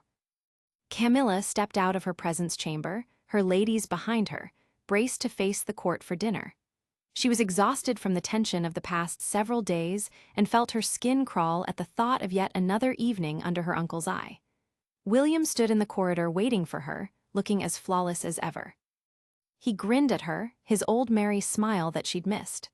As he wrapped his hand around hers, he whispered very softly, Come see me later tonight. I'll let Casimir know to expect you. Camilla looked at him. August 5, 1359. Magdalene Castle, Islia. William stared at the canopy over his bed as he absent-mindedly stroked Camilla's arm, which lay across his chest. She was asleep next to him, the sight of her bare, slender back making his blood run hot again. He thought about waking her but decided against it. He knew she struggled with nightmares and broken sleep, so thought it better to just let her rest. William knew it would be good for him to sleep as well, as it would be dawn in only a few hours. His body hummed with unquenched desire though, even having already taken Camilla twice that night. His hunger for her was insatiable, yet there was still several days to go until the wedding. He sighed with frustration. Camilla twitched against him and slowly raised her head, her hair falling across her eyes. What time is it? She asked sleepily. After midnight, before sunrise. He whispered back, rolling on his side to face her as she lay her cheek back on the pillow. I did not mean to wake you. Did not you? William chuckled as he propped himself up on one elbow, running his other hand down her spine and up again. She wriggled slightly. I am not going to fall back asleep with you tickling me. Is that all you can think of? Sleep, hardly imaginative. He teased, continuing to stroke her back. It is either sleep or thinking about how I'll explain to everyone in the morning why I can barely walk. William laughed out loud at her immodest remark, then eased his body on top of hers. When she attempted to turn over to face him, he held her down firmly on her front and kissed the back of her neck. You have taken over my mind. He muttered into her ear as he heard her breathing quicken when he slid his legs between hers. You are clearly every bit the witch the courtiers think you are. He smiled as she giggled, then plunged into sheer joy. Casimir's discreet knock on the bedchamber door came sooner than either of them wanted. Camilla heard William utter a string of curses as she groggily disentangled herself from his arms and slid her nightgown over her head. Picking up her robe from the floor and donning it, she felt William's arm around her waist. She turned to face him and instinctively tried to smooth his hair, which was thoroughly tousled. He smiled lazily, but his eyes then turned serious. We'll both need to be very careful from now onward. King Edward has given me his word he'll speak to Kenneth today and turn down the offer of the Arundar Valley. That means my uncle will not be in his usual pleasant mood. Camilla nodded, then asked worriedly, King Edward will keep his word and continue our betrothal, will not he? She couldn't bring herself to trust the cunning Islian ruler. Yes, he'll do it. He and I have a binding accord. If he breaks it, he knows his word as king means nothing to his subjects. William cupped her cheek, and she leaned into his touch. The only way that King Kenneth can now argue the betrothal should end is proof of unchaste behavior. So he should only see us together when we have other people around us, and you need to make sure your ladies keep sharing your bed. William frowned deeply. I think it is probably best we do not meet up like this again, as much as I hate to say it. We cannot risk any whispers against your virtue. Camilla couldn't help but smile when being lectured about her virtue by the man who had kept her up for half the night with his relentless hunger. William seemed to see the irony as well, smiling as he pulled her in for a last kiss. She tiptoed out of William's apartments and down the corridor to hers. When she moved silently through her presence chamber and into her bedchamber, she saw Katarine was still fast asleep. Meg, however, popped up her head from the bed and peered at her through disheveled curls. Good morning indeed, my lady. Meg shot her a sly smile. Do not start with me, please. Camilla groaned as she eased her aching body onto the bed. Meg started to laugh. I may need to have a word with the prince and ask him to not push you quite as hard. Obviously a lusty young man. Camilla opened one eye and asked in her most ladylike voice, and what makes you think anything improper occurred? For all you know, William and I could have simply shared a bed for comfort and companionship, nothing else. Meg laughed louder and playfully, threw a pillow at Camilla. With the way he looks at you, pull the other leg now, my lady. William walked into Camilla's presence chamber a few hours later to join her and her ladies for breakfast. He made polite conversation with Elizabeth and Katarine, as if a few hours earlier he hadn't been tumbling her through the bedsheets, all heated caresses and quickened breaths. As she nibbled on fruit, Camilla had to marvel at his ability to look so put together and almost impossibly handsome after so little sleep. She, on the other hand, felt like collapsing into bed and not moving for hours. Camilla jolted back into the present moment when she heard Meg laugh. Looking up, she saw William shake his head and turn red in response to whatever Meg had said. Meg delighted in teasing the prince and making him blush. William at least took it in good humor, though he'd whispered to Camilla more than once that Meg's future husband had his work cut out for him, trying to manage her irreverent sense of humor. The lively conversation was halted when Louisa rushed into the room and announced in an odd voice, My lady, His Majesty your uncle is here to see you. Camilla quickly swallowed her mouthful of food as she felt a pang of fear. She looked at William, who gave her a small nod, his eyes hard. Camilla knew that logically, confrontation was inevitable. She just wished it did not have to happen in that moment. Everyone in the room rose as they heard heavy footsteps approaching. A moment later, King Kenneth strode through the doors. Camilla eyed him critically after she bowed. In some ways, he reminded her so much of her father, though in other ways, the two were so different. She felt resentment surging as she remembered what William had told her, that her uncle had described Duke Robert as a bastard from an unknown man. Everyone stood there for a few moments in fraught silence. Kenneth's eye lingered lustily on his niece, staring at her chest as he cleared his throat. Camilla did not miss the appalled glances her ladies shared. She couldn't bring herself to look in William's direction, though she could sense he was ready to react to any provocation. Camilla looked at her shoes, hating her uncle for several reasons, but one of them being for making the days before her wedding so anxious and unhappy. What should have been one of the most joyous periods of her life was being marred by the twisted whims of this man. It is rather inappropriate for you to entertain men in your rooms, isn't it? Kenneth's voice was disdainful. An unblemished reputation is all you have to offer a man. Camilla clenched her teeth. She refused to be lectured on what was appropriate by a monster. Then again, she did not want to provoke his rage. My reputation remains as it was, sire. As you can see, my ladies-in-waiting accompany me at all times. To what do I owe the pleasure of this visit? Kenneth rubbed his bushy beard and swayed slightly on his feet. I have items for you to form part of your dowry. The jewelry Isabella, your mother, brought from her own country, pagan gems. Camilla smiled with genuine gratitude, ignoring the insult to her late mother's faith. Thank you, that is most thoughtful of you, sire. They are in my apartments. I can take you there now. Camilla only hesitated briefly. Of course, your majesty, lead the way. William gave her a quick glance of warning. Would it not make most sense for the gems to be delivered here, sire? I do not take instruction from you, boy. Kenneth turned on his heel and lumbered towards the doors to the corridor, indicating with a waved hand for Camilla to follow. William watched as Camilla dutifully trailed her uncle, nerves fraught. Her three ladies immediately followed the hem of her gown. As she passed him to leave the presence chamber, Meg whispered in a rush, "Follow us at a distance, if you please, my lord." There was a hard glint in Meg's usually bubbly smile. William gave her a nod. Camilla followed her uncle until they reached the castle's eastern wing, where he had been granted the largest and most luxurious of the guest suites.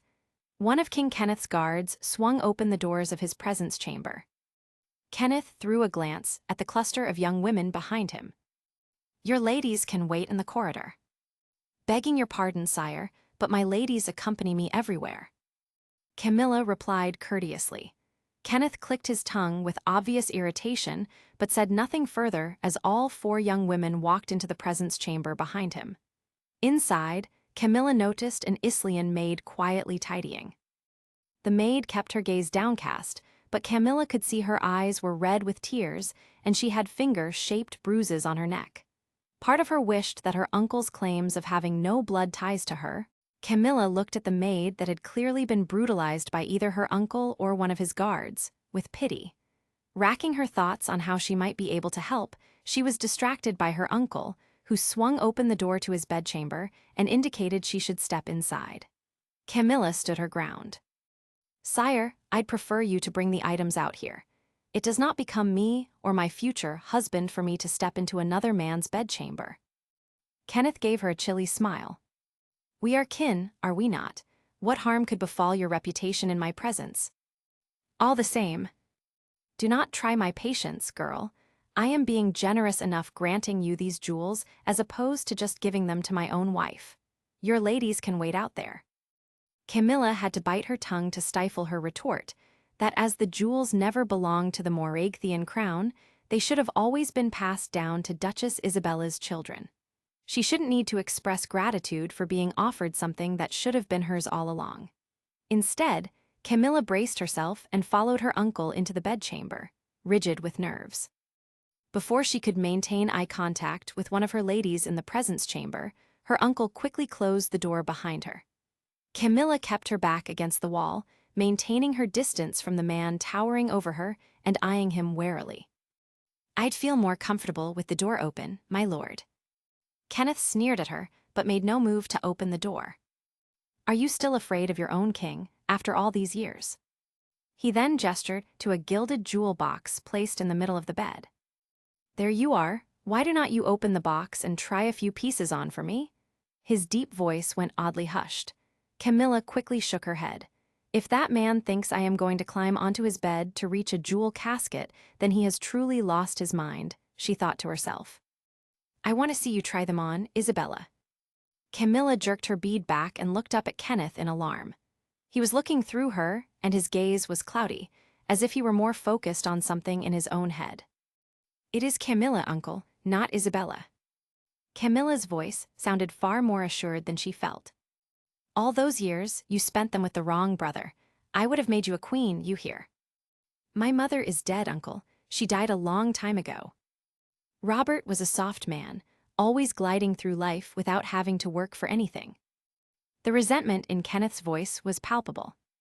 "From the very first day, father loved him more than me. He loved Robert's mother more than mine, even though she was a nobody. He granted Robert the richest land in Moragathe. Why did he deserve it and not me?" "My father is gone now, and the Duchy of Arlington is back in your keeping, uncle. You can pass it on to your own children." Camilla's voice remained calm, though she was desperate to snap the king out of the past. Kenneth snorted disparagingly. "What children? That useless baby girl in the nursery. I need sons, Isabella. You can give them to me, cannot you?" The king nodded thoughtfully, as though confirming something in his mind.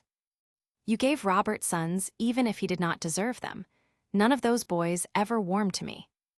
Kenneth grabbed Camilla's arm roughly, but she managed to wrench it away and pull back out of his reach.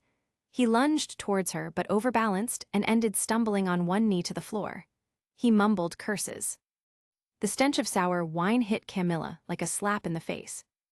"Are you already drunk, this early in the morning?" Camilla hissed.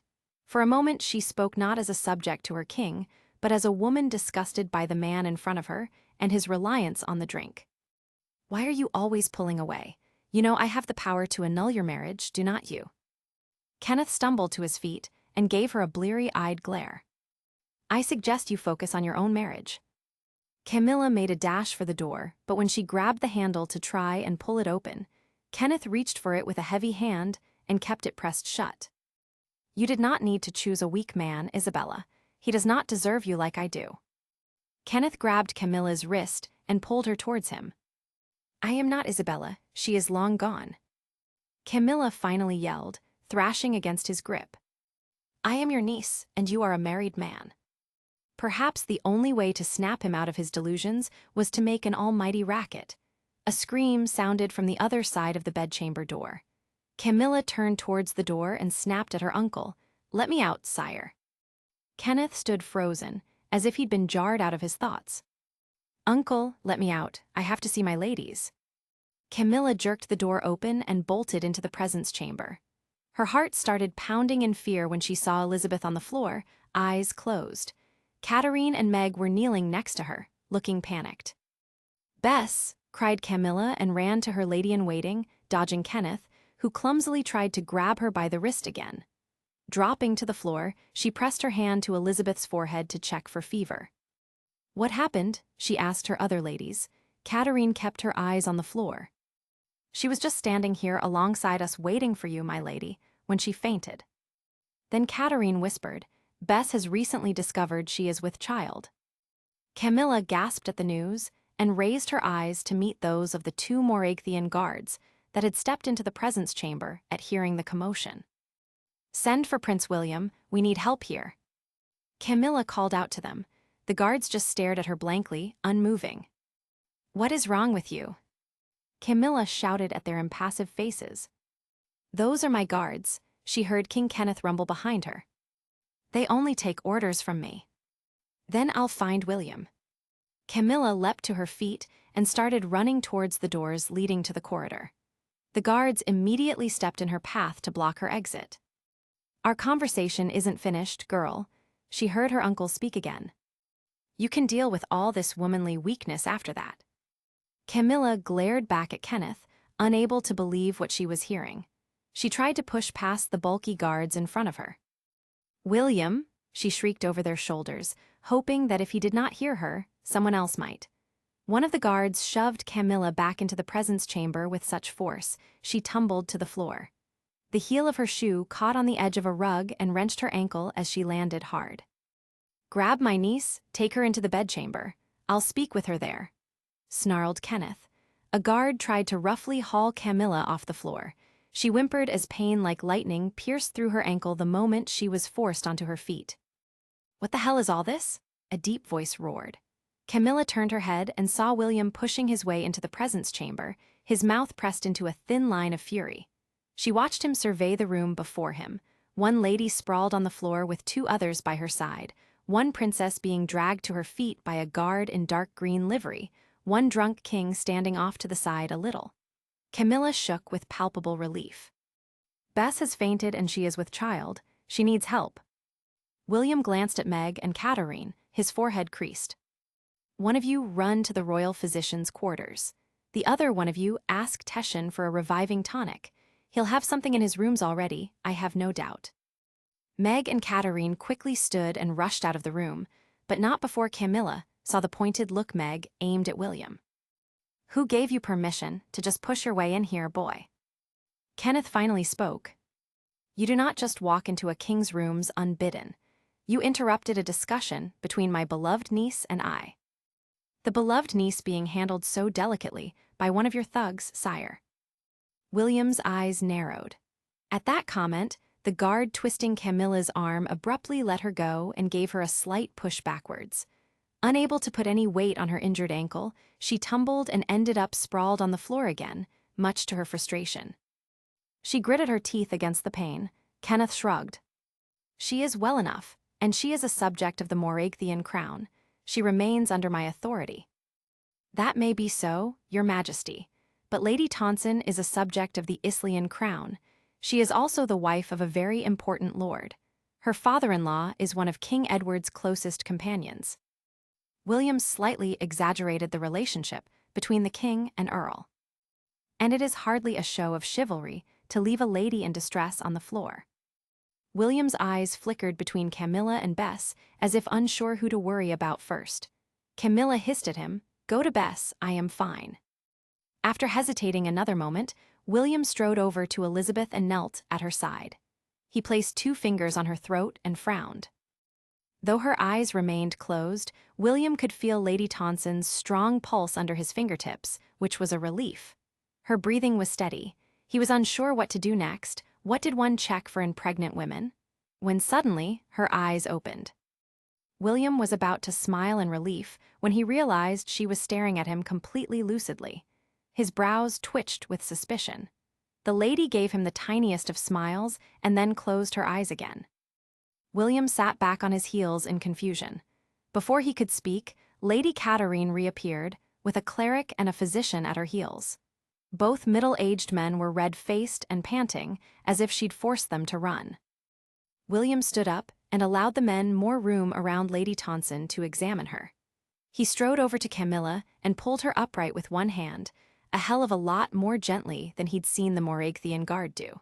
However, she ended up biting back what looked like a scream when she tried to stand on both feet. "It is all right, I am fine." Camilla hissed at him, her features contorted in pain. "You are not, stop pretending." William whispered back, irritated that she always tried to stubbornly manage without his help, even when she needed it. Before she could protest further, he picked her up in his arms and started striding towards the doors. Kenneth roared. "I haven't finished speaking with the girl yet."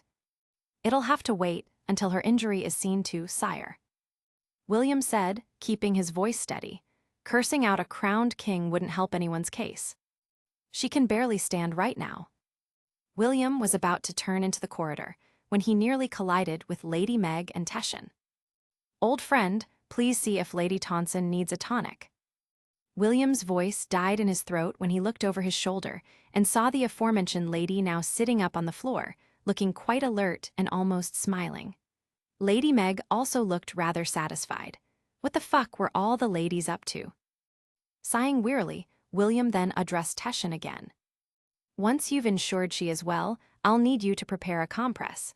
The princess seems to have wrenched an ankle." "It is not so bad." Camilla tried to protest. William cut her off sharply. "Do not bother arguing with me." He started walking, unsure if he wanted to praise the young women for their ingenuity over whatever plan they had hatched, or yell at them all for their risky behavior. "I do not appreciate being carried like a child." Camilla muttered. "Well, I could throw you over my shoulder like a barbarian. Which would you rather? Because you walking seems impossible." Camilla shut her mouth so quickly, he heard her teeth click. William smiled grimly as he stalked down the various corridors until they reached the south wing. When he reached the door to Camilla's presence chamber, he turned the door handle and kicked it open. He strode through the presence chamber, startling 2 dour-faced maids. "You can both stay here as chaperones," he barked at them. Carrying Camilla into the bedchamber, he placed her on the bed and started carefully removing her dangerous-looking high-heeled shoes. He noticed one ankle was noticeably swollen, and she flinched when he touched it. "Teshin will have something that will bring down the swelling," William said quietly. Camilla nodded. "So while we wait for him." William's tone hardened significantly, and he stared daggers at her. "You are going to explain what just went on in your uncle's rooms. And you are going to tell me what the fuck you and your ladies had planned among yourselves." Camilla's eyes skittered away guiltily, which infuriated William further. "What the hell, Camilla? How could you just put yourself in danger like that? Do you know what kind of man you are dealing with?" "Of course I do," she snapped in reply. "My brothers and I have been dealing with him and his whims far longer than you have." "Then what the fuck were you even thinking?" William's voice was harsh from the emotions thundering through him, both intense relief she was safe and the itch to slap sense into the girl. "You walked into his rooms completely unprotected." "I was not unprotected. My ladies were with me."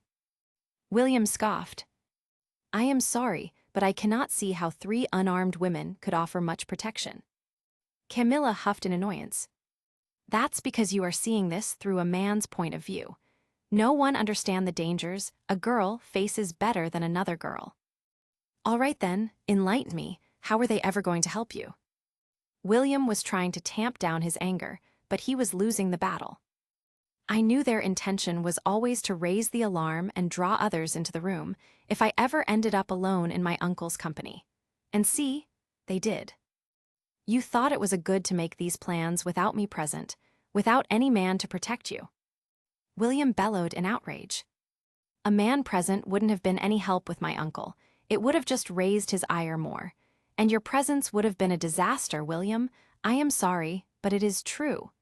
She hurriedly added when she looked at William's furious expression. A more subtle approach was needed, something the king wouldn't see coming. He has no great opinion of women's intelligence, so he is not too hard to fool. So Lady Tonson always planned to faint like that. William gritted his teeth. I assume that was planned, but I am not exactly sure. My ladies said I couldn't know all the details of what they had planned, because I needed to be able to look truly surprised in front of my uncle when it happened. Is she even pregnant, or is that a lie too? Camilla had the grace to look abashed. That I do not know. The first I heard about it was a few moments ago. But Bess isn't the kind to lie about something like that, so yes, I suspect she truly is with child. William squeezed his eyes shut and pinched the bridge of his nose. Do you know how risky what you did was? How horribly wrong things could have gone, facing a lecture with only your ladies there?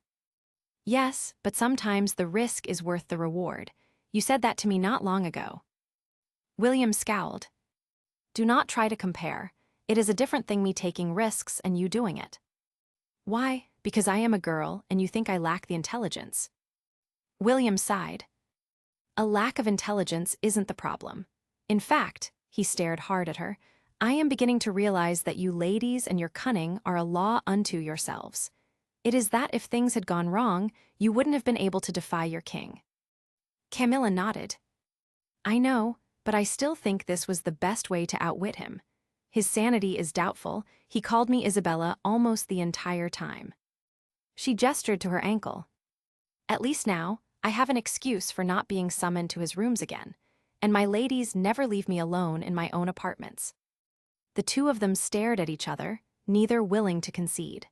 Camilla started twisting the ring on her smallest finger and finally said, I am sorry if I worried you by not telling you beforehand, but you would have tried to stop me. This was the best way, I think.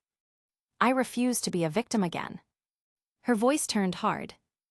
It is a horrible thing to feel powerless about your own life. William was not sure he could explain the panic he'd felt when he'd barged into Kenneth's apartments. Then again, he had to grudgingly admit Camilla had managed to outfox her uncle this time. He understood her need to have some control over her destiny, particularly after what had happened with Richard Bentworth. You'll never pull another stunt like that again without my knowing. You understand? William posed a statement, not a question. Once we are married, I will not have to. Camilla's smile was coquettish, and he knew it was to appeal to his masculine pride. And I'll have your ladies and maids tell me daily who tries to visit you in your rooms. William continued. Camilla nodded agreeably, then turned serious. You are sure King Edward will insist on our original betrothal to stand? Yes, William said. In fact, I know the two kings are scheduled to discuss it over today's midday meal. Well, good luck to King Edward then, trying to get the message through. Camilla murmured, nose wrinkling. My uncle's already quite drunk. No wonder he struggles to tell past from present. William saw Teshin hovering by the bedchamber door, waiting patiently. He had a quick word with the old man and asked him for something to treat Camilla's ankle. He then returned to her bedside. Was twisting your ankle part of your plan too? William realized he had no idea what these seemingly mild young ladies were capable of. No, that was an accident, a rather painful one. Camilla looked at him as if his words were dinner in the banquet hall that night was a rather awkward affair. As soon as William stepped into the vast space unaccompanied, both King Edward and Queen Celia stared at him in surprise from the high table. William bowed at both and gave them a sheepish look by way of explanation. The princess sends her apologies, your majesties. She twisted her ankle, and Teshin is caring for her injury. He has advised she needs to remain off her feet for at least 2 days. King Edward's face scrunched in irritation. How the hell did that happen? William managed to smile, despite feeling King Kenneth's gaze boring a hole into his cheek. You've seen the high heels the court ladies wear in the name of fashion. Well, she had better be well enough to walk down the aisle in less than a fortnight, snorted King Edward as he took a large draught from his bejeweled goblet. I will not allow all the pomp and arrangements already made go to waste. Do not worry, uncle. Everything and everyone will be in place by then. William looked into the king's dusty blue eyes, silently asking a question. King Edward nodded. William relaxed his shoulders slightly, then bowed to Kenneth, whose face was already red from anger or wine. William did not know. William eased down onto his chair and noticed that Meg and Katarine were already seated at the ladies' table, quickly surmising that Lady Tonson must have stayed back with Camilla in her rooms. The servants kept sweeping by with platters of food and ensuring his goblet was filled, but William barely tasted what he ate. He tried to slip away from the banquet early, after what had been a long and unpleasant day. However, no matter how hard he tried to go unnoticed, he couldn't evade Kenneth's eye. For someone who was drunk more often than he was sober, the man had incredibly keen powers of observation, William noted dourly. The Morakthian king's broad build suddenly stood between William and the oak exit doors. You think you've bested me, boy, the king growled low. You can have her then. Marry my niece if you want. She is a harlot like her mother and will cause you nothing but trouble. In fact, Kenneth lowered his voice to a quiet rasp. I suspect she is not even a maiden anymore. William kept his expression perfectly still. She seems a little too calm for a virgin, a little too wise, so if you want to marry a piece of spoiled, worthless meat, go right ahead. William nodded and bowed. I will not forget this, though. No one gets the better of me, and you'd be wise to remember that in future. Do I make myself understood? Yes, your majesty, well understood. I will live with the consequences. William bowed again and brushed past Kenneth towards the doors. The next morning, he hurried to Camilla's rooms early without bothering to eat beforehand. William found her still on her bed but dressed in a simple blue gown, her hair in a messy, beautiful twist. A breakfast tray sat on the chest at the end of the bed, virtually untouched. Instead, Camilla and her 3 ladies were all engrossed in looking at various pieces of jewelry. What is that, and where did it come from? William frowned and pointed to an unfamiliar-looking gilded box on the bed. If some unknown man was showering her with trinkets and gifts of jewelry, that man was about to find out what it felt like to have his limbs broken. It is a jewel box that belonged to my mother, Camilla said as she examined a golden hairpin. I can only imagine one of my uncle's men found it when they ransacked Arlen Castle and handed it over to him. William blinked repeatedly. These are the jewels Kenneth offered you as part of your dowry. I did not believe him when he said he'd hand them over. Actually, I did not believe they existed at all. Meg made a little sound of disgust. It was vile of him to use your mother's jewels to try to lure you into his bedchamber, my lady. Luckily, you do not ever have to visit him again. Camilla looked at William's confused expression and tried to explain. After all that happened yesterday, I had reconciled myself to my uncle keeping the jewels out of spite. But when Bonnie brought my breakfast tray in this morning, she found the trinket box in the corridor, outside my doors. She held up a string of pink pearls. Do you think your uncle has seen the error of his ways and is now remorseful? Katarine asked. Camilla gave her youngest lady a fond look. Katarine always looked for the good in every person, even where there was none to be found. Oh, I doubt it. He probably only did it because King Edward would have heard him mention that he'd hand the jewels to me, and he did not want to be caught out as a liar. William shook his head and handed Camilla a piece of bread and cheese from the tray. All right, eat now. The other ladies exchanged looks and conspiratorial smiles. We'll leave the 2 of you alone to enjoy your breakfast then, Elizabeth said cheerfully as she hopped off the bed. We'll be right in your presence chamber, my lady. William nodded, then gave Elizabeth a tight smile. I also hear congratulations are in order, Lady Tonson. You are with child. Elizabeth nodded, blushing bright red. And you are in good health despite your theatrics yesterday. Elizabeth nodded again, her face getting dangerously close to a shade of purple. Well, I hope Archibald received the news in slightly less dramatic fashion than I did. William huffed. My lord, I apologize for any distress I may have caused yesterday. I was merely. William raised a hand in defeat.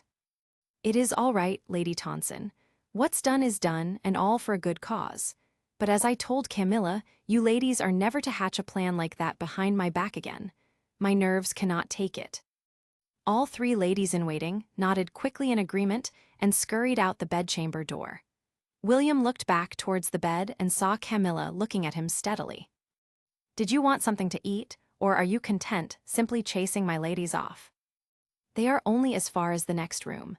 If I'd truly shown them my temper, they'd be on the other side of the castle by now. William replied archly. Camilla smiled a little. You do have a habit of yelling when you are very angry, yes. William knew she was thinking of the time he'd yelled when he'd tried and failed to seduce her in a storeroom a few months ago. He had no interest in revisiting his petulant outburst. Instead, he poured 2 cups of ale and handed her one. How is your ankle? Better, actually.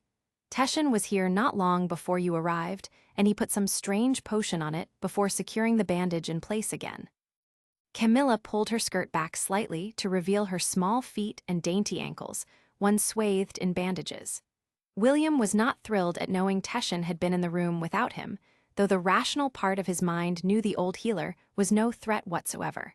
He was even less thrilled when he realized seeing her ankles of all things, had started making his blood churn hot. I need help, he thought in despair. Her ladies are literally in the next room, and the door to the bedchamber is still wide open. He sipped at the ale and tried to clear his mind. You are not eating.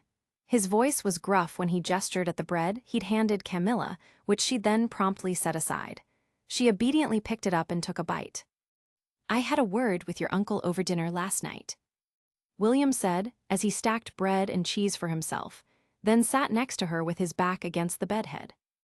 He officially gave his permission for us to marry. Or more precisely, he said I am welcome to a harlot like you. William chuckled. Then he has finally accepted the situation. Camilla looked both hopeful and skeptical. No, of course he hasn't. William sighed. He is unhappy with the fact he lost. It does not matter if he no longer wants the prize, no man likes to lose to another, especially a king. Camilla frowned. So what are you saying then? I am saying that you and I will marry. William swallowed his mouthful and dragged the breakfast tray onto the bed so he could reach for more food.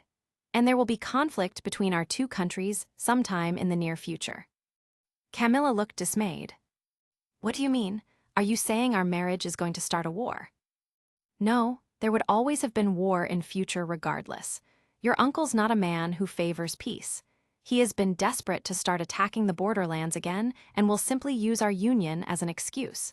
If we weren't getting married, he'd find another excuse. Camilla closed her eyes, and William saw anguish cross her lovely features. Our alliance was supposed to prevent this very kind of conflict, was not it? He smiled gently at her.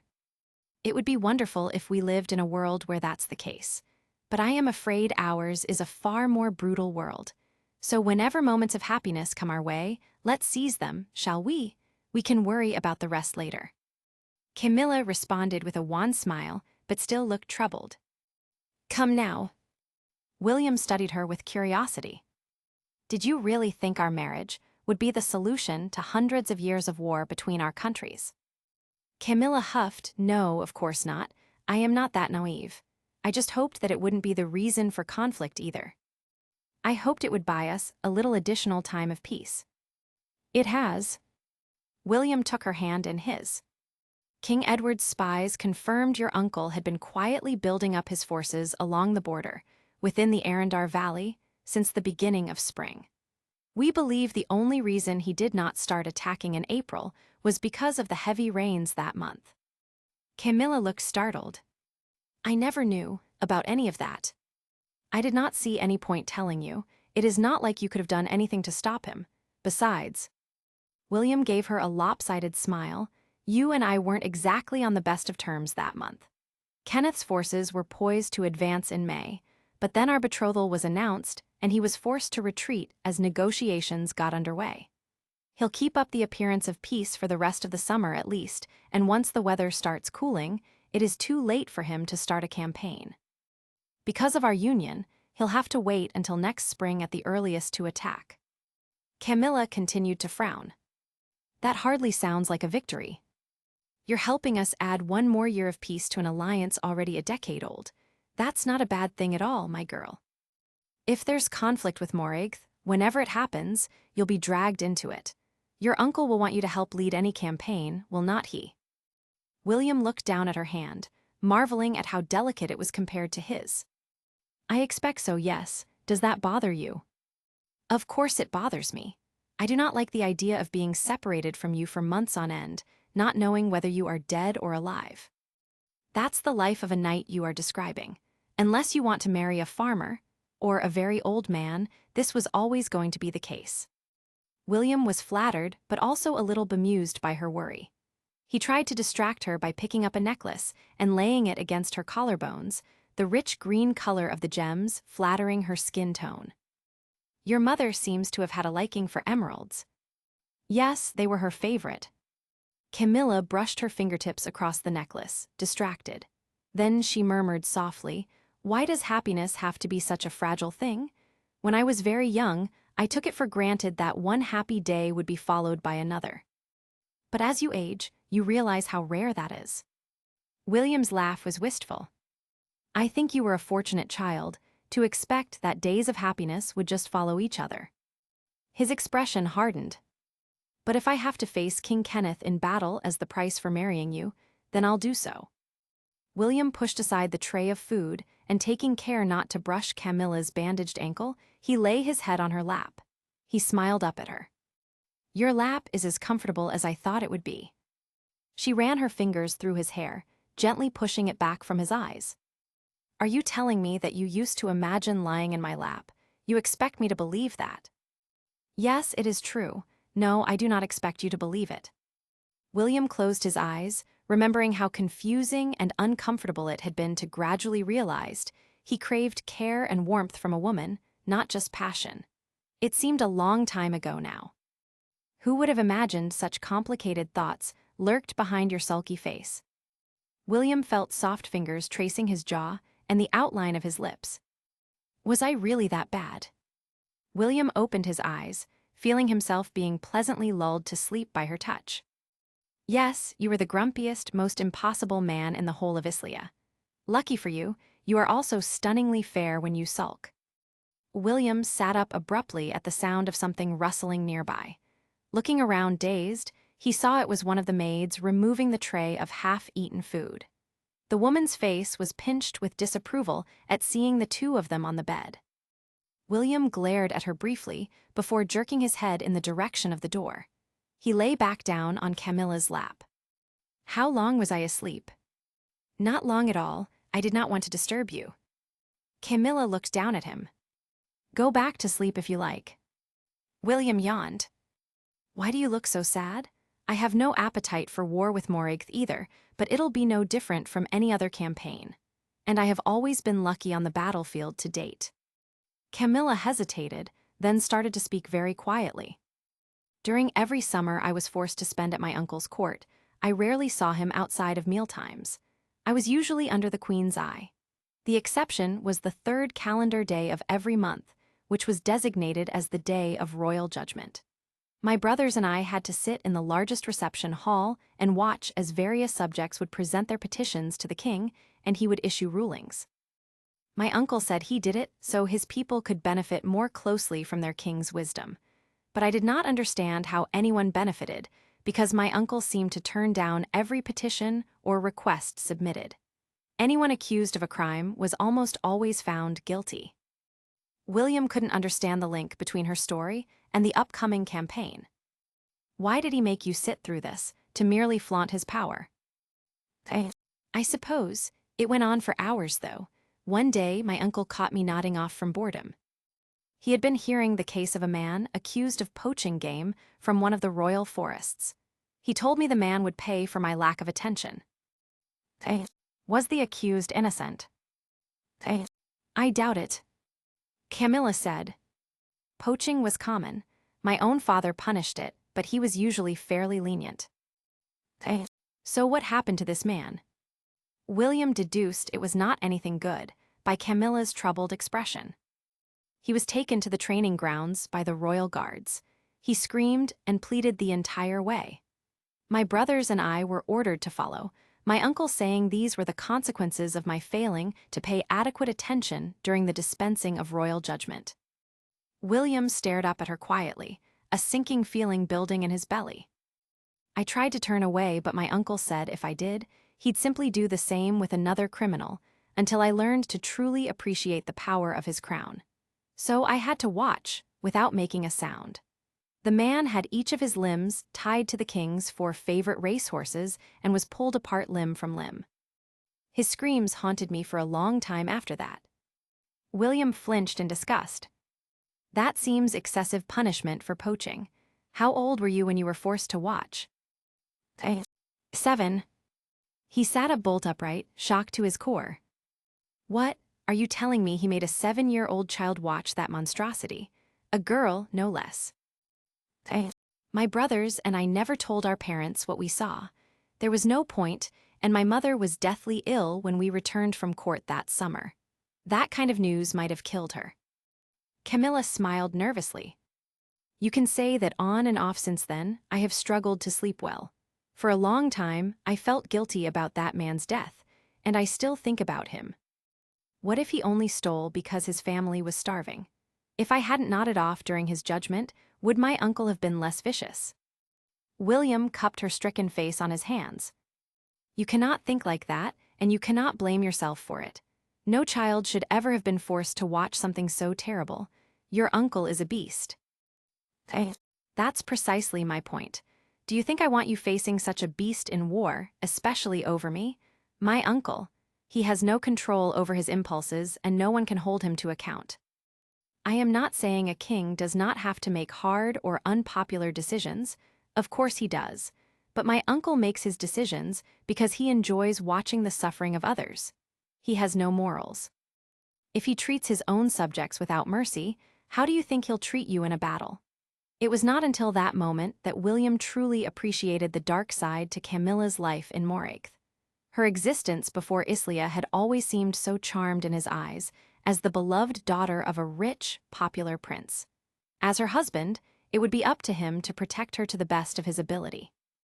As he wrapped her in his arms and let her drop her head to his shoulder with a long sigh, William prayed silently that if conflict couldn't be avoided with King Kenneth, that they'd end up on the right side of the battle. August 15, 1359. Magdalene Castle, Islia. William and Francis returned their practice swords to their racks after a long training session, both men aching and drenched in sweat. The early afternoon sun beat down on them without mercy. William was glad to have a way to burn off all his overabundant energy. The last few weeks had felt like months for a multitude of reasons.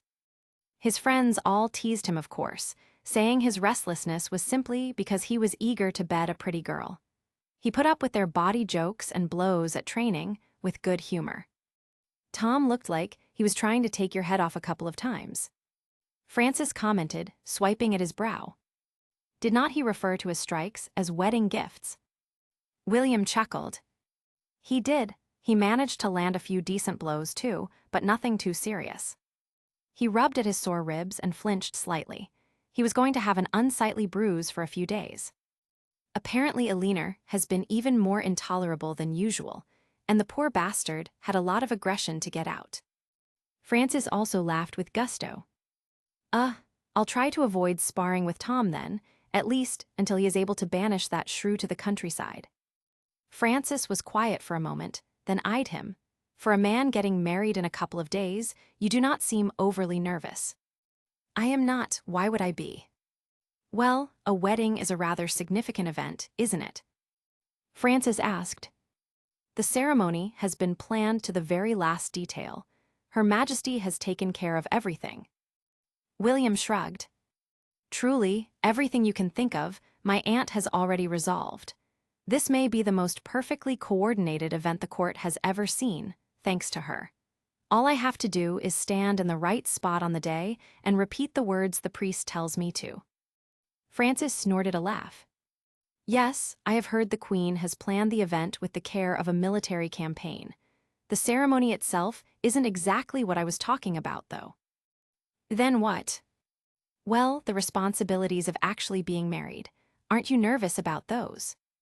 Francis tried to explain. You mean like the wedding night? William was puzzled.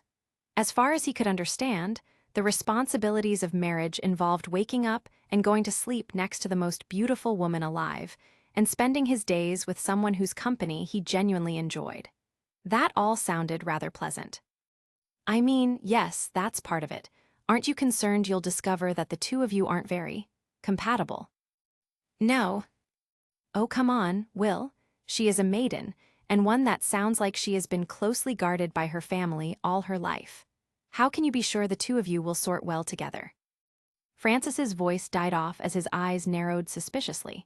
He then stared at the prince with slowly dawning shock. Son of a bitch, you've already lain with her, haven't you?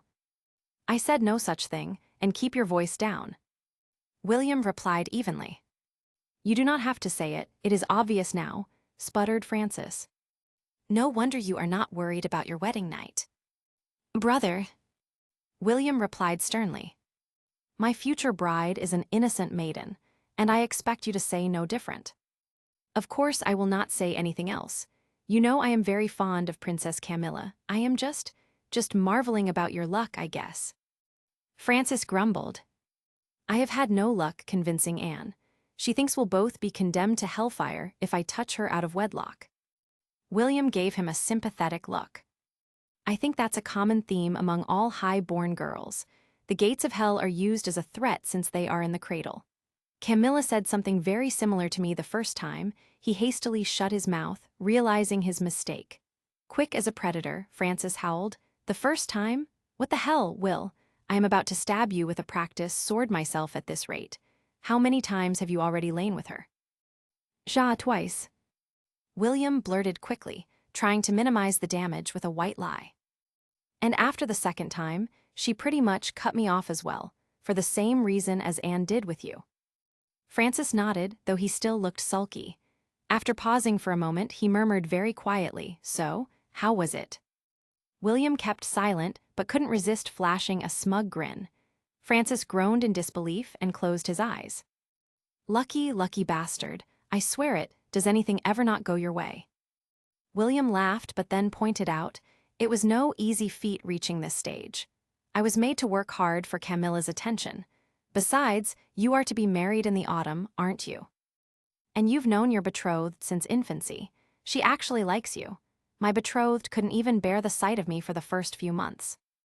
Yes, that's true. Yours was not a very auspicious start. Francis cast his mind back to several months ago and started grinning. And you kept managing to do things that seemed to offend the princess. You really made it look effortless. William gave him a flat look. Why, thank you for the reminder. He recalled how envious he had been back then of the warm, easy rapport that had quickly grown between Francis and Camilla. The two of them had become fast friends, whereas every time William had opened his mouth around the princess, he'd said something insulting, inappropriate, or plain rude. Often, all of those at once. William could see the humor of it now, but at the time, it had tied him in knots of frustration. You are very welcome, Francis cheerfully replied. And yet, here you are.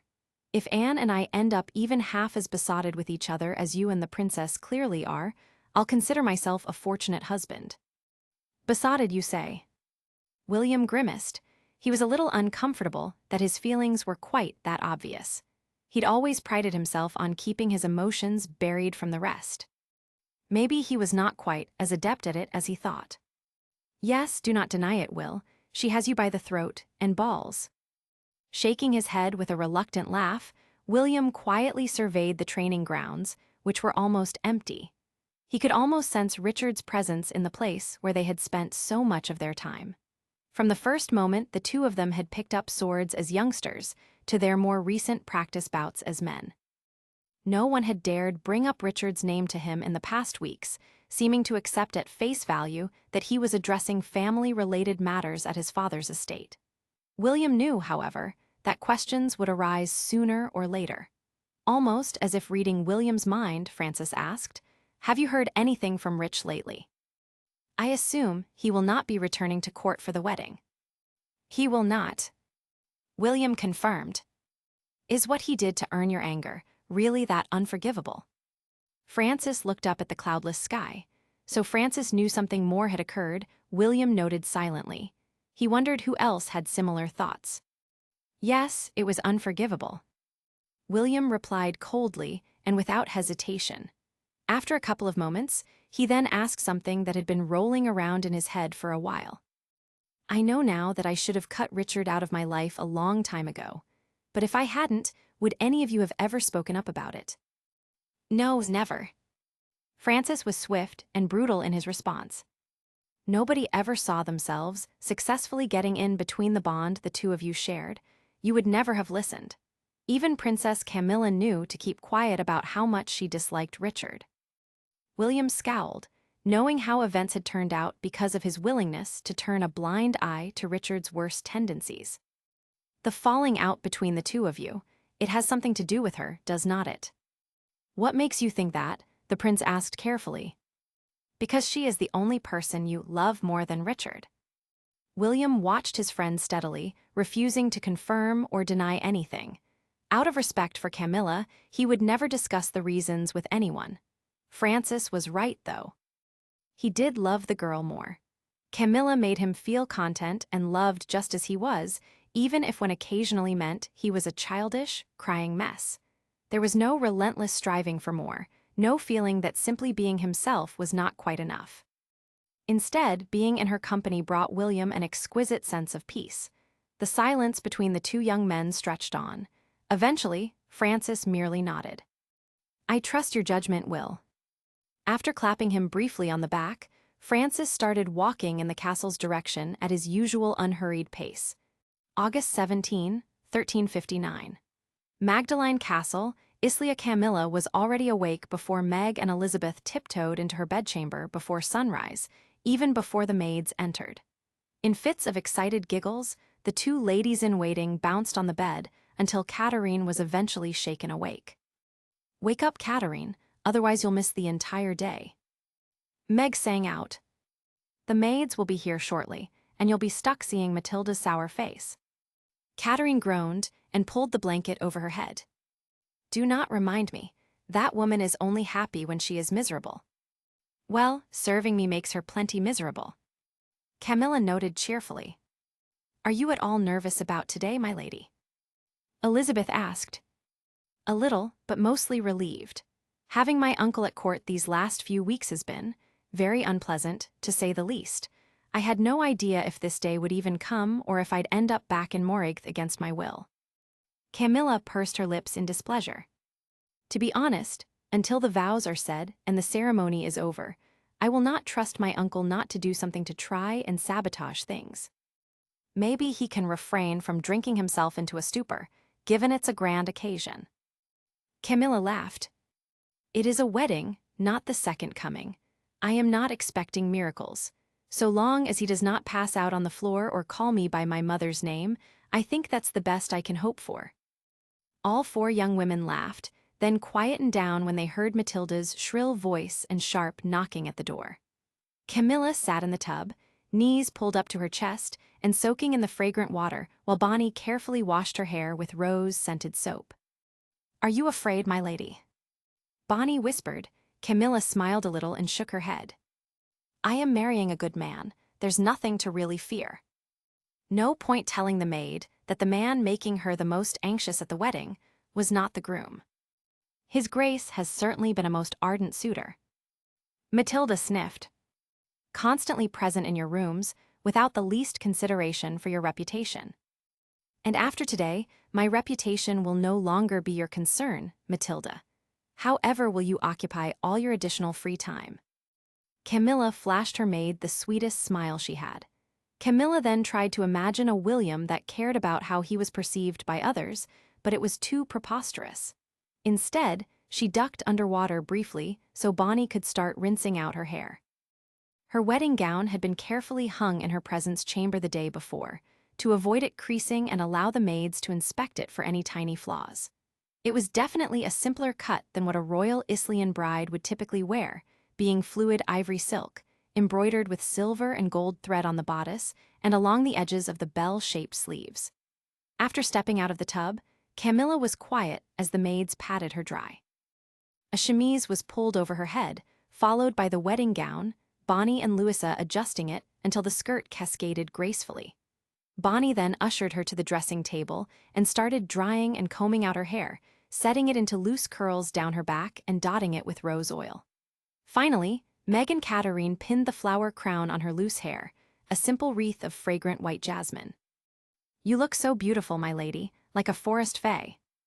Elizabeth breathed, the other two ladies nodded, close to tears. Camilla smiled back tremulously at all three. "Thank you, Bess. Thank you all for taking such good care of me." As if sensing the bride needed a little time alone before the ceremony, Meg quietly ushered everyone out of the bedchamber and closed the door behind her. Camilla sat on the edge of her bed, trying to find a sense of calm while both happiness and sadness intertwined within her heart. She realized she missed her family more desperately than ever on her wedding day. She'd never have her mother to hold her hand and whisper her wise reassurances. She'd never have her father escort her proudly down the aisle or see her brothers good naturally tease the groom. "William and I will have to be enough for each other," she vowed to herself as she took slow, deep breaths to steady herself. Matilda's voice drifted over a knock at the door. "Your Grace, His Majesty has arrived." "Just a minute." Camilla quickly blinked back the tears that were threatening. "But Your Grace." "I said just a minute." Camilla snapped back, then started laughing despite herself. Something about her tone reminded her of how William would snarl when his patience ran out. He had already started to influence her, and she him, whether she liked it or not. Camilla recalled something he'd said weeks ago, that they had all of their lives to get to know each other. All of their lives. The thought made her smile. And as she walked out of her bedchamber, she felt far less lonely than when she'd entered it. Camilla bowed to her uncle, who was dressed in his elaborate formal robes, and gave him a polite smile. Kenneth looked her up and down, grimacing. She was not sure who he was seeing, her or her mother, but it did not matter.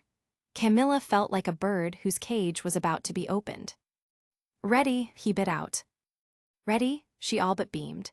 Without a further word, the king turned on his heel and motioned for her to follow him to the chapel. This time, she followed him willingly. Walking down the aisle on her uncle's arm was an overwhelming blur, especially for someone who preferred to shun being the center of attention. Camilla found herself floating untethered in what seemed like a never-ending sea of faces.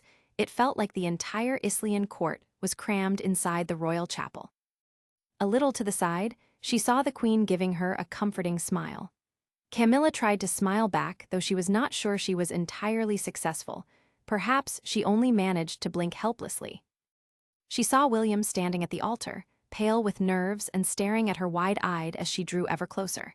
He was dressed in very dark teal, which somehow made his fair-haired beauty appear even more striking than usual. A princely circlet of gold sat upon his head. Camilla inwardly berated herself for not choosing a more elaborate wedding dress, feeling overawed by the beauty of the man in front of her. Then again, she told herself, he looked anxious too. William held out a slightly trembling hand to her and she took it, eager to remove her arm from her uncle's grip. They faced each other in front of the priest as the wedding guests took their seats again. Camilla swallowed, trying to ease the lump that she could feel forming in her throat. She could barely bring herself to meet William's piercing gaze. All the calm she'd been striving for abandoned her completely as the blood pounded in her ears. And then suddenly, William grinned at her. In front of the kings, the court, and one very old and stern-looking priest. For Camilla, it was like seeing the sun emerging from behind the clouds. His smile was the one he saved only for her affection, amusement, and desire all rolled into one.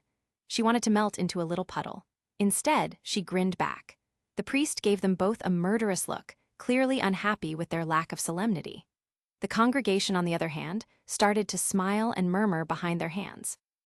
It was very rare that in a marriage between royal houses, the bride and groom showed such evident pleasure in each other.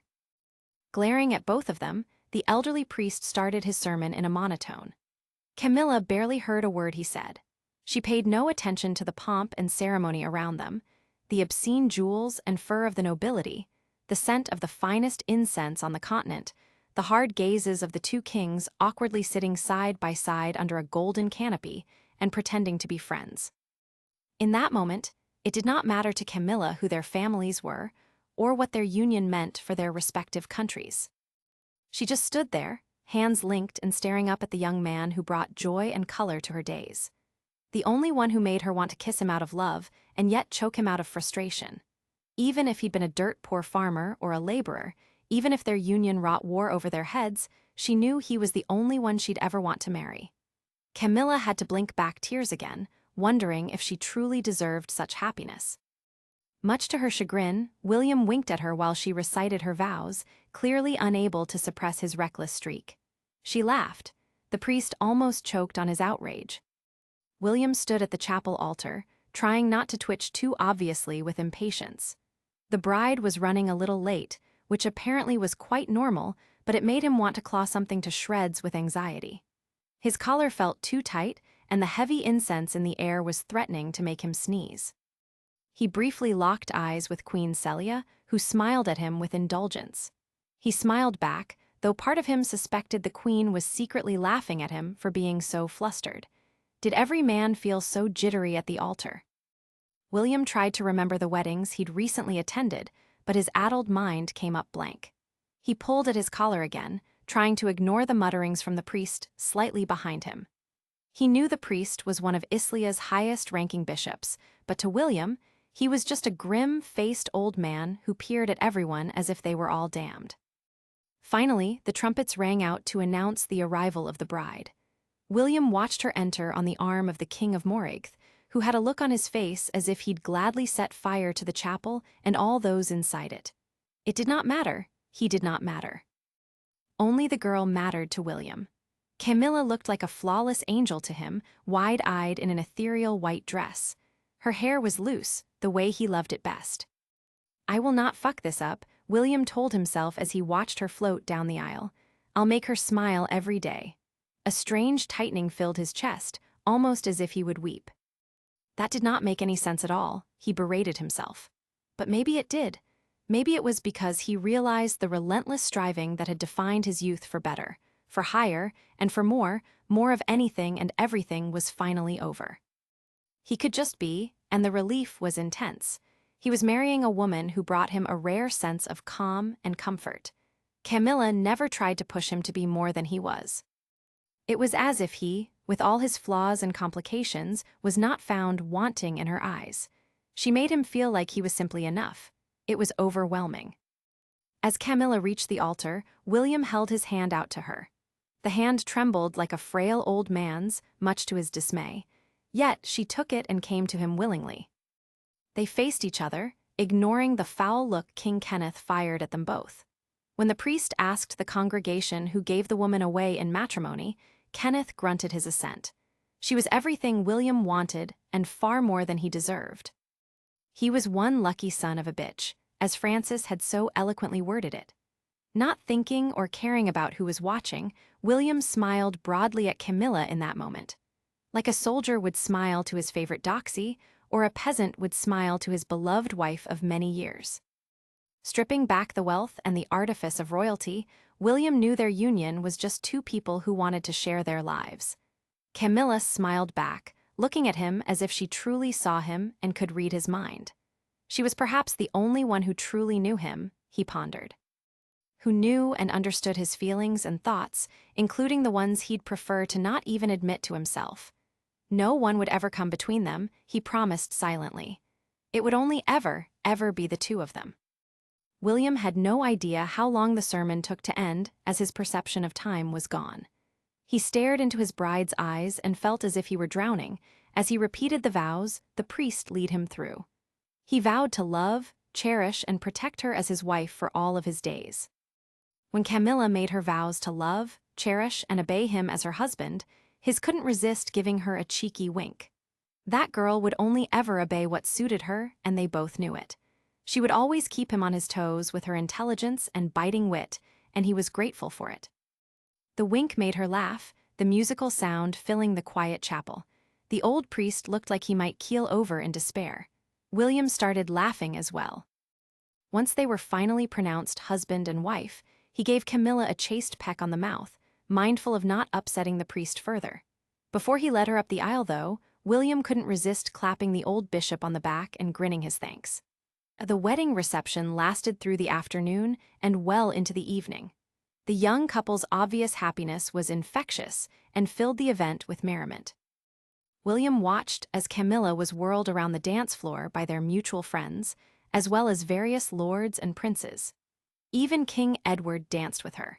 He was less enthusiastic about all the unmarried men queuing to kiss her, but had to bow to tradition, knowing he'd fully embraced the perk of being able to kiss a pretty bride at the past weddings he'd attended. William sipped wine as he tugged at the collar of his outer tunic, which was still tighter than he'd like, but at least it no longer felt like it was threatening to choke off his air like it had in the chapel. He felt a deep sense of contentment as he watched Camilla laugh at something Prince James was telling her as they danced. Glancing at King Edward, William wondered how much longer until it would be deemed acceptable for him and Camilla to retire from the festivities. Edward, however, was deep in conversation with his queen and with King Kenneth. William tapped his foot impatiently, telling himself that waiting a little longer was unlikely to kill him. Then he saw Camilla approaching him as the musicians started playing a new ballad, and he beamed at her. At the center of the high table, King Edward watched the bridal couple as they danced. It was such a beautiful ceremony. Next to him, Queen Celia's face was glowing with emotion. An event like this really comes alive when there's genuine feeling between the couple. Edward knew his wife was comparing William's wedding to the chilly, loveless event that had been Tom's wedding a few months ago. However, Celia said nothing further about it. Edward turned to King Kenneth on his other side. "I guess the alliance between our kingdoms is now further strengthened by the union between our brothers' children, is it not?" Kenneth hummed. "They are wedded, at least, but they still haven't carried out all their duties." Edward turned away from the Moragathian king so that he wouldn't have to watch the disgusting sight of him openly leering at his own niece. Instead, he watched the bride and groom, who looked utterly enamored by each other. With a snort, Edward replied, "I cannot see the bedding being a problem, can you?" Kenneth grunted in displeasure. "The girl looks completely unafraid. It makes me wonder if they haven't already lain together."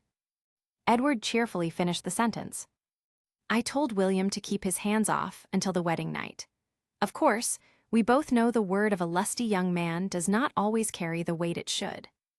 Kenneth gave Edward a dark look. Edward merely laughed and clinked his goblet against Kenneth's. "What does it matter now, brother? The deal is done. By sunrise tomorrow, they'll be wedded and bedded. Let's toast to our bright new future, After what felt like endless hours, William was at last allowed to depart the banquet with his bride. The young couple gave one final bow to the monarchs and then headed towards the doors, fingers linked. As they moved through the hall, they were pelted by flower petals by the guests. The ladies called out good luck, and many of the men made loud, bawdy remarks that made William simply shake his head and laugh. Without a word, he led Camilla through the quiet corridors until they reached the doors to his apartments. He swung a door open, and before Camilla could react, he picked her up and carried her into the room, pushing the door shut behind them with his shoulder. Camilla shrieked and clung to his neck. "Warn me before you do something like that." William grinned down at her. "It is tradition, is it not? Since when are you such a slave to tradition?" Camilla screamed again and clung tighter when William teased her by letting his arms under her go slightly slack, as if he were about to drop her. Laughing, he strode into the bedchamber with her in his arms. "Any tradition that serves my aims is one that I can get behind." William set Camilla down gently on her feet, watching her as she looked around the room. He realized she'd probably never even seen it properly illuminated before. Her eye was drawn to an elaborate silver vessel by the fireplace, along with a pair of gilded drinking cups. "What is that?" Camilla watched William close and lock the bedchamber door, then stride over to a small table next to the bed. He pulled off his prince's circlet and tossed it onto the table as if it were a worthless trinket. "Undress now, wife." She blinked at his quiet, abrupt order.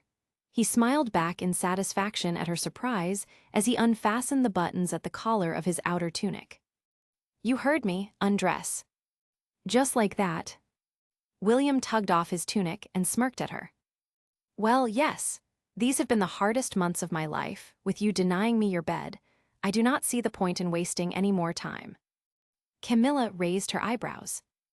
"That's not strictly true, so do not exaggerate." "It is true enough. If I'd had my way, I'd have lain with you every night and several times each night." William graced her with a smile that made her face flush. "Now, I suggest you take off your clothes, my pretty wife, before I start removing them myself, and you have to explain to your maids tomorrow why everything was torn to shreds." There was something in his possessive tone that Camilla loved. He made her feel like a precious, breathtaking beauty when he spoke that way. She slid off her high-heeled shoes and began to pull at the back laces to her gown, her fingers fumbling. She turned around to face him, watching him unbutton his shirt, and asked, "Can you help me?" "Gladly." William closed the distance between them, spun her around by the shoulders, and pulled hard at the laces. A few moments later, Camilla felt him tug down the dress until it pooled at her feet. She turned to face him again, watching his eyes dilating as they skimmed over her in her chemise. She cupped his jaw between her hands and pulled him in for a kiss. He sighed into her mouth as his arms tightened around her. William then broke away slightly as he tried to pull off his open shirt, a sound of frustration breaking from his throat. "Goddamn cuffs," she heard him curse quietly. Looking down, Camilla quickly saw his shirt sleeves were fastened by emerald cuff links. "Raise your wrist," she ordered him with a little smile. He did so obediently, watching with eager eyes as she carefully unfastened one, then started work on the other. A thrill ran through her at how surprisingly sensual it was to slowly undress a man. "Can you please hurry the fuck up?" William groaned. "The weight is killing me." Camilla pursed her lips in a pout. "I do not want to damage these, they look expensive." "They are a wedding gift from Leo and Violet, and I couldn't care less about them." William grabbed both loose cuff links from Camilla's hand and tossed them carelessly onto the table where his circlet was.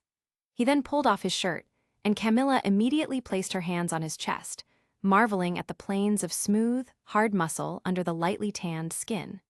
He pulled her in for another hot kiss as her hands drifted lower, tracing each of his abdominal muscles until they reached the waistband of his trousers. She slowly undid his belt as she felt him twitch with impatience, his hands cupping her breasts and his thumbs stroking circles around her nipples. Camilla started unlacing William's trousers as slowly as she could, her fingertips teasing the bulge of his crotch as she worked. She wanted to draw out the steadily building sensations as long as possible, but her bridegroom clearly had different ideas. "Lift your arms up, now," he growled in her ear.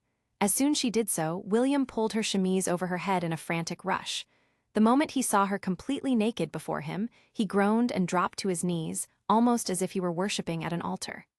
Camilla felt his mouth and tongue against her belly, creating a trail of searing kisses.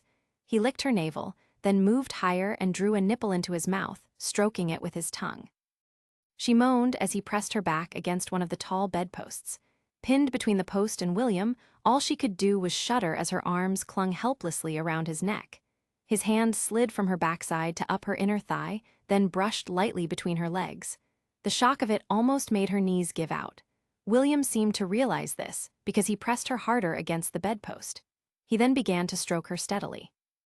Camilla writhed against his hand, both craving his touch and dismayed at how quickly his fingers could drive her to lose her senses. She tried to close her legs a little, and William reacted by sucking her nipple against his teeth, as if in warning. She gave a hoarse little cry as she felt how wet she was, William's sinful fingers sliding with ease. Her breath was coming quickly, and she was terrified her shaking legs were going to give out completely and send her tumbling to the floor. "Just give in," she felt and heard him say before he greedily latched onto her other nipple. "I cannot," she gasped. "I will not be able to stand." A shrill cry cut off her words as sharp pleasure raked in through her belly and flared out in waves through her entire body. She clutched at William's shoulders for balance as the tingling heat slowly ebbed away. William stood up and moved her slightly so that the bedpost was no longer at her back. He then gently pushed her back onto the bed before her legs went completely limp. Camilla lay on her back, still shuddering for breath. She watched through half-closed eyes as William just stared at her languid body ravenously before he slowly spread her legs before him. Pulling off his trousers, he positioned himself between her thighs. "Wait," Camilla managed to croak. "Weren't we supposed to first?" "Later." William had a look of intense concentration on his face as he entered her in a single, possessive thrust. She gasped and he closed his eyes, whispering, "Bliss." He began to pound into her steadily, his hands on either side of her shoulders to take the weight of his upper body. Camilla watched as he bit his lip, a look of undeniable pleasure on his face as his abdominal muscles tensed and he moved faster against her. She grabbed onto his forearms to brace herself against his thrusts and wrapped her legs at his waist. He groaned, then groaned again with his eyes squeezed shut. He then cursed as she felt him pulse repeatedly inside her, making her shiver. William finally collapsed against her, shuddering. She wrapped her arms around his taut back as she murmured, "I remembered that we hadn't drunk any of the lucky wedding ale, but I guess you did not really need it for courage, did you?" Camilla heard William rasp out a laugh and shake his head. "I swear I would have died if we'd waited even a moment longer." He lifted his head and looked her in the eye. "Still, it would be a pity to waste it. Want me to pour you a cup now?" "All right then," she smiled back. As he lifted himself off her and crossed the room to where the ale sat in its ornate silver jug, Camilla took the opportunity to slide up the bed to have her back against the pillows, as well as pull one of the thin silk blankets modestly against her body. William walked back to the bed while carrying 2 cups. Handing one to her, he settled on the bed next to her and quirked an eyebrow at the blanket she'd pulled over herself. "Why the hell are you so self-conscious?" he asked, then took a gulp of ale. Camilla shrugged, blushing. "I am just not used to being looked at the way you look at me." "Well, that's a relief to hear, I suppose." Finishing his ale, William stretched out on his back along the bed, his eyes closed and a faint smile on contentment on his lips. Camilla stared in fascination at the way his taut muscles flexed as he moved. "Well, you are not even a little shy." William looked up at her. "Should I be?" "Not at all." Camilla answered honestly, as her fingers started tracing his abdominal muscles. "You are pure perfection. You know it, of course, do not you?" William shot her a grin, evidently pleased with her words. "Well, so long as my wife likes what she sees, since this," he gestured down his body, "all belongs exclusively to her now." His eyes closed again. Camilla smiled back and sipped the delicious ale. Then she brushed her hand along the ribs of the delicious man next to her. Frowning, she saw a dark bruise on his side. "What caused this?" "Sword practice." "Given everyone knew you were getting married today, you'd think your companions would have taken a little more care not to bruise you." William laughed. "I can assure you, with the same certainty of knowing the sun will rise again tomorrow, that we men do not think that way. At all. In fact, my friends all tried to hit me with increased force. They referred to it as toughening me up for my wedding night. Truly, I swear I'll never understand men." William pulled her down into his arms and took the cup from her hand before she split ale everywhere. "Well, you do not have to, so long as you only try your best to understand the man you married." William pulled Camilla's beautiful body against his, and she faced him with her warm little hands folded over his chest and her chin resting on top of her hands, looking into his face. He smiled when he noticed she was still wearing her bridal flower crown, which was now sitting askew on her head. "Do not you think we should remove this?" He tapped the crown with a finger. Camilla smiled back. "I'd forgotten all about it, but you are probably right. Can you pull out the pins holding it in place?" She shimmied up his body slightly to give him a better view of the hairpins. William almost moaned out loud as he felt her bare breasts slide up against his belly and chest. He had no doubt his hunger for the girl was going to kill him eventually. With effort, he was able to slide out the silver hairpins, then toss the jasmine crown to the floor. "Tell me a story," he managed to say to her. He needed a little distraction while he waited until his body was ready to enjoy hers again. "What kind of story are you after?" Camilla looked at him, bemused. "Something about your family.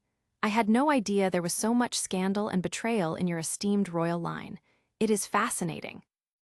"Oh, because everyone in the Devon family's history has always behaved without a single spot of sin." Camilla's side eye was rather adorable. "I am fairly sure my family isn't even the worst." "Of course they aren't the worst.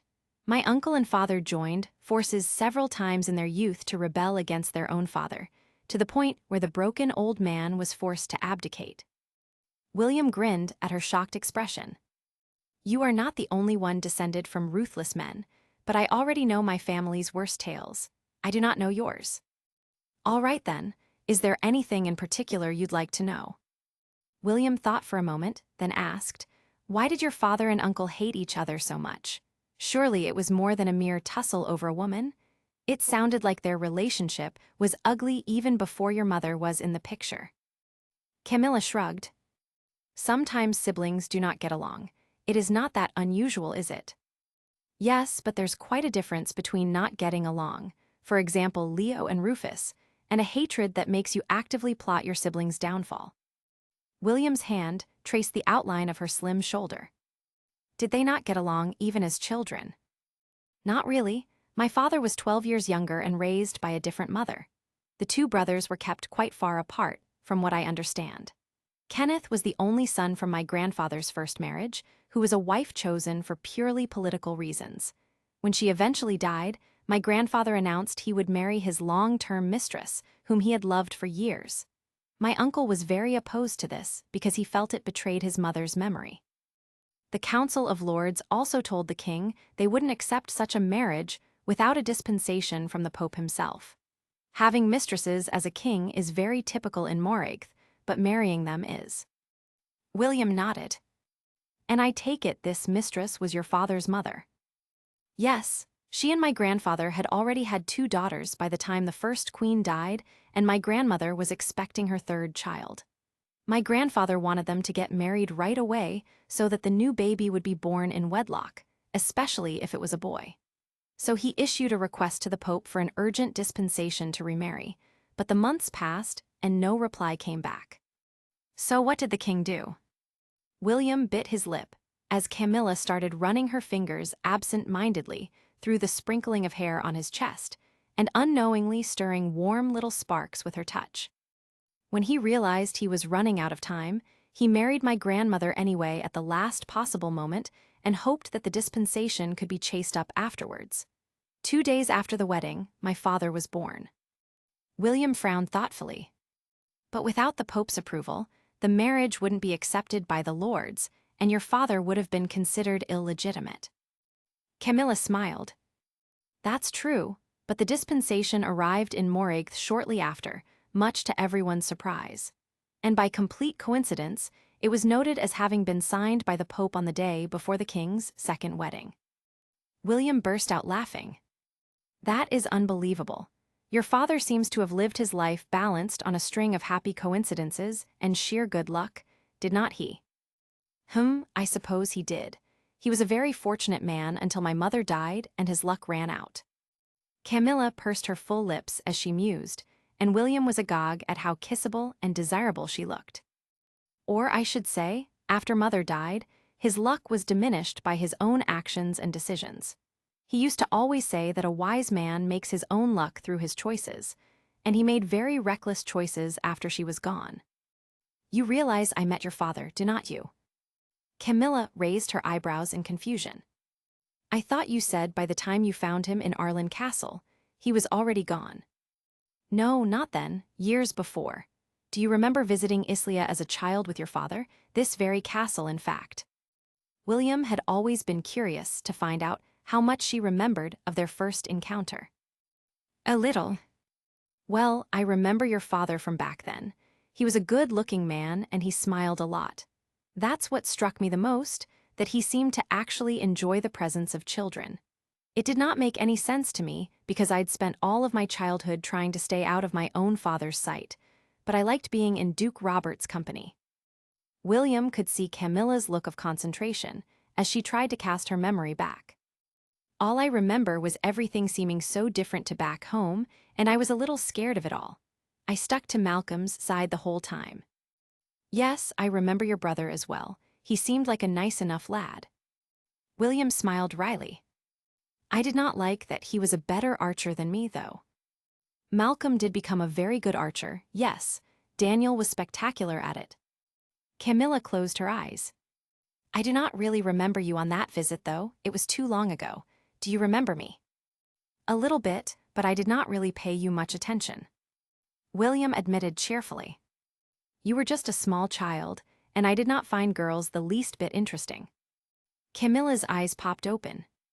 As I live and breathe, are you telling me there was a time in your life when you weren't interested in girls? I find it very hard to imagine. William huffed a laugh.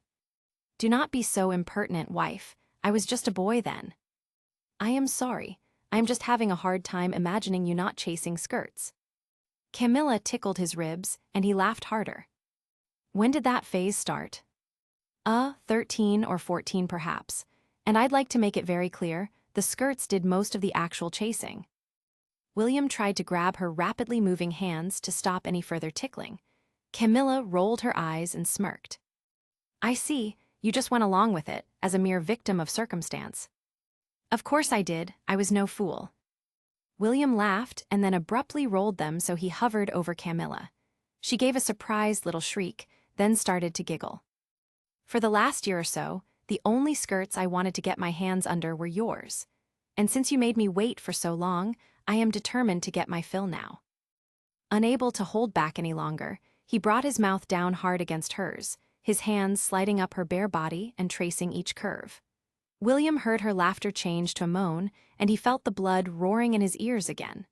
There was something about the scent and taste and feel of her skin that made him want to forget all self-control. He cupped each round breast in his hands, slowly squeezing and watching as her nipples hardened under his gaze and touch. He then flicked one rigid peak lightly with his fingers while licking the other one. He could feel Camilla arching her back under him, her arousal driving his own. Her gasps and whimpers of pleasure were scrambling William's thoughts. All he could focus on was possessing her more, harder, deeper. He began to use his fingers to stroke gently between her thighs and growled in satisfaction when she opened her legs and wrapped her warm, eager hand around his shaft. William rolled them both again until he was on his back and he'd lifted her to sit across his hips. The sight of her astride him with her hard nipples peeking out from the curtain of loose hair was one of the most delectable things he'd ever seen. Her wide-eyed, shocked expression made him want to weep with lust. Oh. Camilla breathed. I had no idea it could be done this way. William sucked in a harsh breath, feeling himself shake slightly. With his hands, he gently encouraged Camilla to take him inside her. She was blushing again and ducked her head down, her hair falling forward to partially hide her face.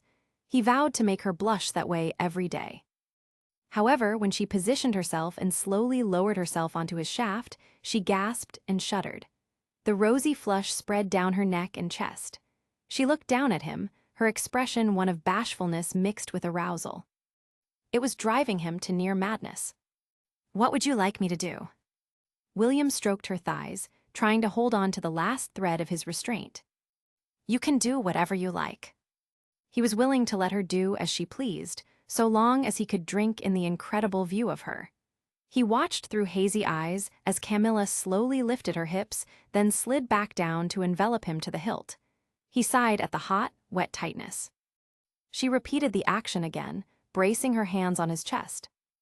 You are a rather fast learner. His voice was rough at her slow, steady pace, each movement of hers pushing him ever so slightly closer to the edge. She slid down onto him again slightly harder, and he watched her throw her head back with a gasp. William felt his eyes roll to the back of his head.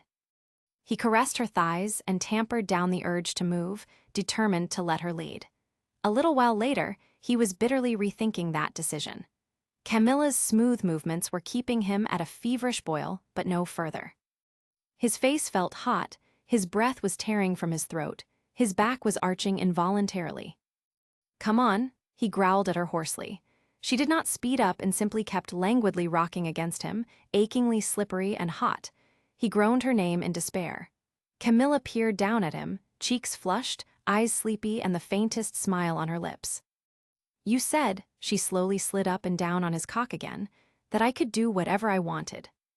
"I said no such thing." William barely recognized his own voice as it came out in short, harsh gasps. His hands started to claw for purchase, clenching first her thighs and then the bedsheets beneath him.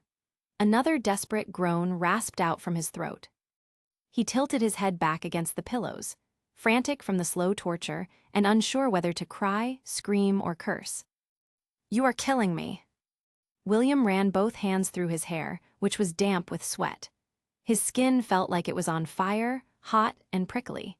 He tried to tempt her by reaching for her breasts, stroking the swollen peaks as a reward for each rock of her hips. But though Camilla whimpered and arched against his touch, she moved no faster. Seeing her arch with such abandon, something in William snapped. Whether it was the last of his restraint or merely his sanity, he couldn't take it anymore. "Enough," he snarled. Using his arms, he pushed himself up until he was in a sitting position, face to face with his tormentor. Her eyes went wide with surprise as he wrapped his arms around her. "You've had it your way for long enough. It is now my turn to have it my way," he whispered savagely. He pulled her down hard onto his lap, making her cry out sharply. William repeated the movement over and over, plunging into her quickly and ferociously. "Yes," he gasped. Camilla started to rock her hips with his thrusts, her head thrown back. Her little cries were becoming more and more frantic, and picked up in intensity again when William buried his face in her breasts, hungrily lapping at her nipples with each thrust. He simply couldn't get enough of her, her cries of bliss, the way she clung to his arms and shoulders to brace herself, how her breasts bounced so temptingly with their shared movements. He pulled her down hard against him again and again, his fingers splayed across her back, worried he was not going to last. He was so terrifyingly close, yet he couldn't bring himself to stop. All of a sudden, Camilla arched back against his hands and screamed in what sounded like delight. He felt her clench tightly and squeeze repeatedly around him. That was all it took. William roared as he hit his peak, the pleasure so sinfully violent it was almost pain. As the sensations gradually faded away, William felt dangerously close to passing out. He let himself fall back against the bed in exhaustion, leaving Camilla still straddling him with her hands on his chest. They both just looked at each other for several moments, panting and flushed, eyes wide with mutual shock and wonder. "Do not ever do that to me again, you little vixen. That very nearly did kill me." William managed to heave out, rubbing his sweat-slicked brow with the back of his hand. Camilla blushed even darker as her hair fell around her face, her inherent shyness returning now that the wild passion had been calmed. "I do not think you'll actually die, William. If it hasn't killed you countless times before, it will not now." "No, it has never been quite like that before. That was so fucking excruciating." William muttered as he blinked his drowsy eyes. He pulled Camilla down next to him. She lay on her side, facing him, and with her arms folded modestly across her chest. "What do you want me to do now?" she asked softly. He was still trying to process what had just taken place between them. He'd just taken her with more blinding passion than he'd ever felt for any other woman, yet it was not enough. He wanted every inch of her pressed up against him. He never wanted her to leave, never wanted her to look or think or speak to anyone but him. Possessiveness churned through him. She was too inexperienced to know this intensity was not typical. He knew it definitely was not, and he did not know how to fight it. William finally opened his eyes and looked at her, the most stunning creature alive, laying quietly next to him. His voice was low and a touch scared when he spoke. "Stay with me, be at my side always. No one else needs you like I do." Camilla sat in the window seat, knees tucked against her chest and staring at the dark sky. She felt achy but content. Hearing a slight rustling from the bed, she glanced over to see William sprawled on his back and still fast asleep, the sheets tangled around his waist and legs. With his hair in his face and his beautiful mouth pouting, he looked like a young boy. She discovered he also slept like a child, much to her amusement. Throughout the night, he'd kept pulling her to his side as if he were afraid she'd suddenly disappear. As if he couldn't sleep without their limbs tangled together. Looking back out the window, Camilla wondered idly what other quirks she'd discover about her new husband as the weeks and months went by. "What are you doing over there?" "William." S' voice was hoarse. Camilla looked over at him, now sitting up bare-chested in the bed and looking like a young god. "I couldn't sleep, and I did not want to disturb you." She was sure that her itching desire to trace all his muscles and lines with her hands while he slept would have definitely disturbed his rest. "Please tell me it is raining outside, so I can make excuses to not go hunting with your uncle this morning." "I am afraid there's no sign of rain." Camilla suddenly remembered something and frowned. "Wait, you told me that it always rained during a Devon royal wedding. You even wagered me 5 ducats, but it did not rain for hours." William scratched his hair in puzzlement. Camilla was tempted to climb into his lap and smooth the golden locks with her fingers but stopped herself, not wanting to overwhelm a man still half asleep with her strange cravings. "You are right, it did not rain yesterday.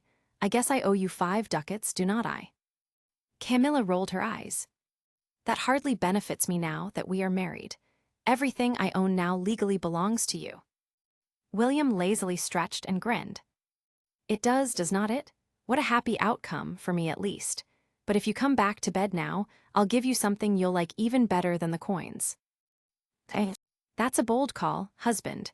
5 golden ducats is a significant amount of money." What the fuck did you just say to me?"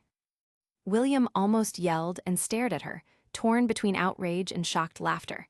Camilla bit her lip to stop her smile and faced him serenely.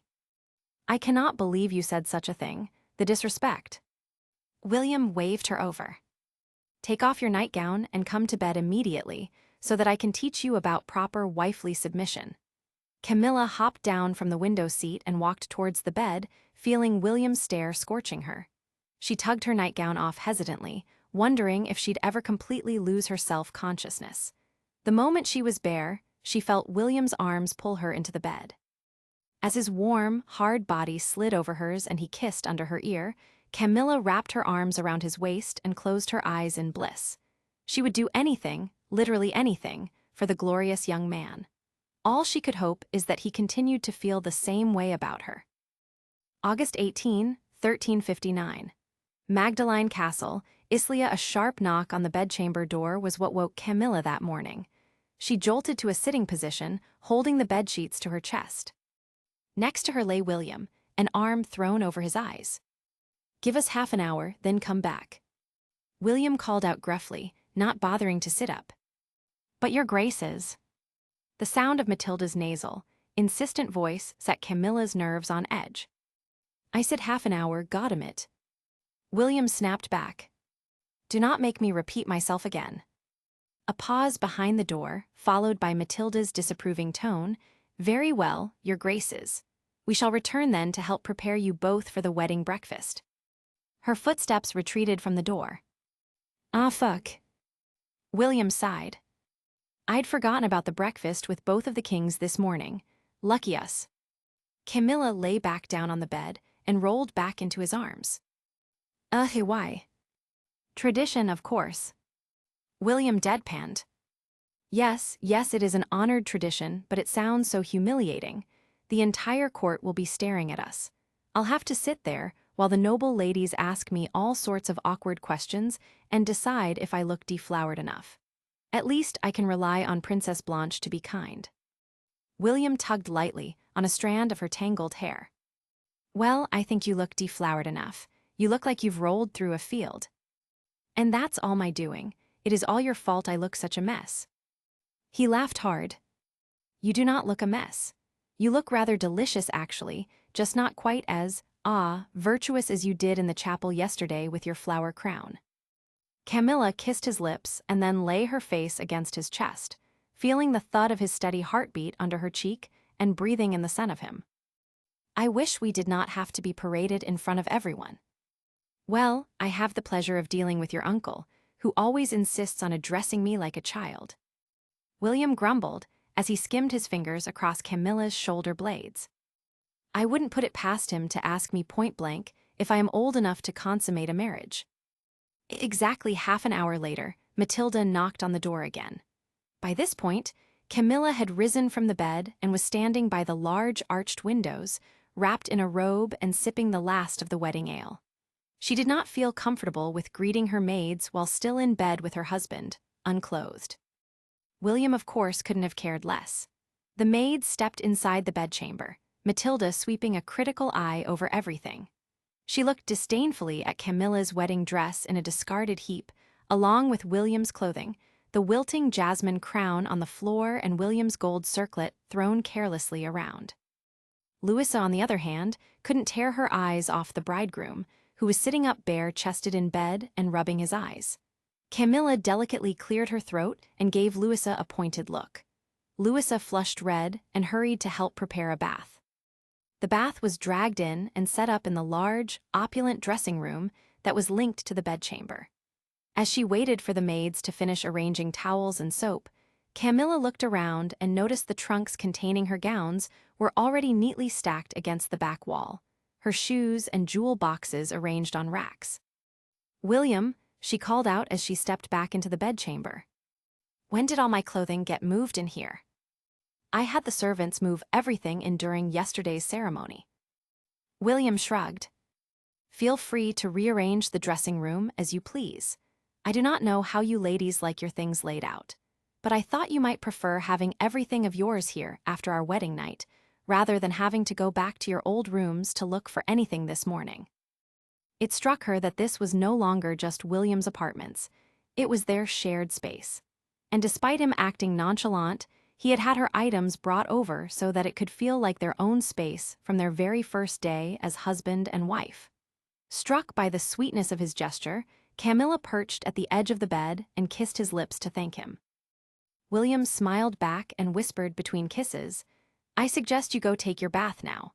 Otherwise, I am going to start doing something that will make your maids extremely uncomfortable to have to watch." "Aren't you exhausted?" Camilla genuinely wanted to know if he had the energy to make love again, if the maids weren't around. "Yes, I think I'll be almost dead on my feet today, but I'd still try and lie with you again." He gently bit her lower lip. "My lady, your bath is ready." Bonnie's voice called out. Camilla reluctantly stood up and headed back to the dressing room. She slid her robe off and stepped into the warm, fragrant water. Soaking her tired body, Camilla quickly found herself close to nodding off. To stop herself from falling asleep, she asked Bonnie to lather up and wash her hair, far preferring her gentle touch to that of the elder maids. As she stepped out of the tub to wrap herself in a large towel, Camilla saw Louisa staring at her. Glancing down at herself, she realized William had once again left pink marks all over her breasts and belly. "That's the nature of my new husband, I guess." Camilla shrugged one shoulder at the maid, whose eyes gleamed with petty jealousy. Without a further word, Louisa helped blot dry Camilla's hair and dress her in a chemise and a rose-colored gown. She quickly chose a set of golden hairpins and her mother's necklace with the star-shaped diamonds. When Camilla stepped back into the bedchamber, she was confronted by yet another unfamiliar sight, William wearing only a robe, standing in front of a mirror with a bowl of hot water and shaving. She watched him quietly for a few moments, both amused and admiring. He met her eyes in the mirror and gave her a crooked smile. "What, you've never seen a man shave up close before?" "No, my previous husbands never let me watch." Rinsing the blade and running it carefully under his chin, he gleamed at her. "Did you want to help?" "I am not sure giving me access to a blade near your throat is a good idea. And if I ever feel upset with you, then it is definitely not a good idea." William snorted. "Wife, we are going to need to do something about your sharp tongue. It does not show enough of the obedience you vowed to me yesterday." Camilla sat patiently at the dressing table while her hair was combed out and set. She was ready by the time William returned from the dressing room after bathing and dressing. The two of them just stared at each other without a word, about to face the court for the first time as husband and wife. Finally, William broke the silence. "With your hair like that, I am worried you look too poised and not deflowered enough. Oh my lord, why are you like this? Have you no shame? Camilla shrieked, feeling her cheeks turning crimson.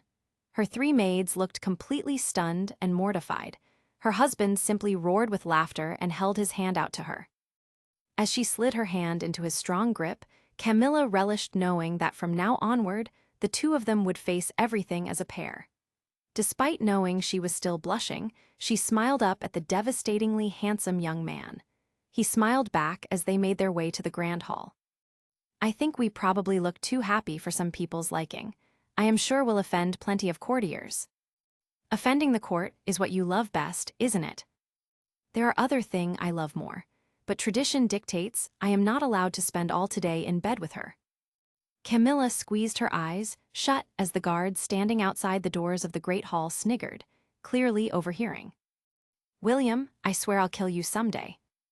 Once their arrival was announced, the two walked up to the royal high table, where they bowed to the kings and queen. Camilla could feel every single set of eyes on her and cringed inwardly. She felt William rub the back of her hand with his thumb in reassurance. King Edward nodded slightly, and Queen Celia gave them an indulgent smile. Camilla hoped that was the end of it when she heard her uncle's voice, already slurring, ask, "Have you done your duty? I have no confidence in a boy doing a man's work." She felt William tense beside her. She squeezed his hand briefly. King Edward started to laugh. Both of them looked like they hardly slept. I remember what it is like to be a young man of 19 summers. I think we can all assume events went well. The Queen gestured to their empty chairs at the table. Take a seat, my children. Sitting down, Camilla watched blankly as the ale was poured and the food distributed to the tables. William and her sat stiff as a pair of statues, not even glancing at each other. It was only when William moved all the blackberries from his plate, February 18, 1360. Wester Haven Palace, Islia Camilla blinked her eyes sleepily, tempted to just sink back into the oblivion of sleep. She stretched her arm and patted the other side of the bed, only to find it cold and empty. William had gotten into the habit of rising before her lately. The winter cold hadn't made Camilla's intentions of getting up at dawn especially easy, though.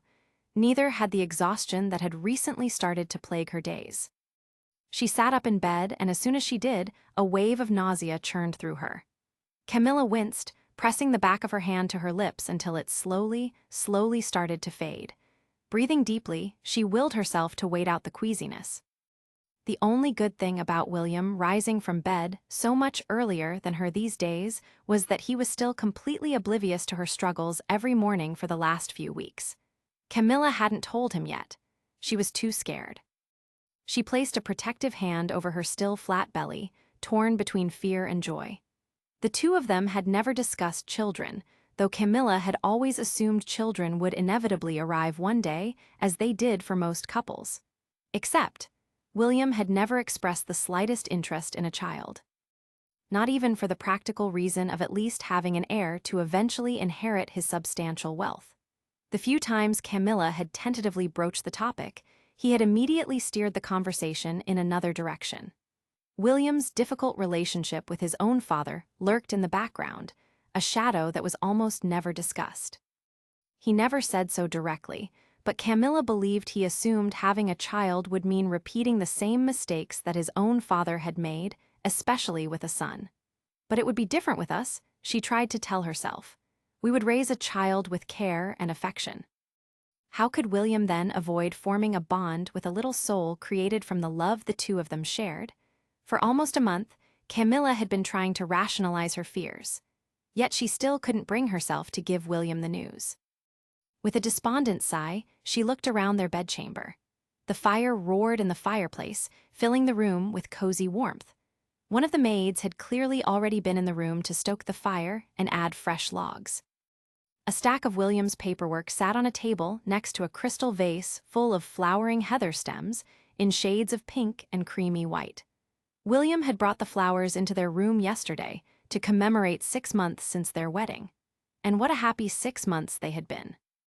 Camilla couldn't recall another period in her life when she'd laughed so much, when she felt a rush of joy every morning before she'd even opened her eyes and remembered why. Her new husband was great company. He was surprisingly witty and well-read, enjoying reading historical volumes when he had spare time. He loathed samphire and mashed turnips, making a point of avoiding them at every mealtime. He preferred his wines sweet instead of crisp.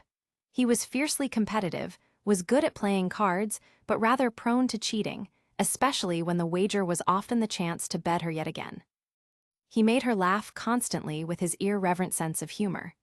The two of them often stayed awake late into the night, whispering and laughing about nothing in particular, just reveling in the joy of each other's company. William's appetite was voracious, not just for her body, but for knowledge about her. He seemed determined to discover everything there was to know about her, right down to the very last detail. Camilla was just as fascinated with him. They were so happy together that a part of her was apprehensive about changing anything at all, for fear of upsetting the perfection they had found. There's no other choice, though. Camilla murmured to herself. Unless she had misread all the signs, there would be a baby to contend with at the end of summer. She smiled and patted her belly at the thought of a little golden-haired cherub who resembled William. She would tell him tonight, after the dinner banquet ended and they were alone again. She'd assuage any doubts he might have about raising a child and make him see that this was a stroke of good fortune, not something to fear.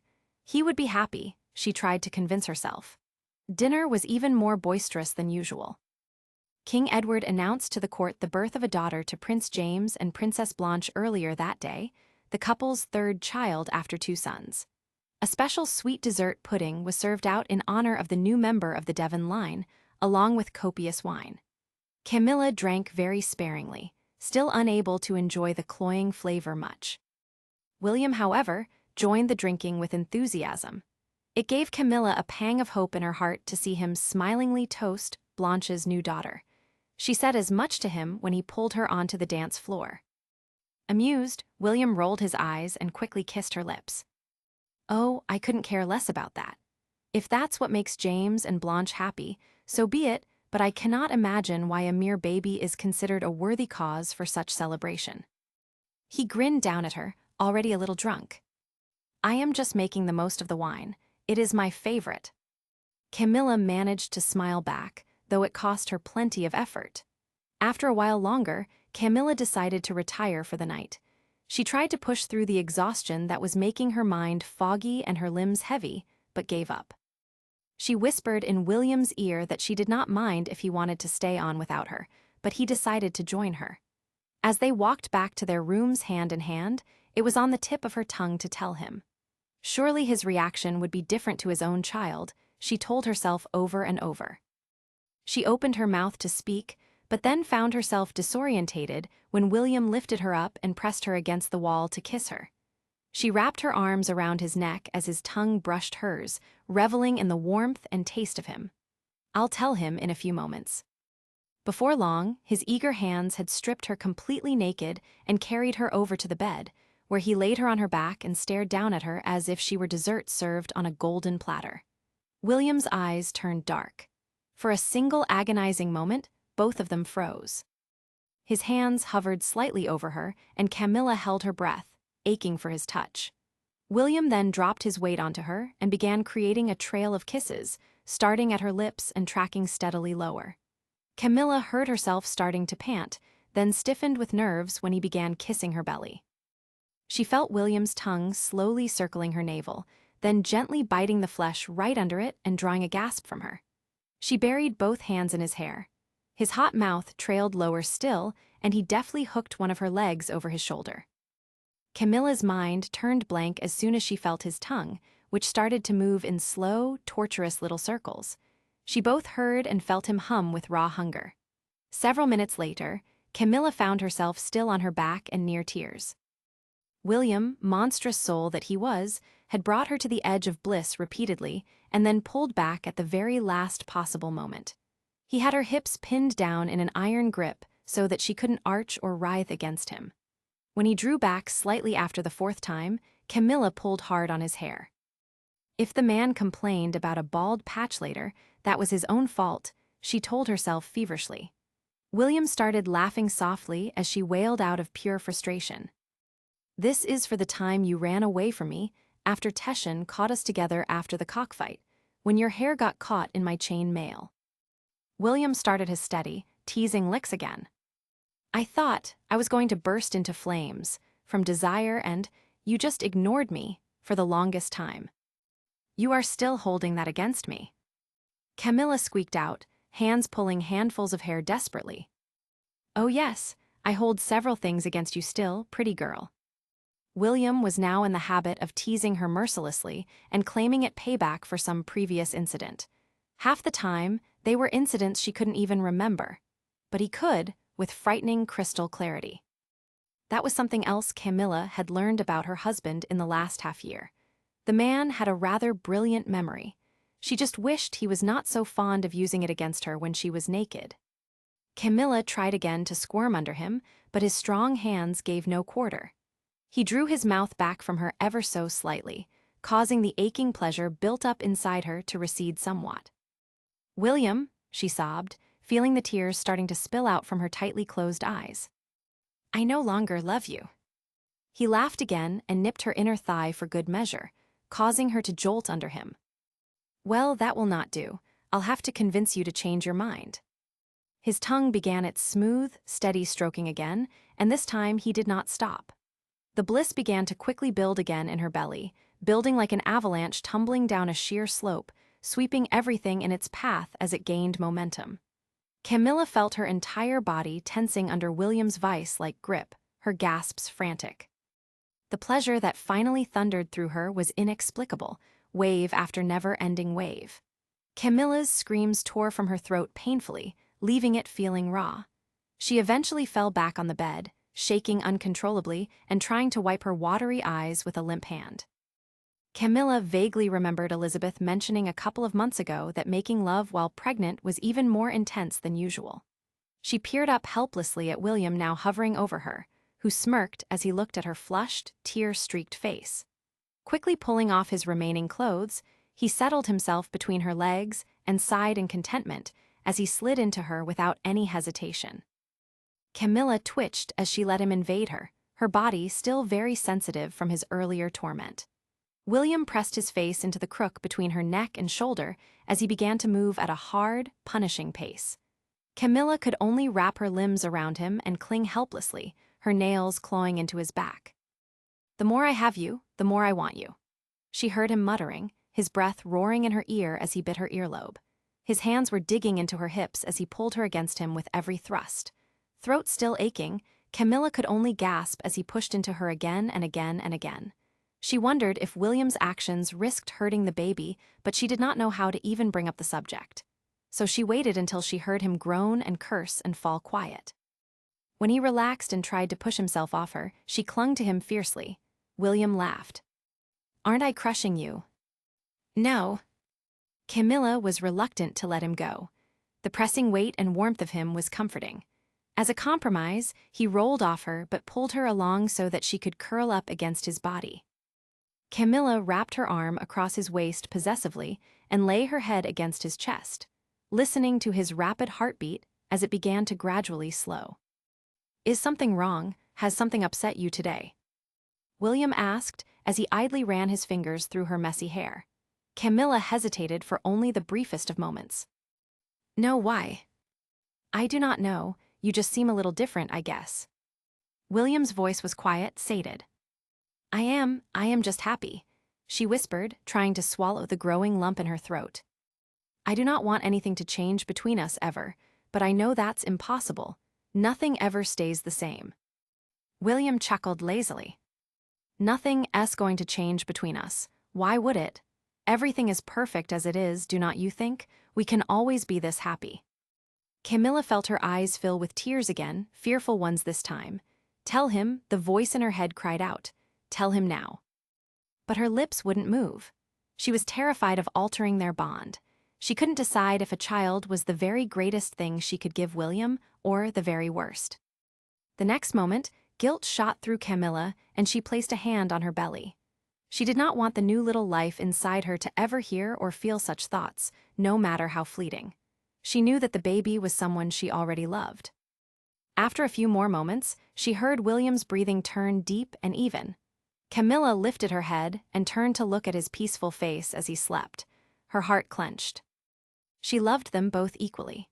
A deep, dreamless sleep stole her mind away before she could decide whether to wake William or not. The next morning, the bed next to her was empty again when Camilla awoke. She struggled to sit up as the nausea rolled through her, more intense than other mornings. She groaned, desperately trying to hold it back and endure. "Come in," she croaked in response to the knock at the door. Her maid strode in, one carrying a breakfast tray. Camilla only just managed to stop herself retching when she caught a glimpse of the food. "Shall we prepare your bath, my lady?" Bonnie piped up. Camilla nodded listlessly as she took a small bite of plain bread to try and soothe her stomach. She watched quietly as the maids departed and returned a short time later with the bath, towels, and soap. She climbed into the bath and sat with her eyes clenched shut as her maids attended her and washed her hair. The scent of the soap, the sound of gently splashing water, the touch of her maids on her skin, everything was suddenly both irritating and exhausting her.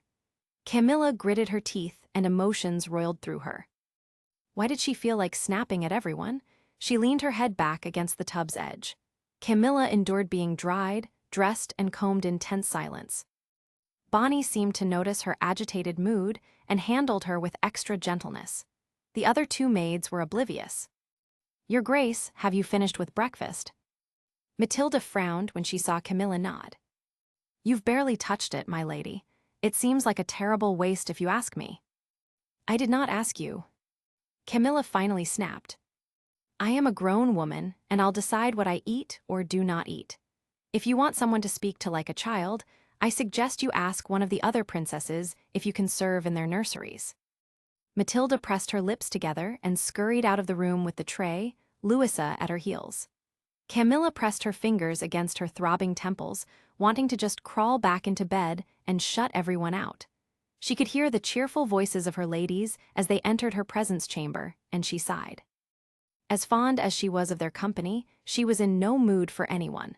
Forcing a smile on her face, she stepped out to greet them, but when she saw Katarine was carrying a platter of freshly smoked venison, the scent hit her and her belly churned again. Camilla panicked. There was no way she'd ever reach the privy in time, or even one of the gardens. Instead, she rushed back into the dressing room, where the bath was still there from earlier. Just reaching it in time, Camilla vomited what little breakfast she'd eaten into the cooling water. Soon, her belly was empty, but the nausea wouldn't cease. Tears trickled from her eyes as her body continued to retch, her belly contracting painfully each time. Bonnie and her ladies had rushed after her, and Camilla could make out their worried voices behind her as she continued to retch. Finally, her belly started to settle and she slowly turned to face them, feeling mortified.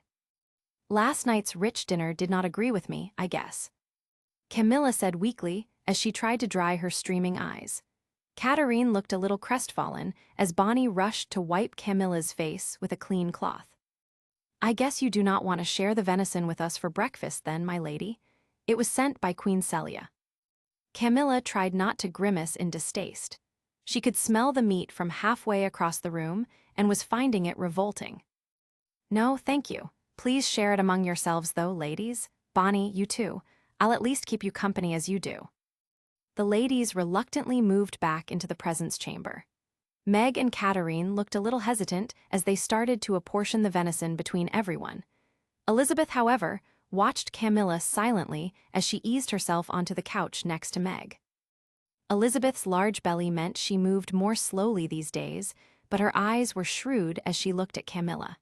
Camilla refused to make eye contact with her. All of a sudden, there were thundering footsteps heard in the corridor outside the presence chamber. The next moment, William strode into the room, startling the ladies. As they stood up to bow to him, Camilla saw the grim look on his face and knew something was terribly wrong. He never just showed up like this mid-morning. "What has happened?" she asked simply. William's eyes. Camilla felt her already hurting belly sink to the floor at his words. "What do you mean? Is he threatening war?" William huffed in disgust. If only. He did not bother declaring, he just sent his army forward under the cover of night and invaded. Our scouts have reported his soldiers are already 10 miles within our borders. They have seized significant lands to the east of the Arendar Valley and have started looting and pillaging most of the villages along the river. Kenneth's soldiers are moving south at a frightening pace. Camilla felt sick at the news. All the women around turned pale with shock. We always knew this was coming. William muttered, his tone bitter. I just did not expect it quite so soon. Isn't it a huge risk for my uncle to invade so early in the year? Most campaigns usually start in the spring. Camilla knew enough about the timing of campaigns from her father and brothers to know that the role of the weather couldn't be underestimated in an army's success or otherwise. William shrugged, his face dark. Usually, yes, but it has been a dry and warm winter in the north. The rivers aren't as high as they should be this time of year, which has allowed the Moragathian army to advance far more easily and quickly than we'd typically expect them to. Besides, Kenneth will be relying on the element of surprise because, as you say, no one would usually dare attack before the warmer weather. He has caught us unaware and with our borders lightly defended. You cannot imagine King Edward's fury right now. So now, Camilla's voice was a thin thread. Now, we prepare to mobilize our forces and march north as urgently as we can. The king has ordered the army and its commanders to depart in 2 days' time. 2 days? Camilla yelped in horror. That's impossible. How does he think you can prepare everything in such little time? William rubbed the back of his neck. Because we actually can. It'll be a monumental effort, of course, and I doubt I'll get a wink of sleep between now and then. But between the other princes and myself, we should have our knights ready to depart by the king's deadline. Her husband was leaving in 2 days. He was going into war against an army known for its lack of discipline and outright viciousness, led by a king who bore him a personal grudge. This was a nightmare. Isn't it better to wait a little longer to plan more before departure? Camilla argued weakly, desperate to keep William at her side and free from harm for even a little while longer. If my uncle's forces only started their assault last night, the damage cannot be too grave yet. Better to take the time to better prepare. It is already grave, my love. William's face was etched in unhappiness. The Moragathian army is behaving no better than a pack of animals. They have already set fire to numerous villages and crop fields, killed countless innocent people. The local mayors have already been executed. Women and children have started being marched to the border to be sold into slavery.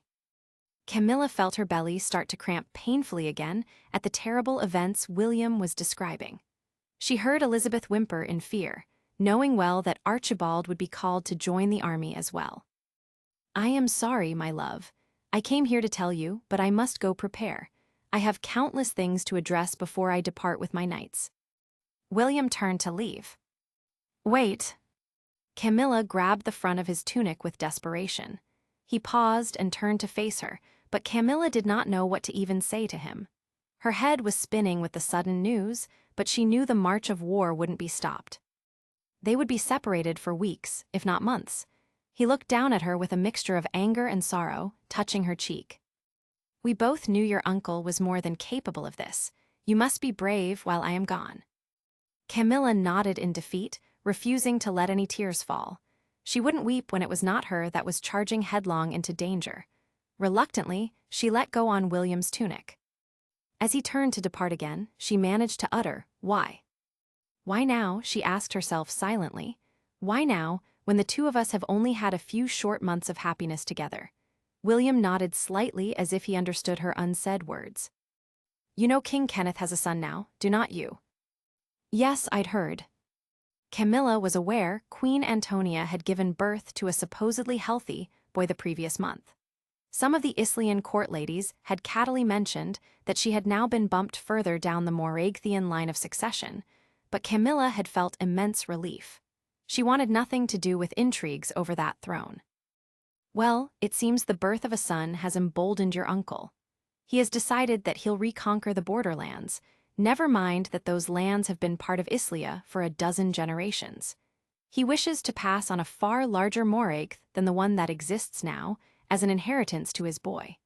And he plans to grow that country at the expense of Islia and on the back of its innocent people. William started to stalk away, talking to himself more than to anyone else. Camilla, however, heard every word as if it were a dagger to her heart. She heard the disgust dripping from his voice. For the sake of a child. All this goddamn destruction and chaos, for the sake of a mere fucking child in the cradle. The entire palace was a frenzy of activity as the royal army of Islia prepared to mobilize. It was announced that the court wouldn't relocate to Magdalene Castle the following month, as was usual in the spring. Instead, it would remain in Wester Haven, which was much further from the Moragathian border. William hadn't exaggerated when he said he'd be occupied every minute of the day and night. That following night, he did not come to bed until shortly before dawn, as his time was taken up by several strategy planning meetings. He rose again and left the room after only an hour of rest. During the day, Camilla only saw him briefly in passing as he inspected regiments of men, weapons caches and wagons being loaded with provisions. Camilla did not have a single moment alone with him in which she could share her news. Even if she did, would she simply be adding another worry to his already occupied mind? Then again, she asked herself, was it fair to let him leave for battle without knowing he was going to be a father in a few months? Camilla decided she had to tell him. The afternoon before the army's departure was scheduled, she tore through the palace looking for William. After asking several harried-looking servants, she managed to find out he was in the stables, inspecting the war horses and pack animals that would accompany the Islian forces. Camilla ran to find him, arriving short of breath at the stables, which were crowded with rushing men. "William," she called out when she saw his fair hair at some distance away. He turned in the direction of his voice, but so did the two men next to him, Prince Leo and King Edward himself. Camilla hesitated. She did not want others around when she spoke to her husband, but what choice did she have? She approached nervously, politely bowing to the king and prince. Edward gave her a distracted nod of greeting, then continued his conversation with one of the stable hands. Leo, however, aimed a hard look at Camilla. "I thought your marrying into our family was supposed to prevent the very conflict that's now erupted. If it hasn't brought us peace with Moragth, what benefits exactly has your union brought to this nation?" Camilla ducked her head in shame. While she knew she had no control over her uncle's actions, she understood why some Islians would regard her suspicious and wonder if William marrying her had been worth the effort. Camilla saw William flush with anger. Before he could respond, however, King Edward turned his head and intervened. "Enough, Leo, the princess isn't to blame," the king replied, eyes tired. "That northern son of a bitch has been looking for an excuse to break the truce and invade for years. If it hadn't been for William's marriage, Kenneth would have attacked us last spring. Hell, he would have likely attacked us 2 springs ago, but he was forced to deal with his own brother's rebellion instead." Leo's nostrils flared, but he said no more. He walked off to inspect one of the war horses. "Can I speak with you for a moment?" Camilla whispered to William. William glanced back at her. "What's wrong? You're not ill, are you?" "I am not ill." Camilla did not lie. "Can we speak this evening then? Camilla could see so many different emotions on his pale, drawn, yet still beautiful face: focus, tension, anger, and sheer unhappy weariness. She knew William was only taking part in the Moragathian campaign out of grim obligation. There was not a single drop of excitement for it in his veins. He was simply paying his dues for having dared to marry the niece of a madman. She tried to smile as she nodded in concession. "Let's speak tonight then." She far preferred to give him the news in quiet privacy, not in a stable surrounded by noisy soldiers. "Thank you." He gave her a quick smile in return and planted a kiss on her forehead. "I must go now and attend to a few things. My uncle seems determined to grind me into the dust from exhaustion before we even depart the palace." Camilla nodded, trying not to look too defeated. She then trudged away as William was called over by one of his knights seeking advice.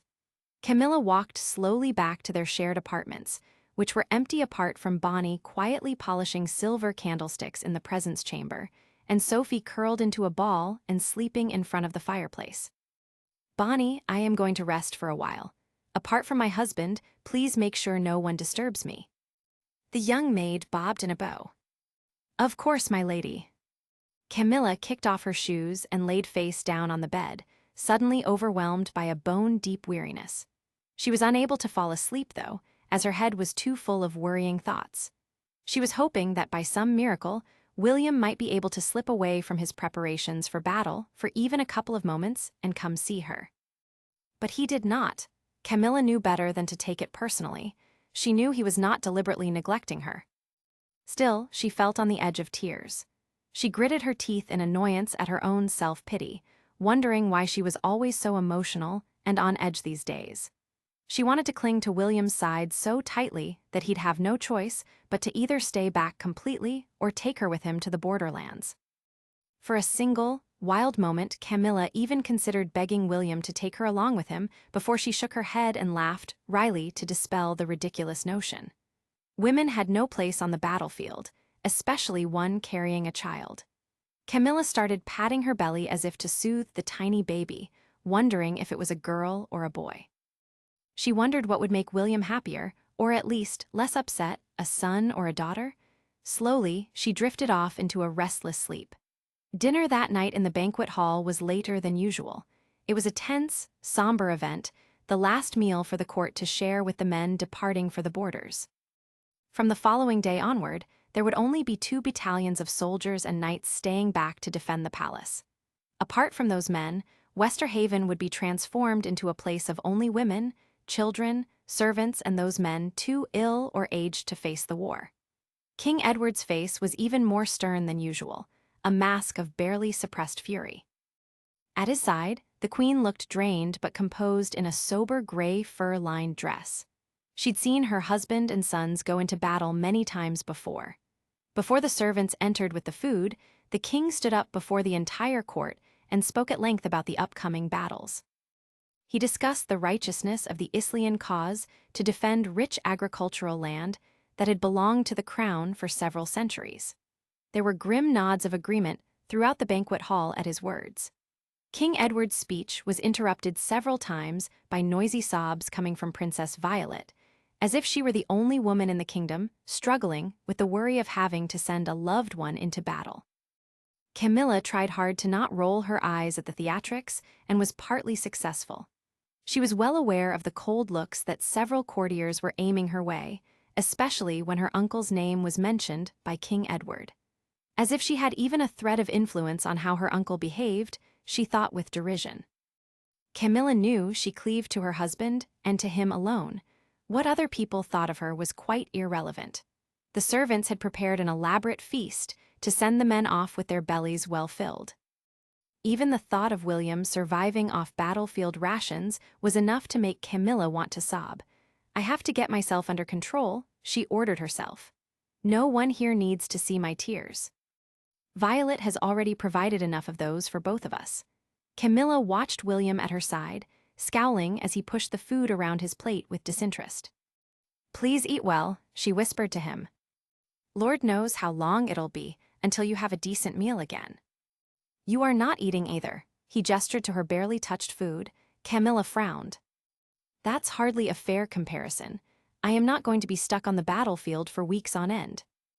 In truth, the overwhelming scent of so many rich dishes being passed around was making her almost retch with disgust.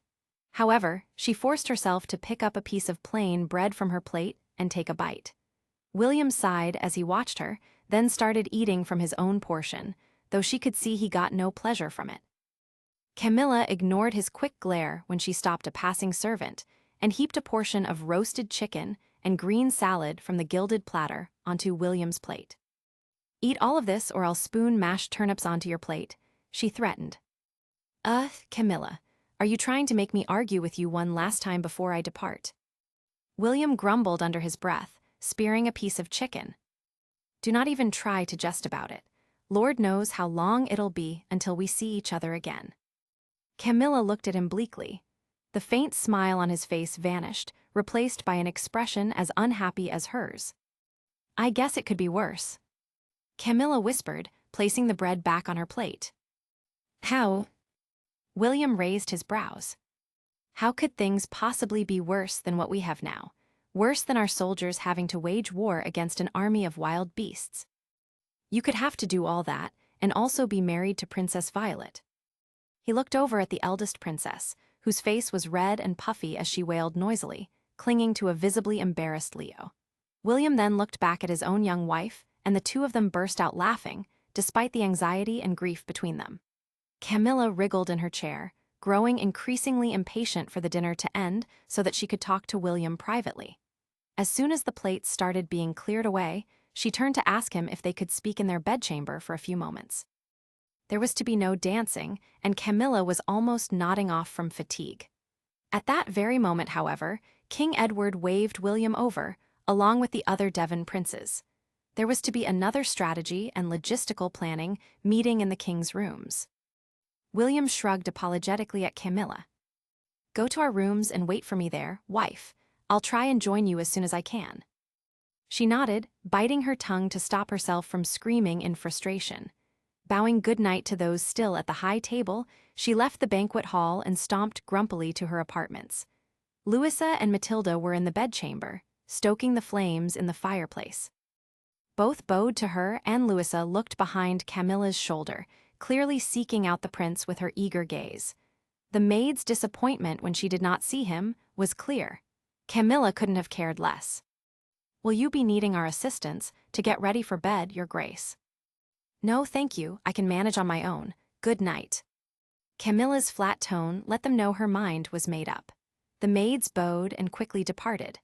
After removing her jewelry and pulling off her velvet gown, Camilla crawled into the bed, shivering between the cold sheets. She missed William's sturdy presence and warmth at her side. She was determined to stay awake until he came to bed, no matter how late that ended up being. The moments ticked by painfully slowly, dragging on like hours. The sound of rain splattering against the window was making Camilla even sleepier. She started pinching the back of her hand every time she felt herself starting to drift off. This was her last chance to speak to her husband, and she refused to squander it. February 21, 1360. Wester Haven Palace, Islia. Camilla suddenly jerked and blinked. Her eyes slowly adjusted to the darkness, and the images that had been running through her mind gradually faded. She had been back at Arlen Castle, trying to evade the Islian mercenaries. It had just been a nightmare, she told herself, nothing more, which meant she had fallen asleep. Camilla sat up in bed as panic seized her. Her sudden movements caused the person next to her to groan sleepily. William was next to her. Camilla sighed with relief. "Another nightmare?" His voice was rough with sleep. Camilla nodded and laid back down, facing him. William was sprawled on the bed, shirtless. He pulled her closer as she wrapped her arms around him, breathing in his warm, spicy scent that she loved so much. She was going to miss him dreadfully. "How late is it?" she whispered. "It'll be dawn soon, I expect." William replied, rubbing his eyes. "The king's meeting only ended a few hours ago." Camilla tightened her hold around his waist. "I hate the thought of us being apart for so long, and I will not even know if you are well or not." William sighed deeply. "I know, we just have to pray this conflict can be won easily, and I can be back in perhaps a month or two." Camilla felt his hand rubbing her back. "Are you afraid?" she asked softly. "No man goes into battle without any fear, but I have been lucky in war so far, and I plan to stay that way." "Please do not be reckless." Camilla felt her throat closing up. She knew William's instincts were to throw himself headlong into the everything he did. The thought of him facing off with Moragathian soldiers who eschewed chivalry and ignored even the principles of treating the fallen with dignity made her freeze in terror. Asking a knight to avoid risks in a war is like asking a bird not to fly. There was a little humor in his otherwise melancholy voice. "Then let other knights take the risks. I only worry about you." "What you are describing sounds a lot like cowardice," he muttered. "I do not care what you call it. Just promise you'll return to me safely." William nodded in the darkness, then pulled her hard against his frame and planted a kiss on her mouth. Camilla leaned her forehead against his and swallowed hard. "Try not to worry about me. I'll be back before you know it, and everything will go back to exactly how it was." William sounded convinced. Not exactly. Camilla opened her mouth to speak, but was the next moment found William's lips pressing against hers. She slid her arms around his neck, hunger and sorrow dueling inside her. William's hands started hastily pulling up her chemise. Wait, shouldn't you try to sleep more? As much as Camilla craved him, she knew he had a hard day on horseback ahead of him. To hell with that. William rasped. I am going to really fucking miss you, so let me have one good thing on my mind before I have to go. He kissed her again, and Camilla did not try and stop him when he tugged the chemise over her head. They had made love so many times in the past, with passion, love, playfulness. This was the first time they had done it to seek comfort from each other. Limbs hotly entwined, Camilla wished they could stay wrapped around each other and ignore the duties hanging over their heads. William silently wiped the tears from her cheeks. When their breathing finally slowed, Camilla turned to face him. There's something you should know. I found out, a few days ago that. A loud, impatient bang on the bedchamber door made them both jolt. Who the fuck is it? Growled William, pushing himself up on his elbows. Begging your pardon, Your Highness. Casimir's tight, nervous voice drifted in. But His Majesty summons you urgently. A messenger has just arrived from the borderlands and brings updates on the invaders' latest movements. It is bad news, I am afraid. Cursing bitterly, William climbed off the bed and started dressing in a hurry. Camilla sat up in alarm, clutching the sheet to her. I really have to talk to you, William. It is important. William tugged on the shirt he discarded earlier in the day, fumbling with the buttons in his hurry. I'll be back as soon as I can. But... Casimir's voice called out again. Hurry please, my lord. The king said he will not tolerate delays. William pulled his tunic over his head at the same time as he strode to the door. He had left the bedchamber before Camilla could even think to react. She fell back against the pillows and burst into tears. The Islian army started departing from the palace's main gates not even 2 hours after. William was not granted permission to return to his bedchamber after receiving the messenger's report, instead being sent to oversee final preparations as his men assembled themselves in the entry courtyard.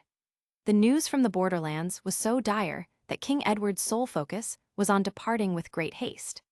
As the sky had gradually started taking on the gray tinge of dawn, Camilla realized with horror that she might not see William again unless she deliberately sought him out. Leaping out of bed, Camilla rushed into the dressing room and tugged on the first front-lacing gown she could get her hands on. Nausea started running through her in waves, but she ignored it as she hastily fastened her dress. As she pulled the laces tight, she noticed a dull ache to her breasts. She ran her fingers through her messy hair to tame it, then ran into the corridor. Camilla pushed her way towards the grand central staircase, pressing past countless servants and soldiers as she descended. Every nook and cranny of the ground floor of the palace seemed crammed with people, a churning sea of bodies. Her eyes scanned desperately for a familiar face but found none. Camilla pushed through, one hand protectively shielding her belly from any jostling elbows. Once on the ground floor, she squeezed her way to the main entry doors, tumbling into the grand courtyard. Camilla looked around and gasped at the overwhelming sight, awestruck. The entire courtyard was crammed with rows of armored soldiers on horseback, the chaotic sound deafening. It looked like the entire royal army was gathered in one place. How was she supposed to find William in the vast crowd? Was he going to have to simply depart without saying goodbye? The panic and futility threatened to bubble over in Camilla's chest. Craning her head around quickly, she eventually caught a glimpse of him on the western side of the courtyard. William was on his favorite warhorse, clad in armor identical to the surrounding men. It was only because he was still holding his helmet tucked under his arm that his bright blonde hair caught Camilla's eye. She screamed his name, but her voice was quickly swallowed up by the cacophony of noise. She would have to push her way through to have any hope at all of him noticing her. Camilla started shimmying past men and beasts, careful when moving behind agitated horses who wouldn't notice an unmounted person behind them. She finally managed to get near him. She yelled out to him again, her throat burning from the effort. William heard and his eyes widened when he saw her. Handing the reins and helmet over to a squire next to him, he quickly dismounted and pushed his way over to her. He wrapped his arm around her, and Camilla felt the cold steel press against her chest and belly. I am sorry I couldn't come back to see you. William's voice was agitated. The messenger told us that the Moragathian have started setting fire to the entire countryside under their control to try and scare the people into submission. When my uncle heard that, all hell broke loose. Camilla looked at him in despair, barely able to hear him over the surrounding noise. Her heart felt completely hollowed out. What could she say to him now? I must go now. William gave her a quick kiss. Be brave and pray for our swift victory, so that I can be back here with you before summer. With a final kiss, William let her go and pushed his way back to his steed. Mounting it nimbly, he grabbed his helmet from the squire and yelled last-minute instructions to the men near him. His voice was harsh, his face set into a stern mask. Her lover was gone. February 26, 1360. Westerhaven Palace, Islia. The palace turned into a quiet, dreary place after the Islian army had departed. There were no boisterous dinners, no flirtations or entertainment. It became a shadow court of anxious women, many clutching rosary beads wherever they went.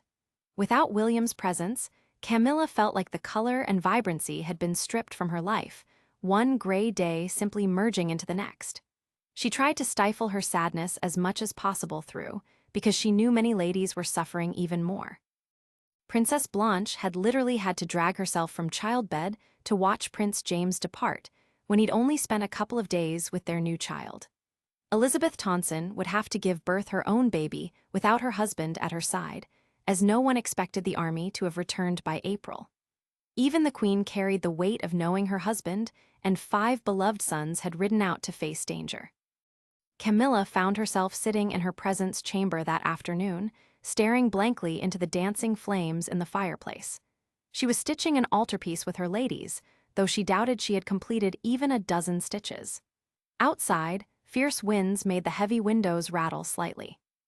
The cloudy sky added to her dreary mood. Camilla picked up a piece of bread and took a little nibble.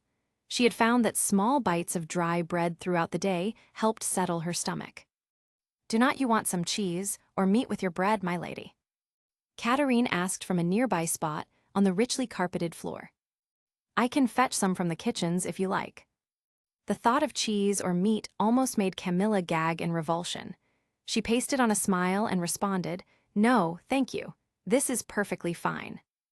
The ladies spoke little as they stitched, each absorbed in her own melancholic thoughts. Camilla looked up at Elizabeth's downcast expression. Are you all right, Bess? Do you need another cushion for your back? Elizabeth gave Camilla a tired smile as she rubbed her rounded belly. Thank you, my lady, but I am as comfortable as can be. The little one just refuses to stop kicking me. Meg handed Elizabeth a cup of warm ale and patted her back.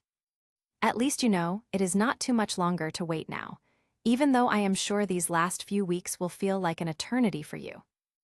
Elizabeth's face crumpled for a brief moment, then she sighed and smiled. I just wish Archibald could be here for it. He has been so excited about the baby. Jealousy, sharp and stinging, prickled in Camilla's chest. She squelched it quickly, hating herself for feeling that way. Are the midwives still convinced it'll be mid-April, then? Elizabeth nodded, her face showing both intense fear and excitement. Sipping her ale for a moment, she then spoke again. Archibald has been calling the baby his merry little spring lamb. He says he is happy whether it is a boy or a girl. That is so sweet. Katerine melted. I just do not want to do this alone. Elizabeth's pretty face turned pale. And I am scared of giving birth. I have heard so many horrible stories, especially from the midwives themselves. You are not doing this alone, Bess. You have us. Meg's voice was firm. We'll accompany you wherever you want, even in the birthing chamber if you need us there. The other 2 young women nodded in agreement. Then Camilla scowled. What kind of person shares horrible childbirth tales with someone expecting their first child? Especially the midwives. Those crones should know better. The very same crones into whose hands I'll have to put my own baby's life in a few months, Camilla realized. Her nerves twinged. Elizabeth gazed at Camilla. And when is your baby due, my lady? Meg and Katerine turned to stare, wide-eyed. Late August, I believe. After a moment of hesitation, Camilla gave her a tiny smile. What gave it away, Bess? My refusing to touch Queen Celia's gift of venison the other day. Elizabeth laughed. That and the sight of you being violently sick into the bathtub. Also, you seem to only eat plain bread these days. Congratulations, the prince must be so pleased, my lady. Meg beamed. Camilla's smile fell away, replaced by worry. He does not know yet. I only realized a few days ago, and when I planned to tell William, my uncle's forces invaded, and with all the war preparations, there was not even a minute alone between us for me to tell him. She felt her shoulders slump. Well, he'll be glad of it when he returns. Meg concluded awkwardly. Camilla shook her head. I actually do not know if he will, Meg. William does not like children at all. Elizabeth gave her a puzzled stare. What do you mean? We are talking about his own child, not some random urchin he comes across out on a street. Do not you think that would make him happy? No. Camilla hastened to explain to the three shocked faces around her. William had a very hard childhood. Wealthy, of course, but deeply unhappy. He had no mother, and he had an ugly relationship with his late father. I do not think he has ever wanted a child of his own. Maybe he fears history would repeat itself. There was something possessive about William's love for her, Camilla had often mused. He often spoke of wishing to never have to share her with anyone. In the past, it made her feel like the most cherished woman alive. But now, she feared his possessiveness meant he wouldn't want to share her, even with their own child. But things would be different now. Katerine argued. He'd be a better father than his own was, and you'd be around, my lady. Katerine abruptly shut her mouth. No woman could know for sure whether she'd survive the perils of childbirth and be around to raise her baby. There was no point voicing the bleak sentiment, though, especially in front of Elizabeth. Silence overtook the room again as each young woman mulled over unhappy thoughts. That night, Camilla lay in her cold, empty bed. She'd gotten so used to William's presence, his warmth, his voice as they'd whispered late into the night about anything and everything, the way he liked to sleep with her pressed up against his hard body. Yet another reason to hate her uncle. Her eyes throbbed with tiredness, but the time passed and sleep refused to arrive. In a fit of pique, she sat up against the headboard and tried to picture the next few months. She then tried to picture herself as a mother. She came up completely blank. What did she know about children? Absolutely nothing. She'd never handled a baby or even looked at one properly. She'd never had the opportunity to watch her own mother with an infant because she'd been the youngest child of her parents. How would she know what to do? How to hold a baby, how often to feed or wash it? What would she do if the baby became ill or wouldn't stop crying? Camilla tried to tell herself that every woman expecting her first child would feel the same way, have the same doubts, but would they really? From what she'd seen, mothers carrying their babies in arms always appeared so serene and sure of themselves. Maybe she was not suited to the role at all. She could feel her heart starting to race with anxiety. She did not want to parent alone. She wanted William at her side to help, even if he did not know what he was doing either. At least he'd actually spent time around small children with his cousins, numerous babies. Then again, Camilla thought ruefully, he tended to avoid those children like plague-ridden rats. She watched the fire slowly dying in the fireplace. Placing her hands on her belly, she whispered, I am going to do my very best for you, I promise. I'll learn as fast as I can and try not to make too many terrible mistakes. You are a little blessing. And I'll convince your father of that too. The queasiness churning through Camilla the following morning was strong, though not as terrible as it had been other times. She touched nothing on her breakfast tray apart from the dry bread. Even the fruit preserved in honey made her stomach turn a little. Which gown would you like to wear, my lady? Bonnie asked her as the other two maids prepared the bath in the dressing room. Camilla felt overwhelmingly sad whenever she stepped into that room and saw William's formal outfit still hanging there. Seeing his bare armor stand was like a blade in her heart. Maybe she could ask Teshin to come up with a tonic that stopped her from feeling weepy every waking moment, Camilla grumbled to herself. To her maid, she replied, Oh, you can choose, Bonnie. It is all the same to me at the moment. February 28, 1360. Westerhaven Palace, Islia. Good morning, Teshin. I have brought back some of your books. I am afraid they took me a little longer to finish them than I'd hoped. Camilla smiled as she entered the healer's quarters. She moved through the cluttered room and carefully stepped around a number of storage chests, scattered haphazardly across the floor. "There's no rush, Princess." The old man gave her a welcoming smile in return. "Well, I did not want to hold on to the books longer than needed. You've already been so generous in letting me borrow whatever I want." Camilla saw no point in telling him the reason she'd taken so long with the books was that by early afternoons, her eyelids were drooping from exhaustion. She had recently started taking naps to ensure she could stay awake through dinner. "What's with all the storage chests? Where are you going?" she asked. "Nowhere, Your Grace. I had already started packing a couple of weeks ago, expecting the court's return to Magdalene. Now that the move will not be taking place, I simply need to find the time to unpack." Teshin uttered a tired sigh. Camilla gave him a sympathetic look. She knew the old man had foregone sleep for 2 days straight in order to prepare as large a quantity of tonics and healing herbs as possible for the departing army. "I can help you unpack, Teshin," she offered. "That's very kind, my lady, but I can manage on my own." "No, I insist. I'd appreciate having a task to do to keep my mind occupied." Teshin smiled gently at Camilla. "In that case, my lady, I will not turn down your generous offer." Camilla opened the chest nearest to her and started emptying it, stacking the books and parchments inside on the stone floor. Teshin started indicating locations where various items should be moved to. "Do you think this will be a long war, Teshin?" Camilla's voice was taut with worry. The old man sighed again. "That will depend on many things, Your Grace. If luck is on Islia's side and decisive battles can be fought and won, our forces could be back before the middle of summer. If not..."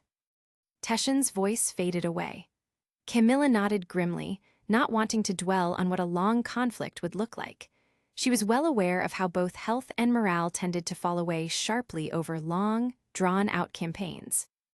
"I can only imagine how unhappy you must feel, my lady. Only married a few months and already having to endure being separated." Camilla nodded again, but said nothing, afraid she'd burst into tears if she opened her mouth.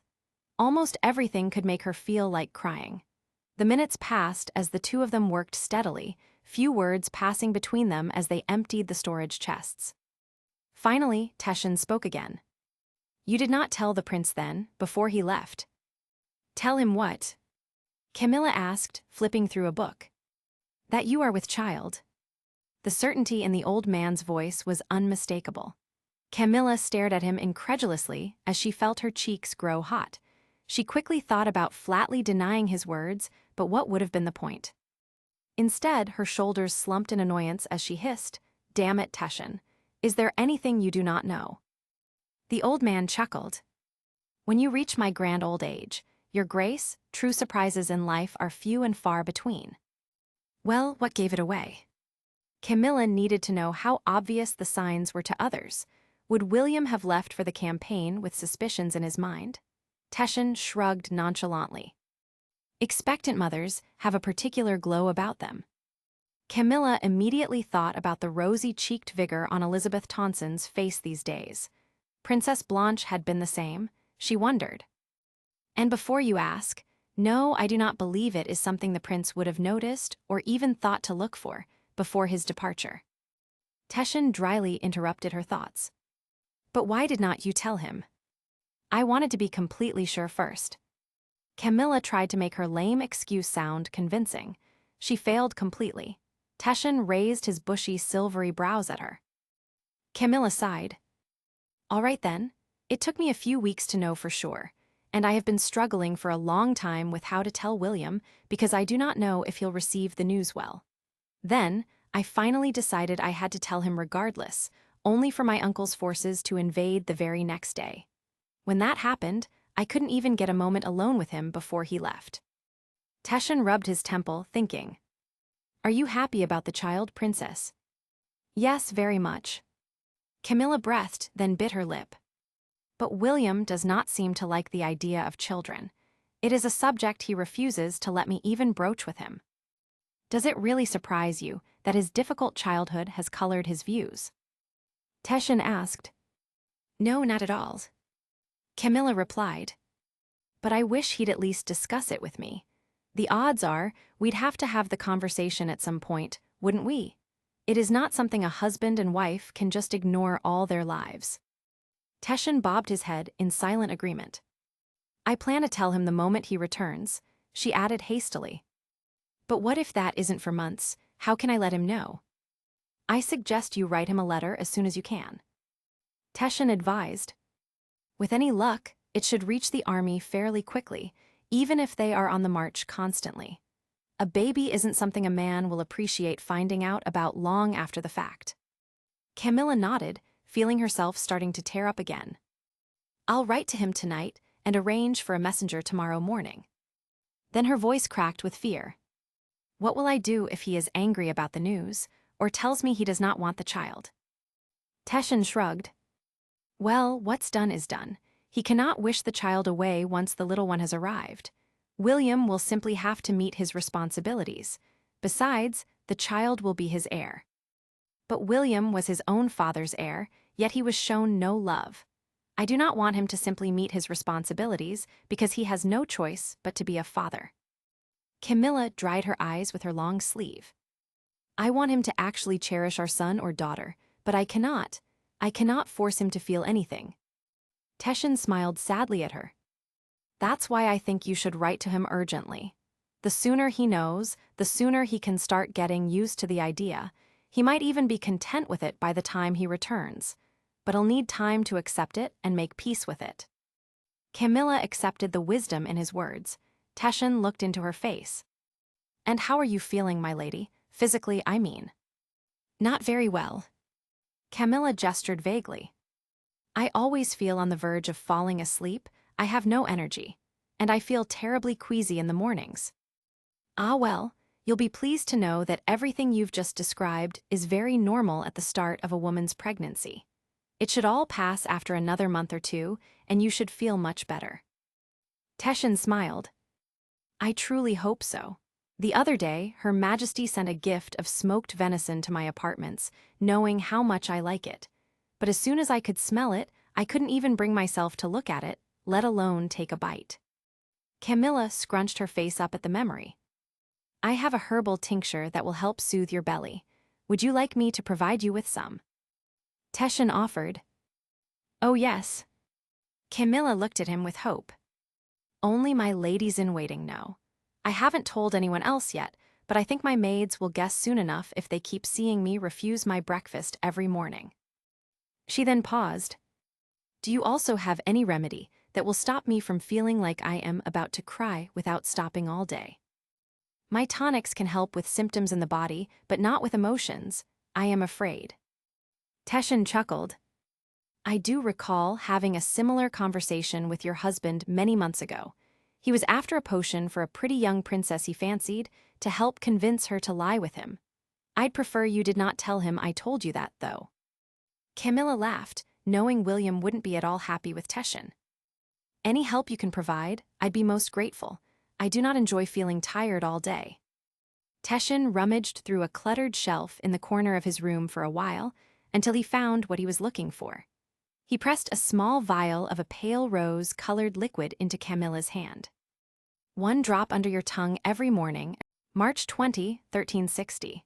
Westerhaven Palace, Islia. The piercing winter cold gradually started giving way to days of weak sunshine and the faintest promise of warmth. To Camilla, the gently changing weather was like an insult. How could the weather turn mild and suggest the coming of new life when she felt frozen in place with anguish and fear? She had no idea if the letter she'd written to William in Teshin's rooms had even reached him. It had been surprisingly hard to find the right words. She had written that she loved him and missed him terribly.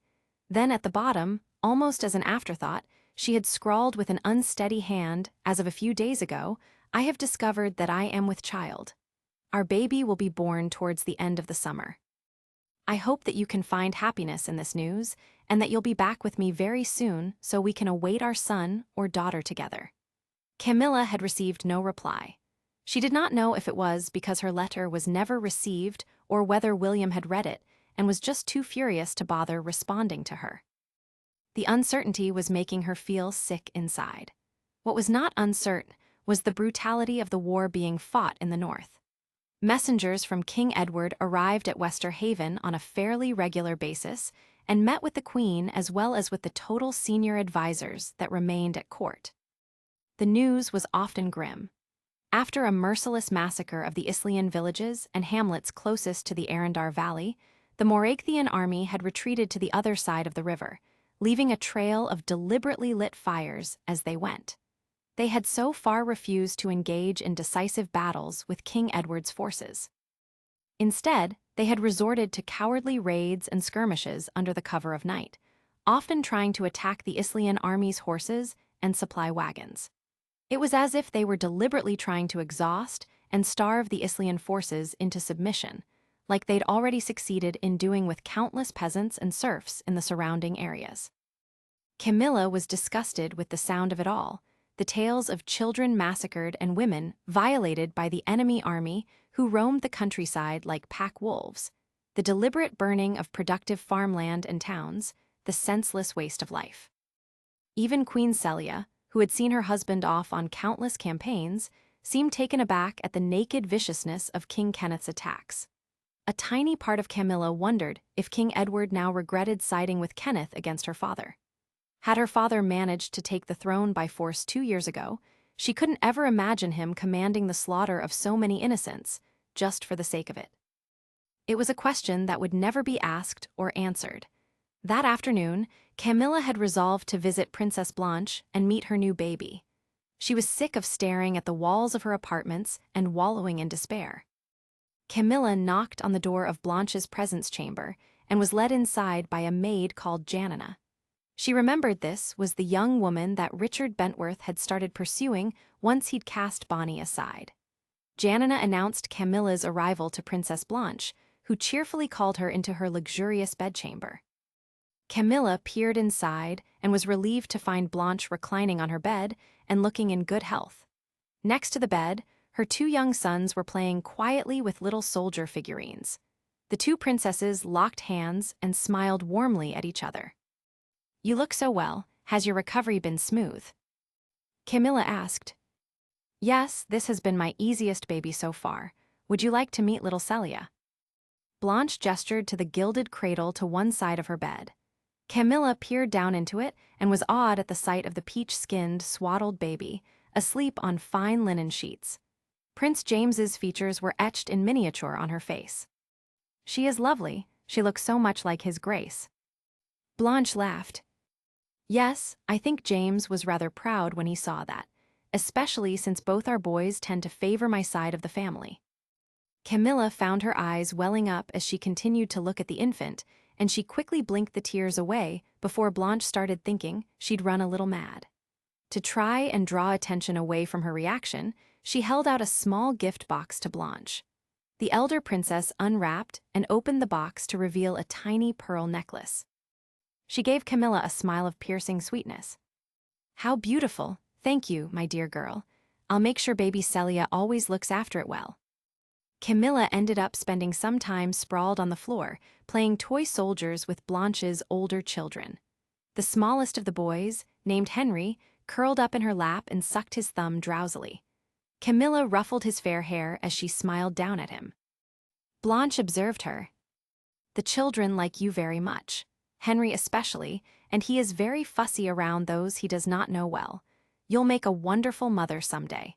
Have you and William spoken about raising a family together in the future?" Camilla gave her an ambiguous smile as she cuddled little Henry.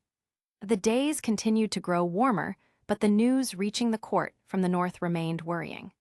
The 2 sides were still locked in a series of inconclusive skirmishes, their positions constantly changing as the Isleans tried to position themselves more favorably within the difficult landscape and goad their enemy into decisive clashes.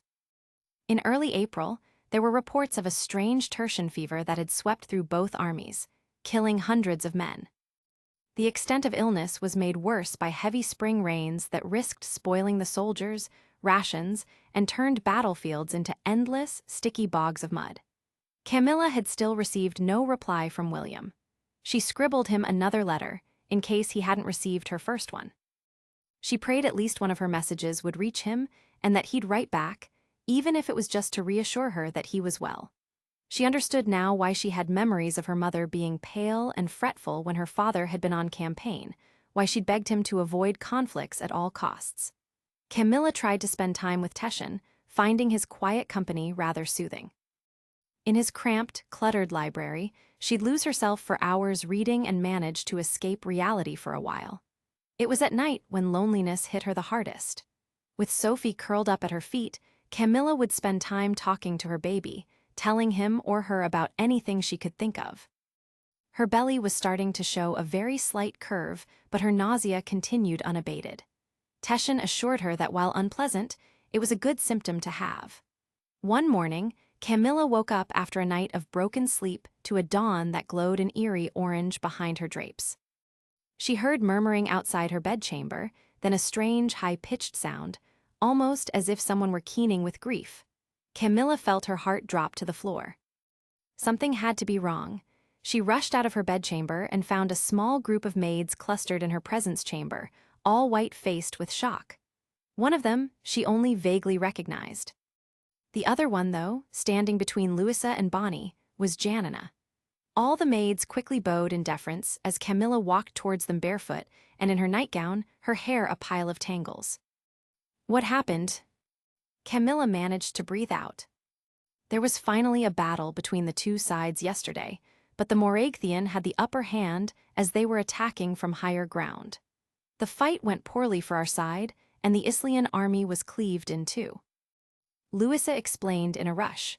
Camilla closed her eyes for a moment, trying to find calm. How great were our losses? They are still trying to gauge that, but it is bad, my lady.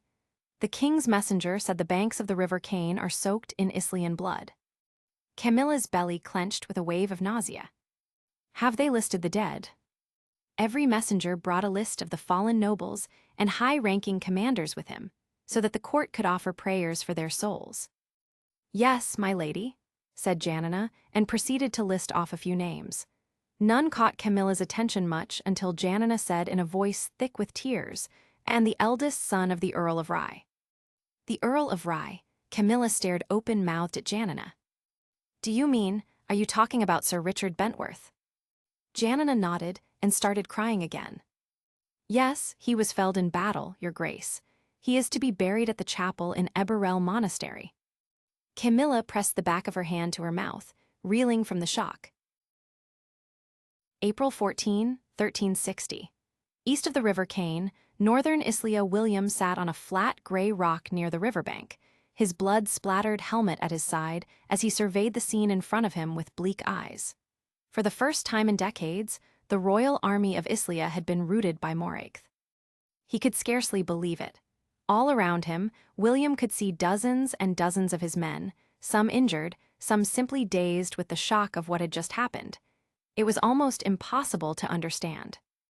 Undiscovered by King Edward's spies, King Kenneth had engaged hordes of barbarian warriors from Moraigh's wild northernmost regions to join his army and help fight the Islians.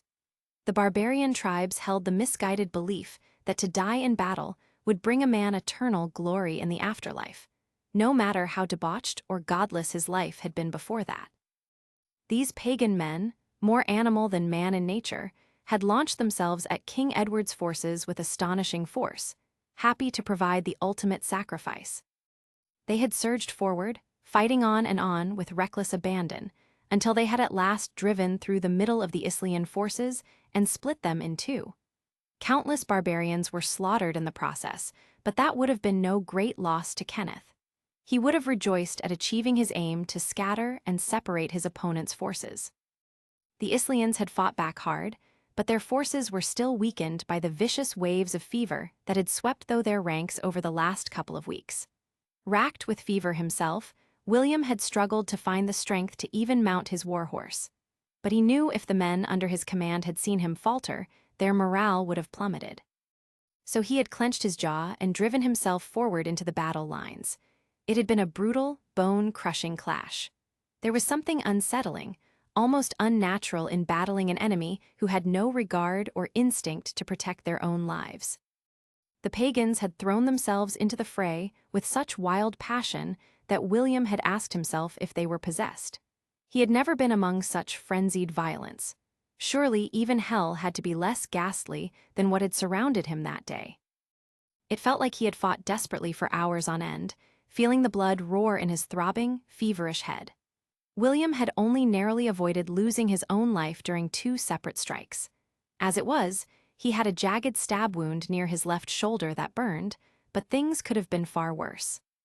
When the noise and carnage had ceased after an eternity and the Moragathian side had finally retreated, only then could William and the other commanders truly assess the damage inflicted.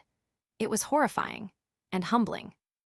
Even King Edward's face, usually so steely, had trembled with shock. The injured men had been carried into a haphazardly erected tent which would serve as an infirmary. The clerics who had accompanied the Islian army did their best to treat them with poultices and herbs, but it was clear that many men wouldn't survive to see another dawn. Stepping into the tent, William had seen the most appalling of injuries. Death would be a mercy to many of those poor soldiers. Inside the tent, William had found Leo, whose face had been dripping blood at an alarming rate. It was only after one of the clerics had managed to wipe his face somewhat that a deep gash was revealed running from Leo's right ear to nearly the corner of his mouth. It would need stitching closed immediately. William had clapped his cousin on the shoulder briefly and trudged out of the tent, unable to stand the stench of blood and imminent death any longer. Most of the dead remained where they lay on the battlefield, as the possibility of burying so many men was impossible. Some of the bodies had been dragged and pushed into the river, to try and minimize the risk of illness spreading once they started to rot in the warm, humid spring air. Unable to issue prayers over the body of each dead man, the clerics had hastily issued prayers to cover entire groups, requesting peace and mercy for the souls of so many. William had been saddened to hear the names of some of the fallen men. Several knights under his own command, as well as under Prince Thomas's, a young squire that was very friendly with Robin Sainsbury. Even the eldest son of the Marquis of Nyrnall had been slain, but it was not until he'd heard Richard's name listed among the dead that the shock of it almost made him drop to his knees. He had refused to believe it until Richard's bloodied sugar coat had been brought before him. With eyes that stung, William had stared at the emblem of the House of Rye, the black snake wrapped around the golden sheaves of wheat. The sugar coat itself looked like it had been shredded by wild beasts. Ignoring the voice in his head that had told him to treat Richard's death as if it were that of any other man, William had ordered Richard's body to be carried into the tent and laid in a corner, instead of just being left behind to rot on the river's edge. Now, after taking a moment to compose himself, William stepped back into the shadowy tent, following the young soldier who knew where the body had been placed. He tried to close his ears to the cries and groans of the wounded, fearing they might drive him to madness. When they reached a far corner of the tent, the soldier quietly departed, sensing his presence would be an unwanted intrusion. William looked down. He'd seen many dead bodies in his 20 years of life, including his father's. None hit him as hard as this one. Richard's corpse lay on the dirt floor of the makeshift tent, his burly frame, which had always twitched with energy and brute strength, now utterly still. He had been clumsily wrapped in another soldier's tunic, presumably to hide his injuries. The tunic was drenched in blood, and the dead man's eyes were frozen open in shock. Death had obviously come as a surprise to him. William felt himself shaking as he continued to stare at his old friend's pallid, blood-speckled face. Different emotions battled for dominance within him: sorrow, disbelief, anger, regret. "Gotta admit, Rich, it was not supposed to be this way." He gritted out as he reached out and closed his disloyal brother's eyes with an unsteady hand. It hit William like a boulder on his chest that the two of them would never reconcile. He did not think he would have ever been able to forgive Richard for all that he'd said and done. But now, the possibility, no matter how small, was gone forever. That knowledge hurt more than he had expected. William swallowed down the lump in his throat and said his final choked goodbye, before calling instructions to several soldiers in his battalion for Richard's body to be taken to the nearby Eberrel Monastery for burial. William would give his former friend as close to a nobleman's funeral as was possible under the circumstances. He would also pay for masses to be said by the monks for Richard's soul. The poor bastard would need all the help he could get to avoid the gates of hell, the told himself dourly. The afternoon she heard of Richard's death, Camilla sat down at William's desk in their bedchamber and scribbled another note to him, this time letting him know she'd heard the news and how sorry she was for him in losing a lifelong friend. She knew that despite almost a year having passed without a single bit of contact between the two men, their estrangement was a wound that had never quite healed in William's soul. No matter how much William swore that he'd never utter another word to his former brother, Camilla knew that deep down, Richard's passing would hit him hard.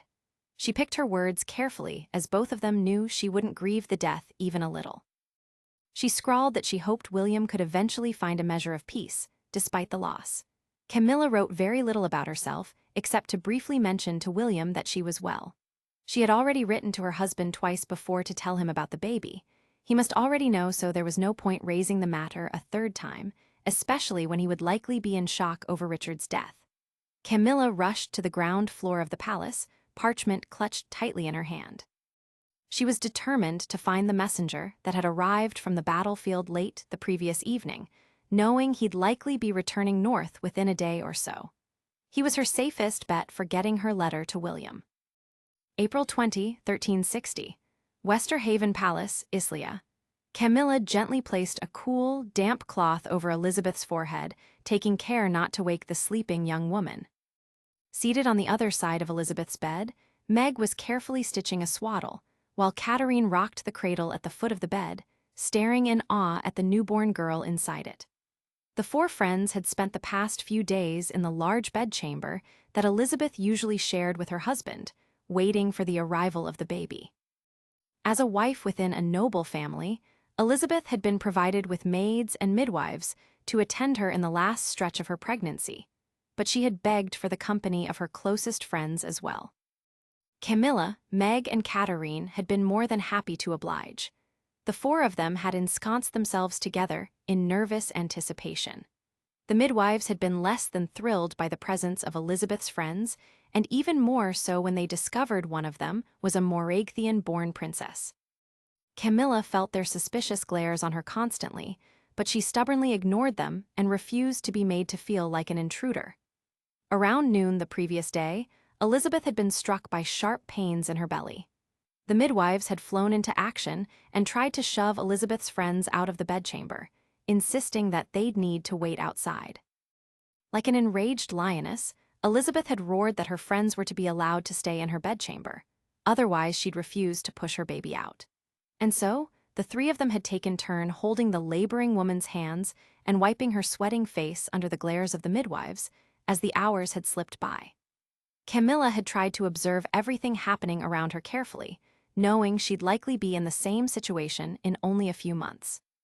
She was not sure how different it would have been if she'd had her baby in Moragth, but the Islian people seemed to have some very firm ideas on how things should be done during childbirth.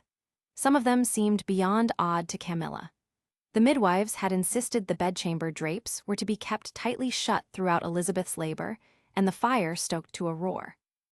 Camilla understood their reasoning that the newborn needed to be protected from being chilled, but couldn't understand how a hot, stuffy room was good for them either. The mother also was not allowed to eat or drink anything. That lack of drink seemed especially strange, given how stifling the room was kept. Elizabeth's lips had cracked from desperate thirst, and Camilla had begged for her to be given at least a few sips of weak ale. The midwives had adamantly refused. In the end, a healthy baby girl had been born 2 hours before midnight. Camilla had teared up in relief and amazement, as had Katerine and Meg, when the squalling infant had been placed in Elizabeth's arms. It had all been worth it, judging from the joyful look on the new mother's face. They had all marveled at the baby's tiny features and scanty dark hair. That night, Camilla had finally crawled into bed weary, but feeling more hopeful than she had since William's departure. As soon as dawn had started chasing the night away, she'd quickly gotten dressed and bounded for Elizabeth's rooms again. The midwives had bowed coldly to her and reluctantly allowed her inside, but Camilla was too lighthearted to care. Inside the bedchamber, she'd found Meg and Katerine already there, and fussing over mother and baby. "How is Bess doing?" Camilla had whispered. Meg had smiled and nodded. "She just fell asleep again, but she said she slept quite well last night. We can help her bathe when she wakes up. And the little one. Baby Katarine is doing well. The older Katarine had smiled down at her tiny namesake, who was warmly swaddled in her cradle. The three of them quietly ensured that everything in the room was tidy and Elizabeth was resting as comfortably as possible. Katarine cleared away the half-eaten plate of breakfast food they'd prepared for Elizabeth, then served out meat and cheese for Meg and herself. To Camilla, she handed a slice of plain, warm bread, which the princess accepted gratefully.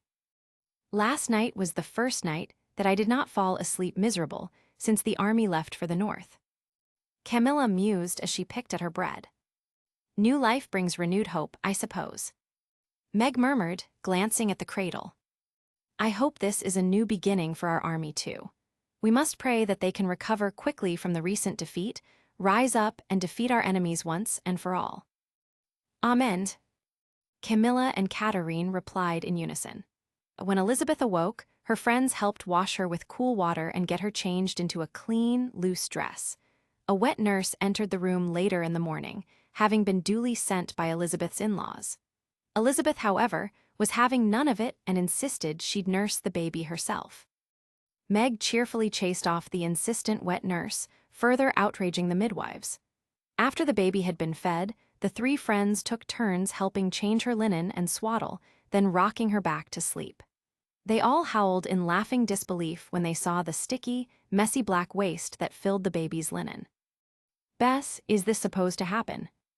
Meg asked in fits of disgusted giggles. Elizabeth threw her head back in laughter, then grimaced. Ow, please do not make me laugh, it makes my belly hurt. And yes, it is to be expected. My sisters, babies, all did the same thing when they were born. It does not last very long, luckily. I should hope not. Katarine had scrunched her nose up at the mess, still laughing. By early afternoon, exhaustion started overtaking Camilla again. She sat limply in an armchair, trying to listen to the ongoing chatter, but struggling more and more to follow the conversation. Elizabeth glanced at her sympathetically. Why do not you go lie down and rest in your rooms for a while, my lady? You look quite drained. I'll be all right. Camilla sat up straighter and tried to smile, but ended up yawning instead. All four young women laughed, and Camilla had to concede defeat. After promising to visit Elizabeth again before dinner, she dragged herself out of the bedchamber and headed for her own apartments. Camilla walked through her presence chamber on leaden legs, nodding briefly to Matilda and Louisa, who were busy wiping surfaces for dust. I plan to rest for a while. Please ensure I am not disturbed. She saw the look exchanged between the two maids, but was too exhausted to react. Instead, Camilla crumpled onto her soft bed and promptly fell into a deep sleep. Behind her closed eyelids, she saw rising flames and choking smoke filling the corridors of Arlen Castle as she ran.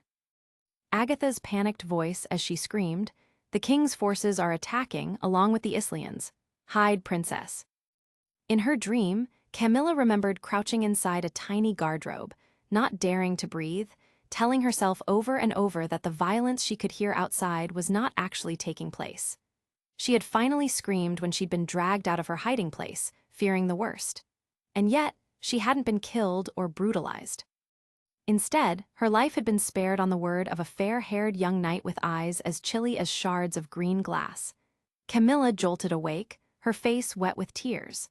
As she slowly sat up and wiped her cheeks with her trailing sleeve, the final wisps of her nightmare faded away.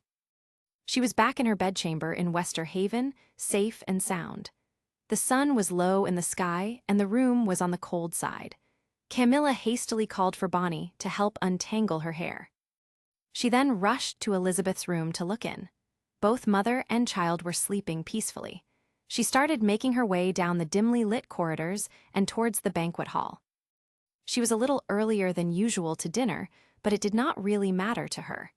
As had become her habit, Camilla was planning to ignore everything apart from the bread. Camilla ended up sitting between Princesses Blanche and Annabel. Sweetness and sour, she thought to herself mischievously as she took a tiny sip of wine, testing whether her stomach would accept it without rebelling. April 26, 1360. Wester Haven Palace, Islia Camilla sat in the shade of an ancient tree in the eastern gardens, fanning herself irritably. It was not even May yet, and the humidity, combined with the rising heat, were starting to make the days uncomfortable for the palace's occupants.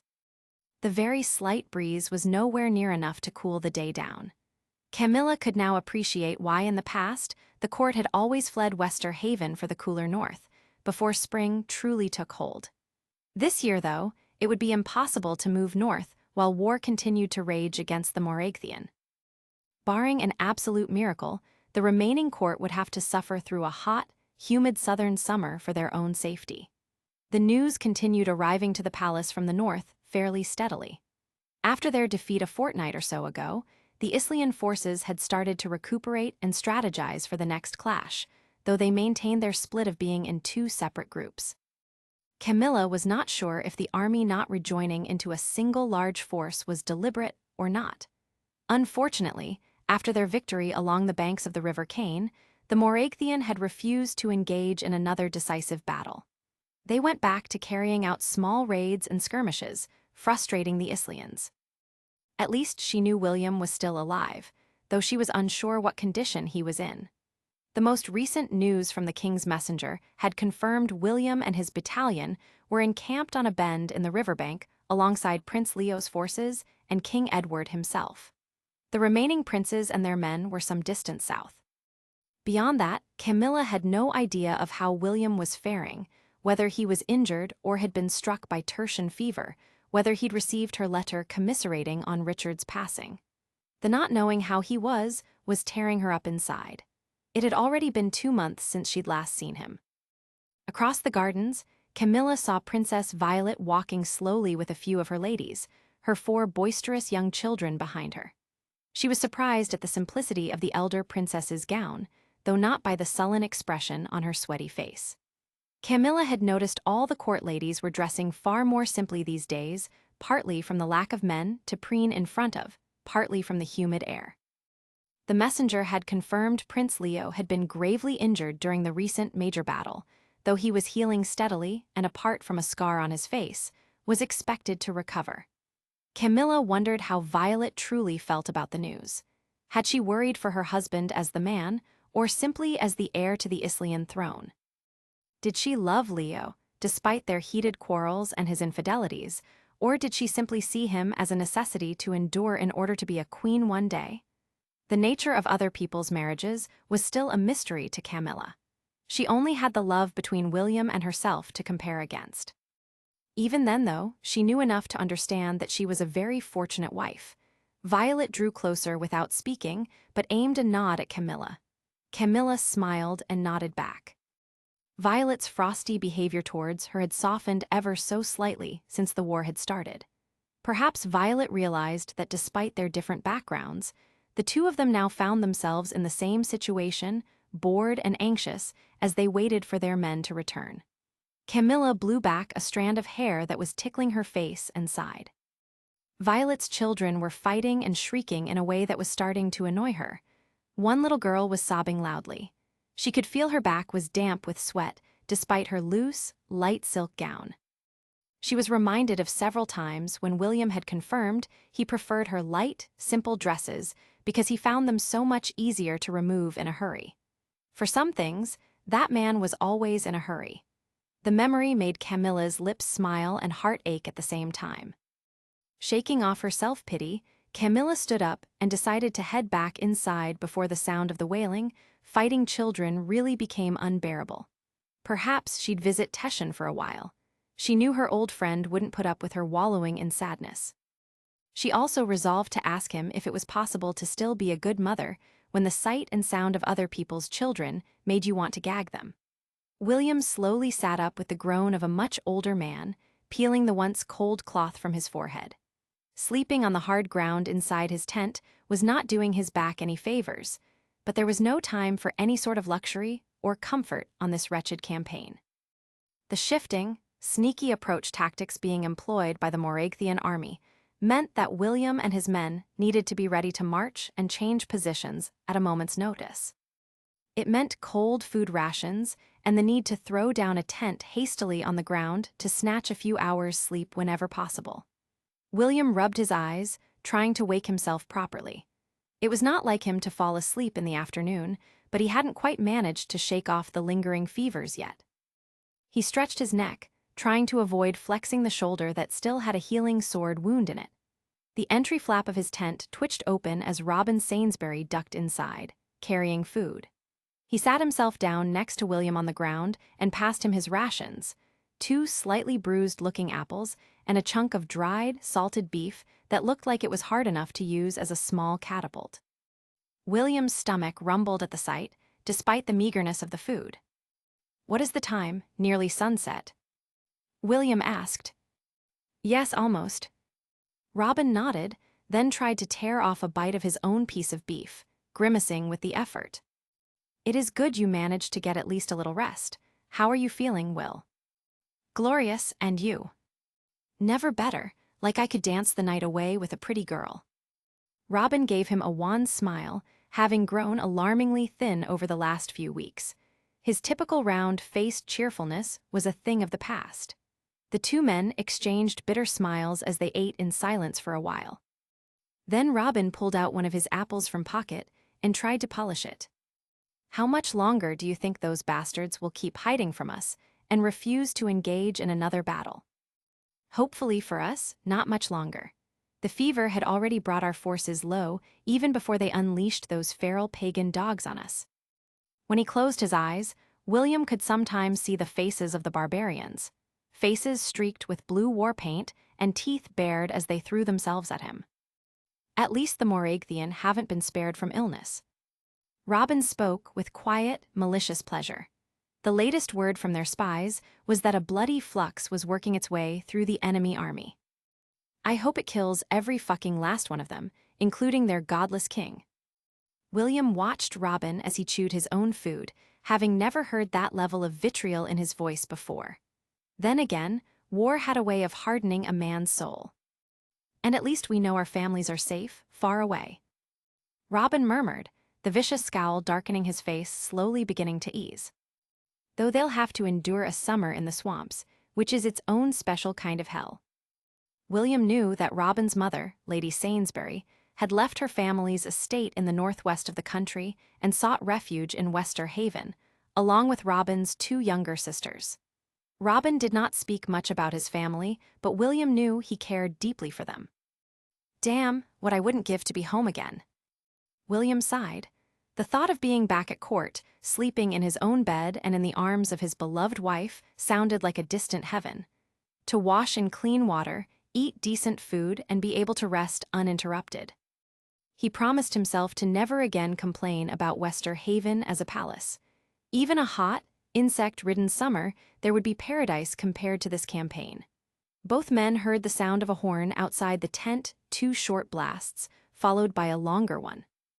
It was the signal for King Edward's summoning of his commanders and most senior knights to his tent for a strategy meeting. William rose and pulled Robin to his feet as well. As the 2 stepped out of the tent, Robin said thoughtfully, "The king's meetings these days are a strange sight without Rich present. I cannot quite believe he is gone." William nodded. "Neither can I." That sentiment, at least, was the truth.